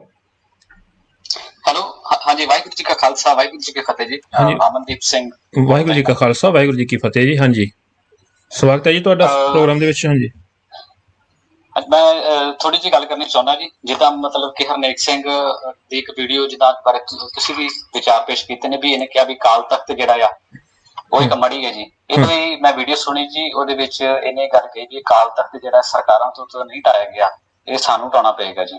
ਇੱਕ ਮੜੀ ਹੈ ਅਕਾਲ ਤਖਤ ਤੇ ਦਰਬਾਰ ਸਾਹਿਬ ਜਿਹੜੀ ਸਾਡੀ ਉੱਤੇ ਸੌਂਪੀ ਗਈ ਹੈ ਜੀ। ਬਿਲਕੁਲ। ਉਹ ਇਹ ਵੀ ਗੱਲ ਕਹਿੰਦਾ ਹੈ ਕਿ ਪੰਜਾਬ ਜਾਂ ਭਾਰਤ, ਇਹਦੀ ਜਿਹੜੀ ਪੁਲਿਸ ਆ, ਜਿਹੜੀ ਫੌਜ ਆ, ਇਹਦਾ ਸਿਸਟਮ ਜਿਹੜਾ ਹੈ ਉਹ ਇੰਨਾ ਖਤਰਨਾਕ ਨਹੀਂ ਹੈਗਾ ਜਿੰਨਾ ਅਕਾਲ ਤਖਤ ਤੇ ਦਰਬਾਰ ਸਾਹਿਬ ਆ ਜੀ। ਉਹ ਸਿਸਟਮ ਨੂੰ ਉਹਨੇ ਢਾਉਣ ਦੀ ਗੱਲ ਵੀ ਕੀਤੀ ਹੈ ਤੇ ਉਹਦੇ ਅਗੇਂਸਟ ਇੱਕ ਮਾਡਲ ਵੀ ਉਹਨੇ ਦਿੱਤਾ ਹੈ। ਅੱਜ ਦੇ ਪ੍ਰੋਗਰਾਮ ਆਪਾਂ ਜਿਹੜਾ ਵਿਚਾਰ ਕੀਤਾ ਕਿ ਉਹ ਮਾਡਲ ਨਵਾਂ ਸਾਨੂੰ ਅਪਣਾਉਣਾ ਪਊਗਾ। ਹਾਂਜੀ ਹਾਂਜੀ। ਤੇ ਬਾਕੀ ਇਹ ਹਮੇਸ਼ਾ ਧਾਰਮਿਕ ਸਥਾਨਾਂ ਤੇ ਧਾਰਮਿਕ ਗ੍ਰੰਥਾਂ ਦੇ ਵਿਰੁੱਧ ਹਮੇਸ਼ਾ ਜ਼ਹਿਰ ਉਗਲਦਾ ਰਹਿੰਦਾ ਹੈ ਜੀ। ਤੇ ਇਹ ਕਦੀ ਇਹ ਕਹਿੰਦਾ ਵੀ ਦੇਸ਼ ਰਾਜ ਨੇ ਬਣਾਇਆ, ਹਾਲਾਂਕਿ ਕੌਮ ਦੇ ਵਿਦਵਾਨ ਨੇ ਉਹਨਾਂ ਨੇ ਡਿਟੇਲ ਤੇ ਬਾਅਦ ਦਲੀਲ ਤੱਥਾਂ ਰਾਹੀਂ ਇਸ ਦੀ ਜਿਹੜੀ ਕੀਤੀ ਹੋਈ ਬਕਵਾਸ ਹੈ ਜੀ ਉਹਦਾ ਜਵਾਬ ਦਿੱਤਾ ਹੈ। ਨਹੀਂ ਜੇ ਜਿਹੜਾ ਹਾਂਜੀ ਮੈਂ ਤੁਹਾਨੂੰ ਇੱਕ ਮਿੰਟ ਰੋਕਦਾ, ਜਿਹੜੀ ਦੇਸ਼ ਰਾਜ ਦੇ ਬਣਾਉਣ ਦੀ ਗੱਲ ਕੀਤੀ ਇਹਨੇ ਬੜੀ ਵਾਰ। ਹੁਣ ਦੇਸ਼ ਰਾਜ ਨੂੰ ਸਿੰਘਾਂ ਨੇ ਪੈਸਾ ਦੇ ਦਿੱਤਾ ਕਿ ਅਸੀਂ ਤੇ ਮਤਲਬ ਸਰਕਾਰ ਦੇ ਖਿਲਾਫ ਲੜਾਈਆਂ ਦੇ ਕਰਕੇ ਇੱਥੇ ਨਹੀਂ ਟਿਕੇ ਰਹਿ ਸਕਦੇ ਹਨਾ, ਆਪਣੇ ਕੰਮਾਂ 'ਚ ਰੁੱਝੇ ਹੋਏ ਆ ਤੇ ਤੂੰ ਇਹ ਸੇਵਾ ਸੰਭਾਲ ਕਰ ਵੀ ਪੈਸੇ ਦੀ ਸਹੀ ਵਰਤੋਂ ਕਰਕੇ ਬਿਲਡਿੰਗ ਬਣਵਾ ਦੇ। ਜੀ ਬਿਲਕੁਲ। ਹੁਣ ਸਵਾਲ ਇਹ ਪੈਦਾ ਹੁੰਦਾ ਵਾ ਕਿ ਜਿਹੜੇ ਘਰ ਦੇ ਵਿੱਚ ਇਹ ਲੋਕ ਰਹਿ ਰਹੇ ਕੀ ਇਹਨਾਂ ਨੇ ਹੱਥੀਂ ਬਣਾਇਆ? ਬਿਲਕੁਲ ਜੀ। ਤੇ ਉਹਨੂੰ ਆਪਣਾ ਘਰ ਕਿੱਦਾਂ ਕਹਿੰਦੇ ਨੇ? ਜਿਹੜੇ ਡੇਰਿਆਂ 'ਚ ਇਹ ਦਿਨ ਰਾਤ ਐਸ਼ਾਂ ਕਰਦੇ ਨੇ ਉਹ ਡੇਰੇ ਕਿਹਨੇ ਬਣਾਏ? ਇਹਨਾਂ ਕਿਤੇ ਆਪ ਬਣਾਏ? ਹਾਂਜੀ ਹਾਂਜੀ। ਪੈਸਾ ਇਹਨਾਂ ਦਾ ਲੱਗਾ ਨਾ, ਬਣਾਏ ਤਾਂ ਮਿਸਤਰੀਆਂ ਨੇ ਜਾਂ ਠੇਕੇਦਾਰਾਂ ਨੇ ਬਣਾਏ ਨੇ। ਤੇ ਜੇ ਦੇਸ਼ ਰਾਜ ਨੇ ਦੇਖ ਰੇਖ ਕਰਕੇ ਬਣਵਾ ਦਿੱਤਾ ਹੈ। ਹਾਂਜੀ ਤੁਸੀਂ ਗੱਲ ਜਾਰੀ ਰੱਖੋ ਜੀ। ਇਹਨਾਂ ਨੇ ਮੈਨੂੰ ਇਹਨਾਂ ਦੀ ਗੱਲ ਤੇ ਇੱਕ ਹਾਸਾ ਵੀ ਆਉਂਦਾ ਜੀ, ਜਿਵੇਂ ਕਿਸੇ ਨੇ ਕਿਹਾ ਹੋਵੇ ਨਾ ਜੀ ਵੀ ਆਹ ਘਰ ਤੁਸੀਂ ਬੜਾ ਸੋਹਣਾ ਬਣਾਇਆ, ਅੱਗੋਂ ਆਪ ਜਿਹੜੇ ਗ੍ਰੇਟ ਨੇ ਇਹਨਾਂ ਦਾ ਜਵਾਬ ਕੋਈ ਏਦਾਂ ਹੁੰਦਾ, ਆਂਦਾ ਨਹੀਂ ਘਰ ਅਸੀਂ ਨਹੀਂ ਬਣਾਏ ਜੀ, ਘਰ ਮਿਸਤਰੀ ਨੇ ਬਣਾਇਆ। ਬਿਲਕੁਲ ਇਹੋ ਜਵਾਬ ਦੇਣਾ ਪਊਗਾ ਨਾ। ਹਾਂਜੀ ਹਾਂਜੀ। ਨਹੀਂ ਇਹ ਤਾਂ ਬਣਾਏ ਦੇ ਨਹੀਂ, ਇਹ ਤਾਂ ਕਹਿਣਗੇ ਵੀ ਮੈਨੂੰ ਏਦਾਂ ਲੱਗਦਾ ਵੀ ਜੇ ਇਹਨੂੰ ਆਪਣੀ ਪੁਸ਼ਤਾਂ ਬਾਰੇ ਵੀ ਸ਼ੱਕ ਹੋਵੇ ਵੀ ਜੇ ਕਦੀ ਉਹਨਾਂ ਨੇ ਵੀ ਏਦਾਂ ਹੀ ਬਕਵਾਸ ਮਾਰੀ ਹੈ ਕੌਮ ਦੇ ਪ੍ਰਤੀ, ਤੇ ਜੇ ਕੌਮ ਦੇ ਵਿਦਵਾਨਾਂ ਨੂੰ ਕਹਵੇ ਵੀ ਉਹਨਾਂ ਦਾ ਪਤਾ ਕਰੋ, ਸ਼ਾਇਦ ਉਹ ਵੀ ਤੱਥ ਦੇ ਸਾਹਮਣੇ ਰੱਖ ਦੇਣਗੇ। ਹਾਂਜੀ ਬਿਲਕੁਲ।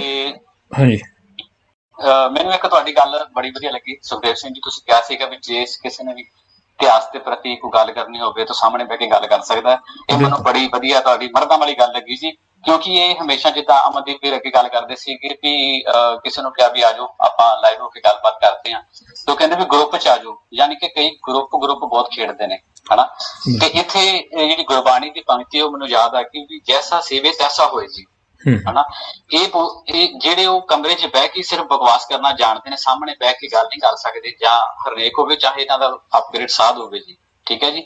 ਜਿਹੜੇ ਗੁਰੂ ਨਾਨਕ ਦੇ ਸਿੱਖ ਨੇ ਉਹ ਕਹਿੰਦੇ ਸਾਡੇ ਨਾਲ ਅੱਖ ਚੱਕ ਪਾ ਕੇ ਗੱਲ ਕਰੋ। ਇਹਨਾਂ ਨੂੰ ਸ਼ਾਇਦ ਹੋ ਸਕਦਾ ਆ ਭਾਈ ਸਾਹਿਬ ਨੇ ਅੱਜ ਸਿਖਾਇਆ ਹੋਵੇ ਅੱਖ ਚੱਕ ਪਾ ਕੇ ਗੱਲ ਕਰਨੀ, ਪਰ ਗੁਰੂ ਨਾਨਕ ਸਾਹਿਬ ਨੇ ਅੱਜ ਤੋਂ 550 ਸਾਲ ਪਹਿਲਾਂ ਪਹਾੜਾਂ ਤੇ ਜਾ ਕੇ ਸਾਧਾਂ ਦੇ ਨਾਲ ਅੱਖ ਚੱਕ ਪਾ ਕੇ ਗੱਲ ਕਰਨੀ ਸਿਖਾਈ ਸੀ ਵੀ ਏਦਾਂ ਗੱਲ ਕਰੀਦੀ। ਬਿਲਕੁਲ। ਤੇ ਬਹੁਤ ਧੰਨਵਾਦ ਤੁਹਾਡਾ ਜੀ। ਬਾਕੀ ਇਹ ਹੈ ਜੀ ਵੀ ਕਿੰਨੇ ਹੀ ਹਮਲੇ ਹੋਏ ਦਰਬਾਰ ਸਾਹਿਬ ਦੇ ਉੱਤੇ ਜੀ, ਤੇ ਉਹ ਵੀ ਬੜੇ ਵੱਡੇ ਧਾਰਮਿਕ ਜਿਹੜੇ ਆਪਣੇ ਸ਼ਹੀਦੀ ਗੁਰਪੁਰਬ ਹੋਣ ਜੀ ਜਾਂ ਕੋਈ ਵੀ ਪ੍ਰੋਗਰਾਮ ਹੋਵੇ, ਅੱਜ ਤੱਕ ਕਿਸੇ ਵੀ ਸਿੱਖ ਨੇ ਜਿਨ੍ਹਾਂ ਦੇ ਪਰਿਵਾਰ ਜਿਹੜੇ ਸ਼ਹੀਦ ਹੋਏ ਨੇ ਉਹਨਾਂ ਨੇ ਅੱਜ ਤੱਕ ਕਦੀ ਕੋਈ ਲਿਖਤੀ ਰੂਪ ਵਿੱਚ ਜਾਂ ਕੋਈ ਵੀਡੀਓ ਉਹਨਾਂ ਦਾ ਕੋਈ ਬਿਆਨ ਏਦਾਂ ਦਾ ਨਹੀਂ ਆਇਆ ਹੈਗਾ ਵੀ ਅਸੀਂ ਅੱਜ ਤੋਂ ਬਾਅਦ ਦਰਬਾਰ ਸਾਹਿਬ ਨਹੀਂ ਜਾਵਾਂਗੇ, ਸਾਡੀ ਸ਼ਰਧਾ ਜਿਹੜੀ ਉਹ ਖਤਮ ਹੋ ਚੁੱਕੀ ਹੈ। ਮੈਂ ਤੁਹਾਡੇ ਮਾਧਿਅਮ ਰਾਹੀਂ ਇਹਨਾਂ ਨੂੰ ਤੇ ਜਾਂ ਇਹਨਾਂ ਦੀ ਭੇਡਾਂ ਨੂੰ ਮੈਂ ਗੱਲ ਦੱਸਣੀ ਚਾਹੁੰਦਾ ਹਾਂ, ਹਰਨੇਕ ਚਾਹੇ ਢੱਡੇ ਵਾਲਾ ਇੱਕ ਕੀ ਲੱਖਾਂ ਏਦਾਂ ਦੇ ਪੈਦਾ ਹੋ ਜਾਣ, ਕਦੀ ਵੀ ਸਿੱਖਾਂ ਦੇ ਮਨ ਦੇ ਵਿੱਚੋਂ ਦਰਬਾਰ ਸਾਹਿਬ ਦੇ ਪ੍ਰਤੀ ਸ਼ਰਧਾ ਪ੍ਰੇਮ ਭਾਵਨਾ ਕਦੀ ਵੀ ਖਤਮ ਨਹੀਂ ਕਰ ਸਕਣਗੇ। ਬਿਲਕੁਲ ਜੀ ਬਿਲਕੁਲ ਸਹੀ ਗੱਲ ਤੁਸੀਂ ਕੀਤੀ ਹੈ, ਕਿਉਂਕਿ ਇਹ ਕੋਸ਼ਿਸ਼ਾਂ ਜਿਹੜੀਆਂ ਵਾ ਸਦੀਆਂ ਤੋਂ ਹੁੰਦੀਆਂ ਆ ਰਹੀਆਂ ਨੇ ਤੇ ਕੋਈ ਕਾਮਯਾਬ ਨਹੀਂ ਹੋਇਆ ਤੇ ਨਾ ਹੋਏਗਾ। ਤੇ ਇੱਕ ਗੁਰੂ ਸਾਹਿਬ ਦੇ ਨਾਮ ਦੀ ਤੁਸੀਂ ਗੱਲ ਕੀਤੀ ਸੀ ਕਿ ਵੀ ਕਿੱਦਾਂ ਨਾਮ ਲੈਂਦੇ ਨੇ, ਤੇ ਜਦੋਂ ਇਹਨਾਂ ਦੀ ਜਿਹੜੇ ਭੇਡਾਂ ਨੇ ਹਰਨੇਕ ਸਿੰਘ ਦਾ ਨਾਂ ਲੈਣਗੇ ਜਾਂ ਭਾਈ ਰਣਜੀਤ ਸਿੰਘ ਢੱਡਰੀਆਂ ਵਾਲੇ ਦਾ ਨਾਂ ਲੈਣਗੇ, ਤੇ ਇਹਨਾਂ ਨਾਂ ਲੈਣਗੇ ਕਿ ਭਾਈ ਸਾਹਿਬ ਭਾਈ ਰਣਜੀਤ ਸਿੰਘ ਜੀ ਢੱਡਰੀਆਂ ਵਾਲੇ ਖਾਲਸਾ ਜੀ ਹਨਾ, ਇਹਦਾ ਲੱਗਦਾ ਵੀ ਸਾਰਾ ਉੜਾ ਇਹਨਾਂ ਨੇ ਆਪਣੇ ਨਾਂ ਦੇ ਨਾਲ ਹੀ ਲਾ ਲਿਆ। ਬਿਲਕੁਲ ਜੀ, ਸਾਨੂੰ ਕੋਈ ਇਤਰਾਜ਼ ਨਹੀਂਗਾ, ਜਿੰਨੇ ਮਰਜ਼ੀ ਸਤਿਕਾਰ ਦੇ ਨਾਲ ਨਾਮ ਲੈਣ, ਉਹ ਲੈਣੇ ਚਾਹੀਦੇ ਵੀ ਆ। ਸਾਨੂੰ ਇਸ ਗੱਲ ਤੇ ਇਤਰਾਜ਼ ਹੈ ਵੀ ਜਦੋਂ ਗੁਰੂ ਸਾਹਿਬਾਨ ਦੇ ਨਾਮ ਲਏ ਜਾਂਦੇ ਆ ਉਹਨਾਂ ਦੇ ਨਾਲ ਜੀ ਗੁਰੂ ਸਭ ਕੁਝ ਕੱਟ ਕੇ ਤੇ ਅੱਧੇ ਅਧੂਰੇ ਨਾਮ ਕਿਉਂ ਲਏ ਜਾਂਦੇ, ਇਸ ਗੱਲ ਤੇ ਇਤਰਾਜ਼ ਹੈ ਸਾਨੂੰ ਜੀ। ਗੁਰੂ ਸਾਹਿਬ ਨੂੰ 550 ਸਾਲ ਹੋ ਗਏ ਜੀ, 300 ਸਾਲ ਹਨਾ, ਤੇ ਅੱਜ ਵੀ ਦੂਸਰੀ ਕਾਲ ਚੱਲ ਰਹੀ ਹੈ, ਸਭ ਗਲਤੀਆਂ ਕਰਦੇ ਨੇ ਪਰ ਅੱਜ ਵੀ ਉਹਨਾਂ ਦੇ ਨਾਂ ਦੇ ਹੀ ਰੋਟੀਆਂ ਸੇਕ ਰਹੇ ਨੇ। ਬਿਲਕੁਲ ਜੀ ਬਿਲਕੁਲ, ਇਹ ਸਭ ਤੋਂ ਵੱਡਾ ਕੀਰਤੀਗਾਨ ਹੈ। ਬਹੁਤ ਧੰਨਵਾਦ ਤੁਹਾਡਾ ਜੀ, ਬਹੁਤ ਵਧੀਆ ਪ੍ਰੋਗਰਾਮ ਹੈ ਜੀ ਤੁਹਾਡਾ, ਤੇ ਧੰਨਵਾਦ ਸਮਾਂ ਦੇਣ ਲਈ। ਓਕੇ ਜੀ, ਮਿਹਰਬਾਨੀ। ਵਾਹਿਗੁਰੂ ਜੀ ਕਾ ਖਾਲਸਾ ਵਾਹਿਗੁਰੂ ਜੀ। ਕਾਲ ਆਪਾਂ ਲੈ ਲਈਏ, ਹੋਲਡ ਤੇ ਆ ਜੀ। ਹਾਂਜੀ ਵੀਰ ਜੀ, ਵਾਹਿਗੁਰੂ ਖਾਲਸਾ ਵਾਹਿਗੁਰੂ ਫਤਿਹ ਜੀ। ਹੈਲੋ ਜੀ, ਬੋਲੋ ਜੀ ਅਠਵਾਲ ਸਾਹਿਬ। ਤੁਸੀਂ ਵੀਡੀਓ ਕਾਲ ਕੀਤੀ ਸੀ, ਤੁਸੀਂ ਵੀਡੀਓ ਤੇ ਗੱਲ ਤਾਂ ਨਹੀਂ ਕਰਨੀ ਹੈ?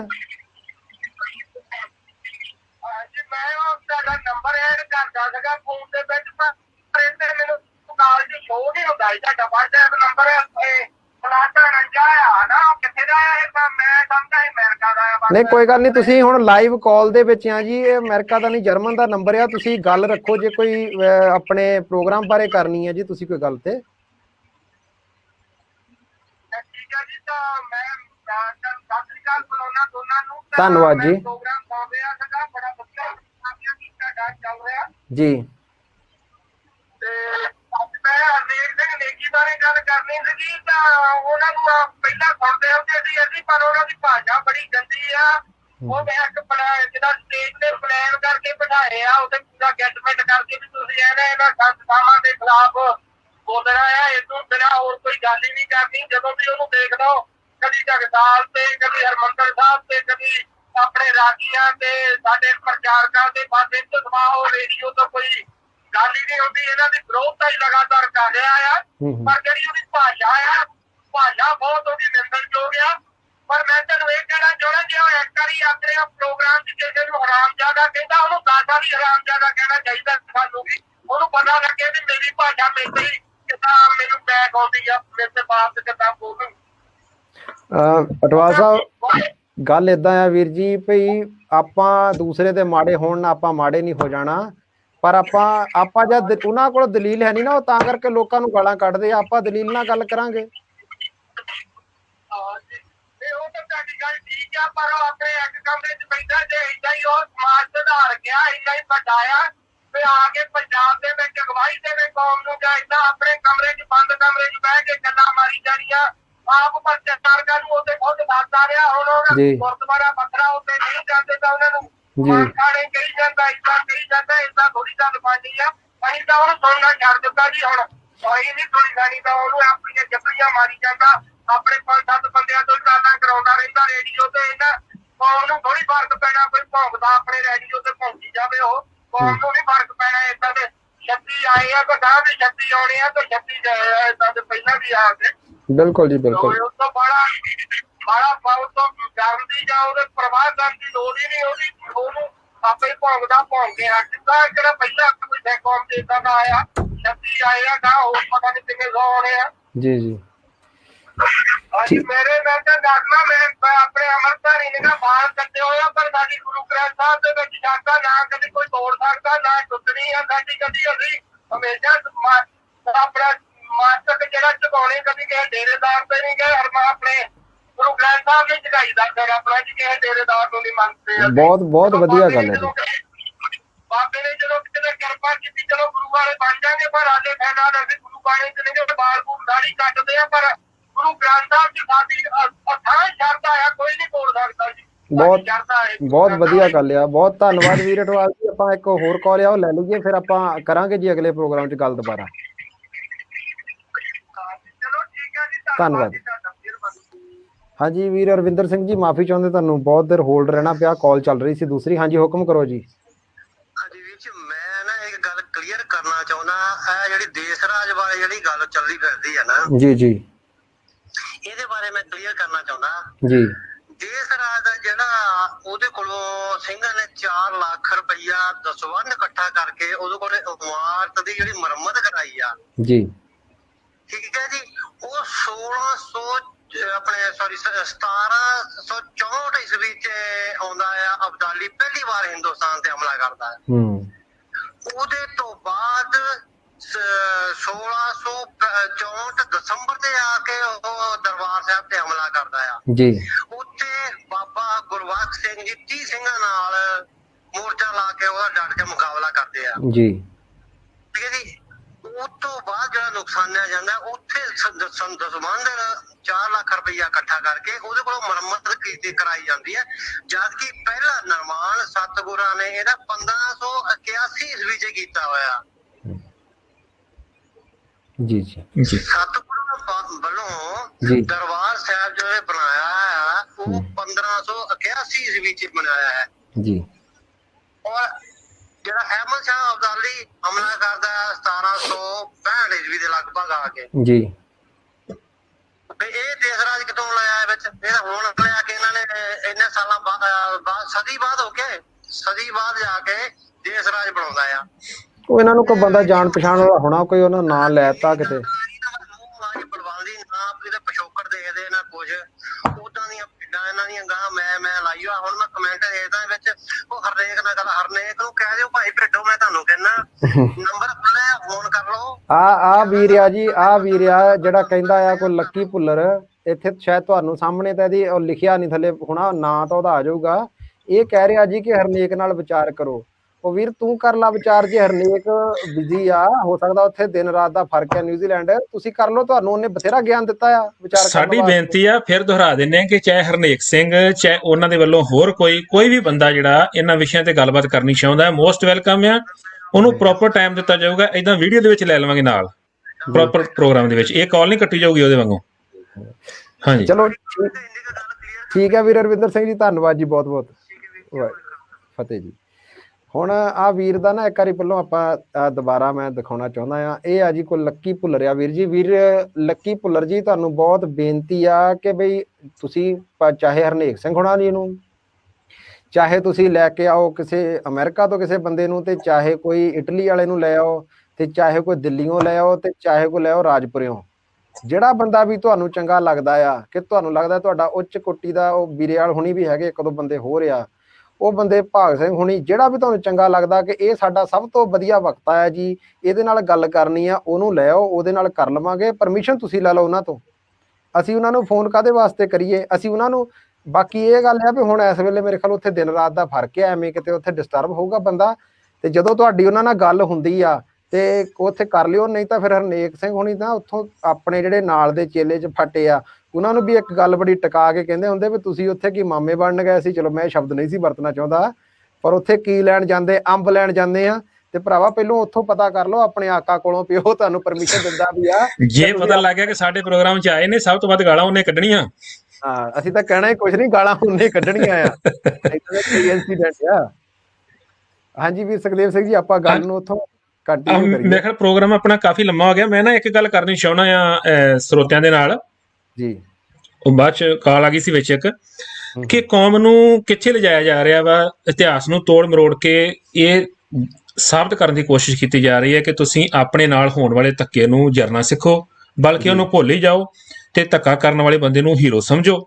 ਇੱਕ ਨਾ ਗੱਲ ਚੇਤੇ ਆ ਗਈ, ਮੈਂ ਪੜ੍ਹੀ ਸੀ ਕਿਤੇ ਕਿ ਇਸ ਤਰ੍ਹਾਂ ਦਾ ਬੰਦਾ ਸੀ ਕੋਈ ਇਹਨਾਂ ਵਰਗਾ, ਤੇ ਉਹਦਾ ਨਾ ਪਿਓ ਆਇਆ ਘਰ ਦੇ ਵਿੱਚ ਬੜਾ ਗੁੱਸੇ ਦੇ ਵਿੱਚ, ਕਹਿੰਦਾ ਕਿ ਫਟਾਫਟ, ਉਹ ਸਾਰੇ ਪੁੱਛਣਗੇ ਬਾਪੂ ਗੱਲ ਕੀ ਆ। ਉਹ ਅੰਦਰ ਗਿਆ, ਟਰੰਕ ਖੋਲਿਆ, ਕੋਈ ਰੁਪਈਆ ਲੱਖ ਕੱਢਿਆ ਵਿੱਚੋਂ, ਲਿਆ ਕੇ ਤੇ ਆਪਣੇ ਪੁੱਤ ਨੂੰ ਫੜਾਇਆ ਉਹਨੇ।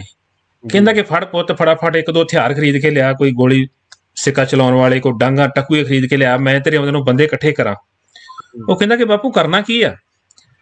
ਕਹਿੰਦਾ ਕਿ ਦੁਸ਼ਮਣ ਤੇਰੇ ਭਰਾ ਦੀ ਪੱਗ ਲਾ ਕੇ ਲੈ ਗਏ ਆ। ਅੱਛਾ ਜੀ।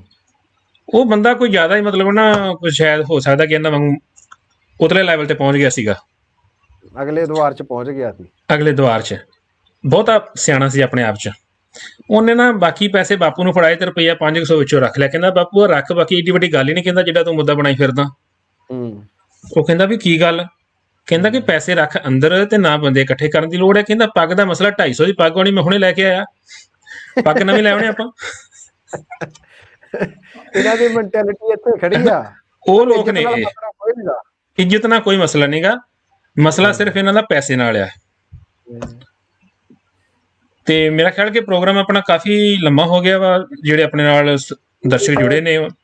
ਕੋਈ ਕਮੈਂਟ ਆ ਜੀ, ਆ ਬਲਵੀਰ ਪਨੇਸਰ ਕਹਿੰਦੇ ਆ ਕਿ ਭਾਈ ਨੇਕੀ ਭੁੱਲ ਜਾਓ। ਭਾਜੀ ਕਿੱਦਾਂ ਭੁੱਲ ਜਾਈਏ, ਉਹ ਦੱਸ ਦਿਓ ਵੀ ਕਿਵੇਂ, ਮਤਲਬ ਇਹਨੂੰ ਚੇਤਿਆਂ 'ਚੋਂ ਭੁਲਾਉਣਾ ਆ, ਜਾਂ ਇਹਦੀ ਗੱਲ ਨਾ ਕਰੀਏ, ਜਾਂ ਤੁਸੀਂ ਸੋਚਦੇ ਆ ਕਿ ਨੇਕੀ ਕੋਈ ਬਹੁਤ ਅੱਗੇ ਲੰਘ ਗਿਆ ਤੇ ਇਹਦੇ ਨਾਲ ਕੋਈ ਬੰਦਾ ਰਲ ਨਹੀਂ ਸਕਦਾ। ਵੈਸੇ ਰਲ ਤਾਂ ਇਹਦੇ ਨਾਲ ਕੋਈ ਵੀ ਨਹੀਂ ਸਕਦਾ, ਉਹ ਤਾਂ ਅਸੀਂ ਵੀ ਮੰਨਦੇ ਹਾਂ, ਕਿਉਂਕਿ ਜਿੰਨਾ ਕਿ ਅਪਗ੍ਰੇਡ ਹੋ ਗਿਆ ਹੈ, ਜਾਂ ਤੁਸੀਂ ਪਿੱਛੇ ਹੋ ਗਿਆ ਕੋਈ ਹੋਰ ਬੰਦਾ, ਤੇ ਆਪਣਾ ਮਾੜਾ ਜਿਹਾ ਜਿਹੜਾ ਮੈਸੇਜ ਆ ਜੀ ਉਹ ਪੂਰਾ ਪਾਇਆ ਕਰੋ, ਤਾਂ ਕਿ ਸਾਨੂੰ ਪਤਾ ਲੱਗੇ ਕਿ ਤੁਸੀਂ ਕਹਿਣਾ ਕੀ ਚਾਹੁੰਦੇ ਆ। ਅੱਛਾ, ਹੁਣ ਵੇਖੋ, ਜੇ ਮੈਂ ਇੱਕ ਗੱਲ ਕਰਨੀ ਚਾਹਾਂਗਾ, ਜੇ ਇਸ ਵੀਰ ਨੇ ਸਾਰਾ ਪ੍ਰੋਗਰਾਮ ਸੁਣਿਆ ਹੋਵੇ, ਉਹਨੇ ਇਹ ਵੀ ਸੁਣਿਆ ਹੋਊਗਾ ਕਿ ਕਿਸ ਤਰ੍ਹਾਂ ਹਰਨੇਕ ਸਿੰਘ ਜਿਹੜਾ ਵਾ 6ਵੇਂ ਪਾਤਸ਼ਾਹ ਦੇ ਬਾਰੇ ਇਤਿਹਾਸ ਨੂੰ ਵਿਗਾੜ ਕੇ ਪੇਸ਼ ਕਰਦਾ, ਕਿਸ ਤਰ੍ਹਾਂ ਉਹਨੇ ਕਿਹਾ ਕਿ ਜਿਹੜਾ ਜਨਰਲ ਬਰਾੜ ਸੀਗਾ ਉਹ ਬਰਾਤ ਲੈ ਕੇ ਆਇਆ ਸੀਗਾ। ਤੇ ਕੀ ਇਸ ਵੀਰ ਦਾ ਪੰਜਾਬ ਦੇ ਨਾਲ ਕੋਈ ਲੈਣਾ ਦੇਣਾ ਨਹੀਂ ਹੋਊਗਾ? ਕਿ ਕੋਈ ਇਹਦਾ ਰਿਸ਼ਤੇਦਾਰ, ਕੋਈ ਭੈਣ ਭਰਾ, ਕੋਈ ਸੱਜਣ ਮਿੱਤਰ, ਜਾਂ ਕੋਈ ਪਰਿਵਾਰ ਦਾ ਮੈਂਬਰ, ਉਹਨੇ ਇਹ ਦੁੱਖ ਨਹੀਂ ਝੱਲਿਆ ਹੋਊਗਾ? ਜਿਹੜੀਆਂ ਥਾਣਿਆਂ ਦੇ ਵਿੱਚ ਬੇਪਤ ਕੀਤੀਆਂ ਗਈਆਂ ਪੁਲਿਸ ਵੱਲੋਂ, ਉਹ ਤਾਂ ਸਾਡੀਆਂ ਤੁਹਾਡੀਆਂ ਭੈਣਾਂ ਹੀ ਨਹੀਂ ਨਾ, ਸਾਂਝੀ ਕੌਮ ਦੀਆਂ ਧੀਆਂ ਭੈਣਾਂ ਨੇ ਉਹ। ਕੀ ਇਹ ਲੋਕਾਂ ਦਾ ਬੌਧਿਕ ਪੱਧਰ ਜਿਹੜਾ ਇੰਨਾ ਕੰਗਾਲੀ ਤੇ ਪਹੁੰਚ ਗਿਆ ਆ ਕਿ ਇਹ ਸਾਰਾ ਕੁਝ ਸੁਣ ਕੇ ਵੀ ਤੇ ਇਹਨੂੰ ਗਿਆਨ ਕਹਿੰਦੇ ਨੇ? ਹੈਰਾਨੀ ਹੁੰਦੀ ਇਹਨਾਂ ਲੋਕਾਂ ਦੇ ਉੱਤੇ।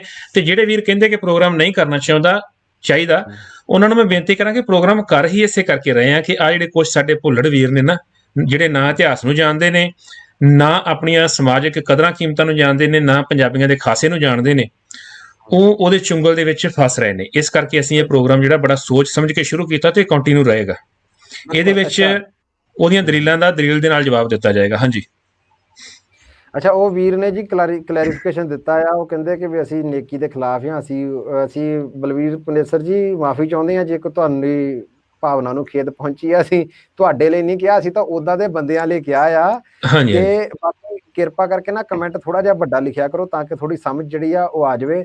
ਤੇ ਆਪਾਂ ਇੱਥੇ ਜਦ ਮੈਂ ਇੱਕ ਗੱਲ ਜੀ ਜਿਹੜੀ ਕੋਈ 2 ਮਿੰਟ ਦੀ ਨਾ ਉਹ ਐਡ ਕਰਨੀ ਚਾਹੂੰਗਾ ਇਸ ਗੱਲ ਦੇ ਵਿੱਚ ਤੁਸੀਂ ਕੀਤੀ ਆ ਹੁਣ, ਕਿ ਬਈ ਭੌਤਿਕ ਪੱਧਰ ਦੀ ਉਹਦੇ ਵਿੱਚ ਕੀ ਆ ਕਿ ਬਹੁਤੇ ਬੰਦੇ ਤਾਂ ਜੀ ਜਿਹੜੇ ਜਿੱਦਾਂ ਉਹ ਪਹਿਲਾਂ ਆਪਣੇ ਹੁਣ ਵੀਰ ਦਾ ਫੋਨ ਆਇਆ ਤੇ ਉਹਨੇ ਇੱਕ ਬੜੀ ਵਧੀਆ ਗੱਲ ਕੀਤੀ ਕਿ ਵੀ ਮੈਂ ਕੇਸ ਤੇ ਜਿਹੜੀ ਦਾੜੀ ਆ ਉਹ ਨਹੀਂ ਹੱਲੇ ਮੈਂ ਰੱਖੀ ਹੋਈ, ਤੇ ਚਲੋ ਗੁਰੂ ਕਿਰਪਾ ਕਰਨਗੇ ਤੇ ਮੈਂ ਮਤਲਬ ਕੌਮ ਵੱਲ ਨੂੰ ਵੱਧ ਜਾਊਂਗਾ। ਚਲੋ ਆਪਾਂ ਉਸ ਗੱਲ ਨੂੰ ਮੈਟਰ ਨਹੀਂ ਕਰਦੇ ਕਿ ਅਸੀਂ ਵੀ ਇਹ ਗੱਲ ਨੂੰ ਕੋਈ ਅਸੀਂ ਇੱਥੇ ਇਹ ਨਹੀਂ ਕਹਿੰਦੇ ਕਿ ਵੀ ਤੁਸੀਂ ਜ਼ਰੂਰੀ ਰੱਖੋ ਜਾਂ ਦੂਸਰਾ ਤੁਹਾਡੀ ਜਿਹੜੀ ਅੰਦਰ ਨੇਚਾ ਆ ਉਹ ਜ਼ਰੂਰੀ ਹੋਣੀ ਚਾਹੀਦੀ ਆ, ਕਿਉਂਕਿ ਇਕੱਲੇ ਬਾਣੀ ਨਾਲ ਕੁਝ ਨਹੀਂ ਹੋਣਾ, ਬਾਣੀ ਤੇ ਜ਼ਿੰਦਗੀ ਦੇ ਨਾਲ ਵੀ ਬਹੁਤ ਵੱਡਾ ਜਿਹੜਾ ਬਦਲਾਅ ਆ ਉਹ ਆਉਣਾ। ਤੁਹਾਡੇ ਆਸ਼ੇ ਕਿਦਾਂ ਦੋਵੇਂ ਚੀਜ਼ਾਂ ਨਾਲ ਚੱਲਣਗੀਆਂ ਤਾਂ ਜੀ ਸਭ ਤੋਂ ਜ਼ਰੂਰੀ ਆ।